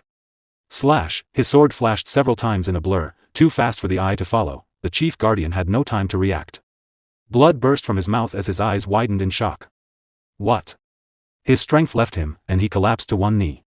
Landing silently behind him, the assassin didn't even bother to turn around. What? A disappointed sigh escaped his lips. Is this really all you've got? Since you sense my presence, I thought you might actually be strong. He slowly raised his sword once more, a dark smile creeping across his face. You're far more disappointing than I expected. The gravely wounded chief guardian trembled as blood dripped onto the floor. Patriarch. Somehow. I have to deliver this report to the Patriarch. His head slowly lowered as his consciousness began to fade. Standing behind him, the assassin silently raised his blade. With a single, merciless swing, slash. The chief guardian's neck was severed, blood stained the assassin's sword. He glanced at the blood-covered blade before letting out a quiet chuckle. Don't worry, Chong Mugong, I'll make sure your letter reaches its destination. A twisted smile spread across his face, only the parts that need to, he laughed madly. With just a few, minor revisions. At night, the Namgong clan fell into an eerie silence. As Chief Guardian Chong Mugong drew his final breaths, memories of the past flashed through his mind. He remembered Namgong Jinhui training tirelessly with his sword. Blue mana flowed around the blade as Jinhui struck a wooden training dummy with all his strength. He paused for a moment, breathing heavily, before tightening his grip and launching another powerful strike. Nearby, So Yanawa sat quietly, watching him practice. At that moment, Chief Guardian Chong approached her with a gentle smile. Why are you awake at this hour? And why are you here at the training grounds? I couldn't fall asleep, Yanawa replied softly. Is something troubling you? Chong asked. After a brief silence, Yanawa lowered her head. Guardian Chong. Young Master Jinhui is truly an honest and upright man. He certainly is, Chong replied proudly. Sometimes, he's so honest that it becomes a problem, because he's that kind of person. Yanawa said sadly. I'm afraid that if he ever learns what kind of person I really am, he'll only end up getting hurt. Chong looked at her in confusion. What kind of person are you? It's nothing, she answered quietly. I just don't know if I even deserve to be here. With a calm smile, Chong replied, Young lady, what determines where a person belongs is not where they were born. It is where someone is waiting for them. Yanawa looked at him nervously. Someone waiting for me. Do you really think such a person exists? Chong turned his gaze toward Jinhui, who was still swinging his sword without rest. Isn't he right before your eyes? The man who worries about you and refuses to put down his sword, night after night. That man is Lord Namgong Jinhui. Gripping his sword firmly, Chong declared, and I, too, will protect both of you. Lord Namgong Jinhui, and young lady So Yanawa. On the honor of the chief guardian of the Namgong clan, I swear to protect you both until my very last breath. The scene returned to the present.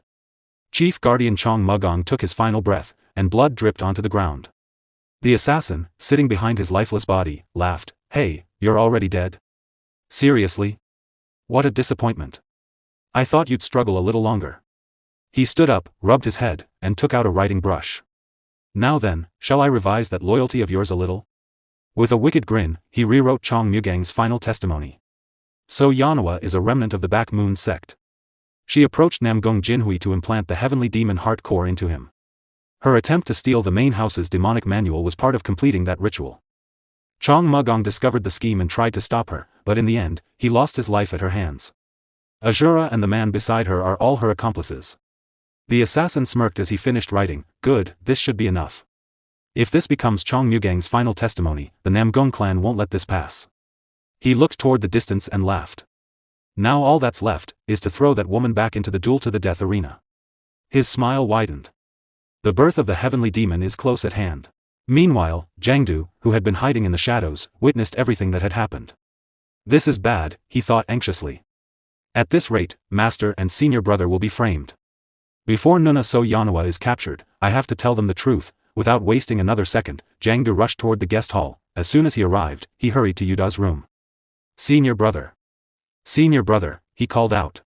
Yuda was still fast asleep in his bed. Senior brother. Jiangdu shouted again. Startled awake, Yuda sat up in shock. You scared me, he complained, rubbing his sleepy eyes. What's going on in the middle of the night? You could have at least woken me up a little more gently. Jiangdu looked at him with a worried expression. This is no time to sleep. Soon, Nuna So Yanawa will be arrested by the Namgong clan. Yuda's expression changed instantly. What? What are you talking about? Ms. So Yanawa is being arrested? I saw everything with my own eyes. Jiangdu explained urgently. I saw Brother Iri forge Chief Guardian Chong Mugang's final letter. Yuda raised his hand, still trying to process everything. Wait. Slow down. Who are Iri and Chong Mugong? Jiangdu stared at him in disbelief. Senior brother, you don't know who Chong Mugong is? He's the chief guardian who sparred with Master just recently. Oh, you mean the chief guardian who challenged Master to a duel? Yuda replied. So what happened? Jiangdu took a deep breath before answering. That chief guardian was murdered tonight, by Brother Iri, a special grade assassin from Red Blood Mountain. Yuda's eyes widened in complete disbelief. What? Jiangdu continued urgently, Brother Iri is trying to frame Nuna So Yanawa and you for Chief Guardian Chong Mugang's murder. He's claiming that Nuna So Yanawa approached the Namgong clan to implant the Heavenly Demon Heart Core into Namgong Jinhui. Yuda froze in shock, the Heavenly Demon Heart Core. No way. There isn't enough time to explain everything, senior brother, Jiangdu said anxiously. We have to leave this place immediately. Once the sun rises and the news spreads, the Namgong clan swordsmen will execute everyone here. As dawn broke, the Namgong clan gathered around Chief Guardian Chong Mugang's body. The patriarch stepped forward and looked silently at his fallen guardian. So, this is how you have returned in the end. A man who devoted his entire life to raising his sword for the main house has come back in such a tragic state. One of his subordinates stepped forward and bowed. Patriarch, a letter was found on Chief Guardian Chong Mugang's body. The patriarch nodded, read it. The subordinate unfolded the letter and began reading aloud. So Yanawa, a remnant of the Black Moon sect, approached the Namgong clan to implant the Heavenly Demon Heart Core. When Chong Mugong discovered the truth and tried to stop her, So Yanawa murdered him. The members of the Namgong clan were stunned. What? So she didn't just try to steal the demonic manual. She even murdered the chief guardian of the clan? This is unforgivable. Namgong Jinhui stood frozen in disbelief. Did So Yanawa really kill Guardian Chong with her own hands? Holding the letter, the patriarch spoke solemnly. It may be difficult to believe, but this handwriting undoubtedly belongs to Chong Mugong. Jinhui immediately stepped forward. But, father. That's impossible. No matter what kind of cowardly ambush was used, there's no way the chief guardian of the Namgong clan would have fallen so easily. His voice grew louder with emotion. Besides, Yanawa always trusted and respected Guardian Chong. She would never kill him. The patriarch looked at his son with a stern expression. You must not allow So Yanawa to cloud your judgment, Jinhui. That woman is taking advantage of your pure heart. Your trust, your sympathy, they are nothing more than tools to awaken the heavenly demon. Jinhui lowered his head in silence. As the patriarch walked past him, he spoke firmly, no matter what anyone says, you are the heir of the main house. You must not let your feelings blind you into protecting a criminal. He folded his hands behind his back and continued, you must answer for Chong Mugang's death. Jinhui looked up. The duel to the death that was interrupted, are you saying it will resume? That's right, the patriarch replied without turning around. This time, no one will stop it. If So Yanawa is innocent, she will prove it before the sword. But if she is guilty, the Namgong clan's righteous blade will deliver its judgment with her life. The sins that woman has committed will be exposed, one by one, beneath the sword of the Namgong clan. Jinhui clenched his sword so tightly that his knuckles turned white. A powerful purple aura surged around him, filling the air with overwhelming pressure. So Yanawa. His eyes narrowed as they glowed with the same purple energy. The murderous aura surrounding him grew stronger, engulfing everything around him as his anger reached its peak. Yuda, Yanawa, and Nova ran as fast as they could behind Jiangdu and his younger brother. This way, brother, his younger brother shouted. Jiangdu quickly opened the hidden entrance and urged, hurry. Get inside. Everyone rushed into the secret passage, and Jiangdu immediately shut the hidden gate behind them. Panting heavily after the desperate escape, Nova and Yuda tried to catch their breath. That was far too close. Jiangdu said with a sigh of relief. Looking around the tunnel, Yuda asked, by the way, where are we? Was there always a passage this long beneath the Namgong clan? Jiangdu nodded. This is a secret passage used by assassins whenever we need to enter or leave the clan estate. I don't know when or how it was built, but it has allowed assassins to infiltrate the clan unnoticed. Narrowing his eyes, Yuda asked, so the special great assassin you mentioned earlier also entered through this passage? Yes, Jiangdu replied. That's correct. After a brief silence, Yuda asked, but will you really be alright? If Red Blood Mountain learns that you betrayed them and helped us, IRI won't let you off so easily, will he? Jiangdu smiled bitterly. The moment our assassination failed, we were already as good as dead. On top of that, both Yogi and I lost a hand. Even if we returned to Red Blood Mountain, we would simply be discarded. Rather than die meaninglessly. We chose to devote the only lives we have left to something worthwhile. We decided to pledge our loyalty to Master and our senior brother, who forgave us and even spared our lives. Hearing those words, Yuda smiled. I never thought I'd receive this much help from you. Jiangdu let out a small laugh. Please save your gratitude until after we've escaped. If the clan's pursuers catch us, then it really will be over. The group continued walking deeper into the passage. After a long silence, Yanawa looked at Yuda with sorrow in her eyes. I still can't believe it. Guardian Chong. Someone as powerful as him lost his life to an assassin. Walking behind them, Jiangdu explained, perhaps it was because of the all-out sparring match he had with Master. His internal energy and stamina had already been greatly depleted, and Brother Iri would never miss an opportunity like that. So he's really that meticulous. Yuda muttered. I mean, Iri of Red Blood Mountain. That's right, Jiangdu answered. Brother Iri isn't only an exceptional assassin. He's also highly skilled in military strategy, calligraphy, painting, and music. Forging Chong Mugang's handwriting to create that fake letter wouldn't have been difficult for him. Yuda then asked, but where did Mr. Suddenly go? We need his strength now more than ever. I'm not sure, Jiangdu replied. The last time I saw Master, he was speaking with Chong Mugong at the pavilion. Yuda fell into deep thought. Could it be that he learned something important from Chong Mugong? He quietly reflected to himself, Mr.'s disappearance is a serious problem. Even so, I have to complete this quest somehow. Putting together everything I've learned so far, the successor of this tower is most likely Namgong Jinhui, the man who eventually fell into darkness and became the heavenly demon, and the true objective of this quest is to prevent Miss Yanawa's death. Yuda looked at Yanawa and asked, I heard that you approached the Namgong clan to stop the birth of the heavenly demon. That's right, Yanawa replied.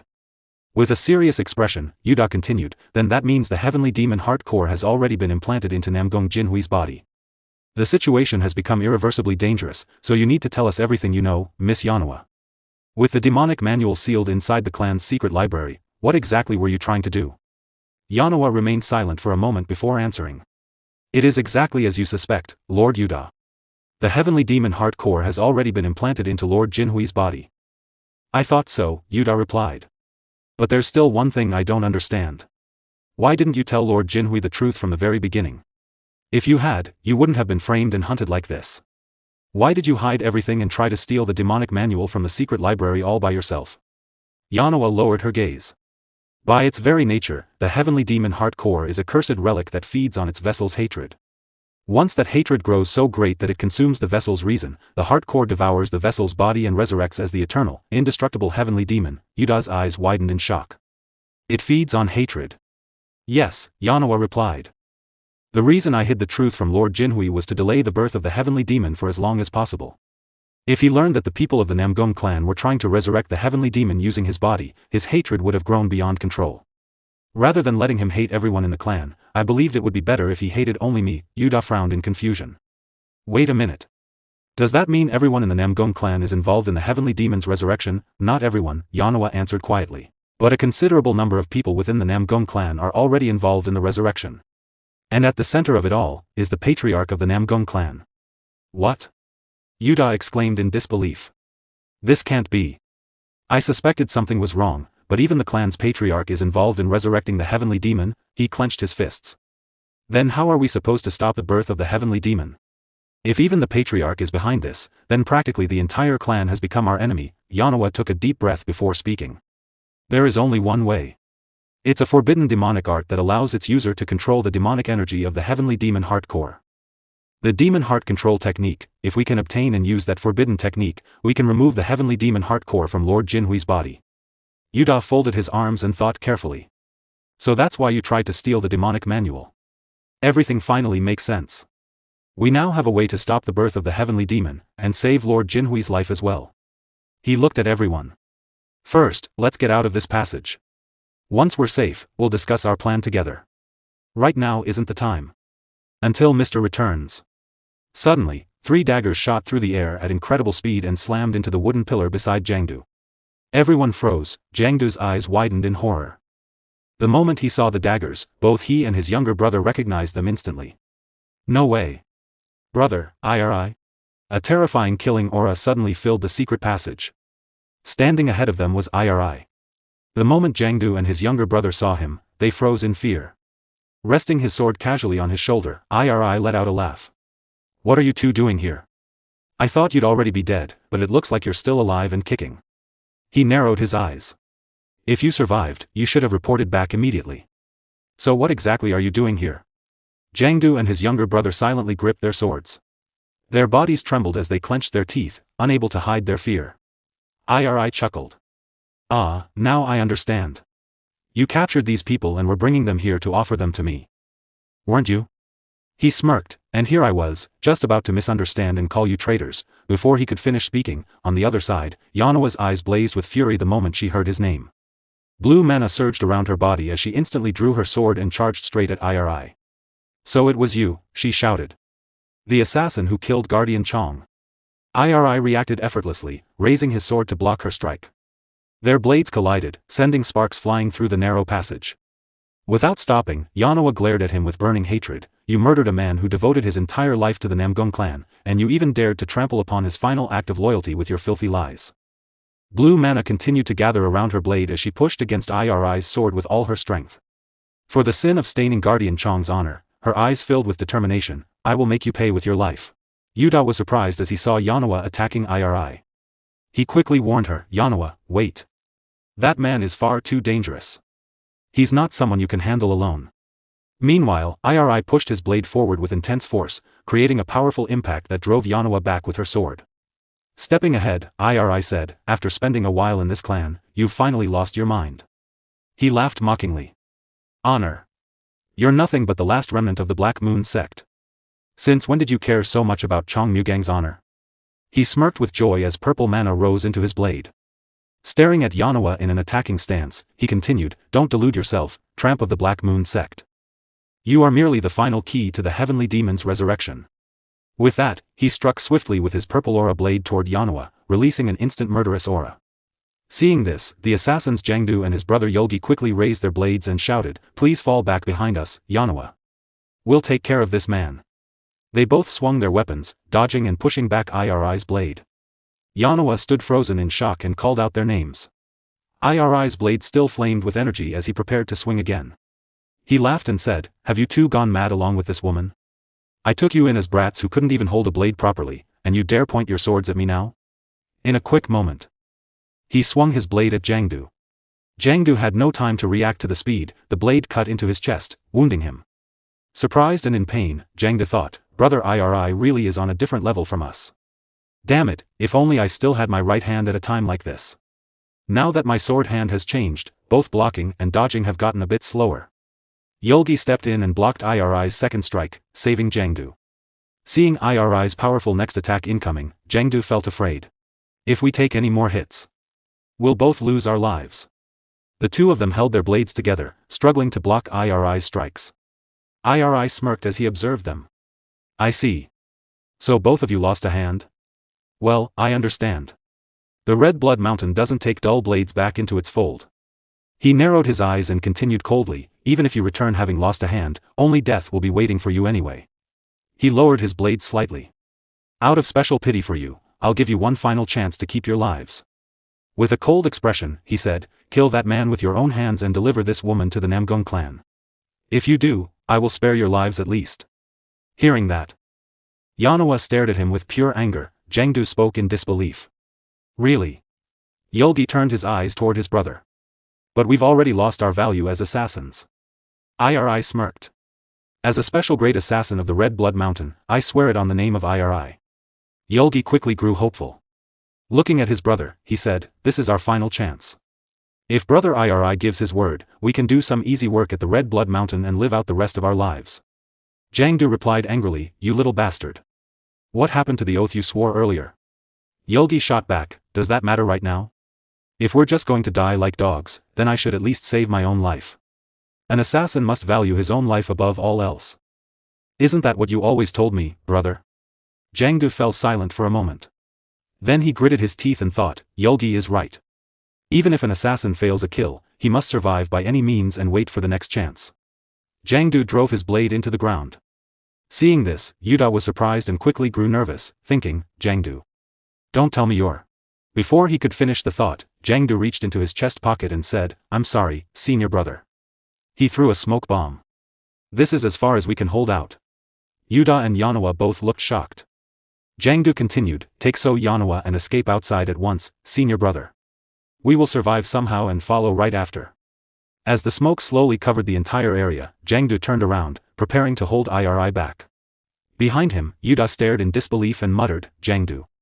I want to fight with them, but if I jump in carelessly, so Yanawa could end up in danger too. Her safety is the biggest priority right now. And that's the path Jangdu and Yulgi are risking their lives to open. While Yuda and Yanawa took advantage of the smoke and began running, Yuda's thoughts raced. Jangdu, you have to survive. Let's meet again outside later. Standing in the smoke, Yulgi asked Jangdu, what are you doing? We finally had a chance to save our lives. Jangdu narrowed his eyes with serious resolve. No. From the very beginning, Brother Iri had no intention of letting us live. We've already seen something we were never supposed to see. We saw Chong Mugang's letter being forged by Brother Iri. After we witnessed that, there's no way that man would let us live. Yulgi asked, then what are we supposed to do now? Jangdu replied, we end it here. Hearing that, Yulgi was shocked. What? Jangdu said, Brother Iri's sword is fast and precise, but in the dark it's a different story. This is also a narrow passage filled with smoke. If the two of us attack at the same time, we'll have an opening to bet everything on. Meanwhile, Iri stepped deeper into the smoke and laughed. Not bad, Jangdu. Even after losing your hand, you still know how to use your head. You still remember that I'm weak in the dark. He gripped his blade tightly. Weak in the dark, huh? That's true enough. Though it's an old story now.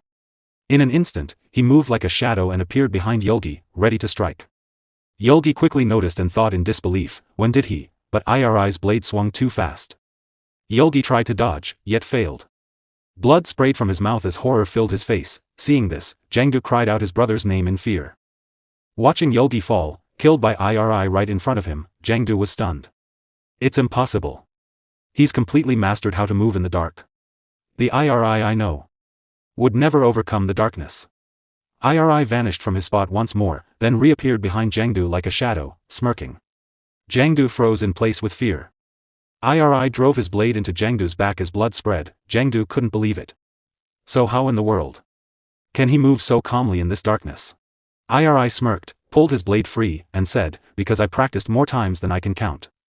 Hundreds of times more than anyone else. Regardless, for a broken sword, you were rather sharp, Jangdu. Jangdu collapsed to his knees. Iri raised his blade high once more, smirking as he prepared the final attack. But in the end, a broken sword is still just a broken sword. Meanwhile, Yuda and Yanawa were still running, searching for the path outside. Taking a deep heavenly breath while running, Yuda thought, we're almost there. If we continue just a bit more, we'll finally be outside. They saw the gate ahead of them. But at that moment, Iri's blade came flying after them. Iri swung and struck Yuda in the back. Yuda froze in shock from the sudden attack. Yanawa quickly turned and, seeing Yuda, shouted in worry. Iri's blade remained lodged in Yuda's back as he said, it's a shame, but the game of tag ends here. He laughed. Once I've deemed you my prey, you can never escape.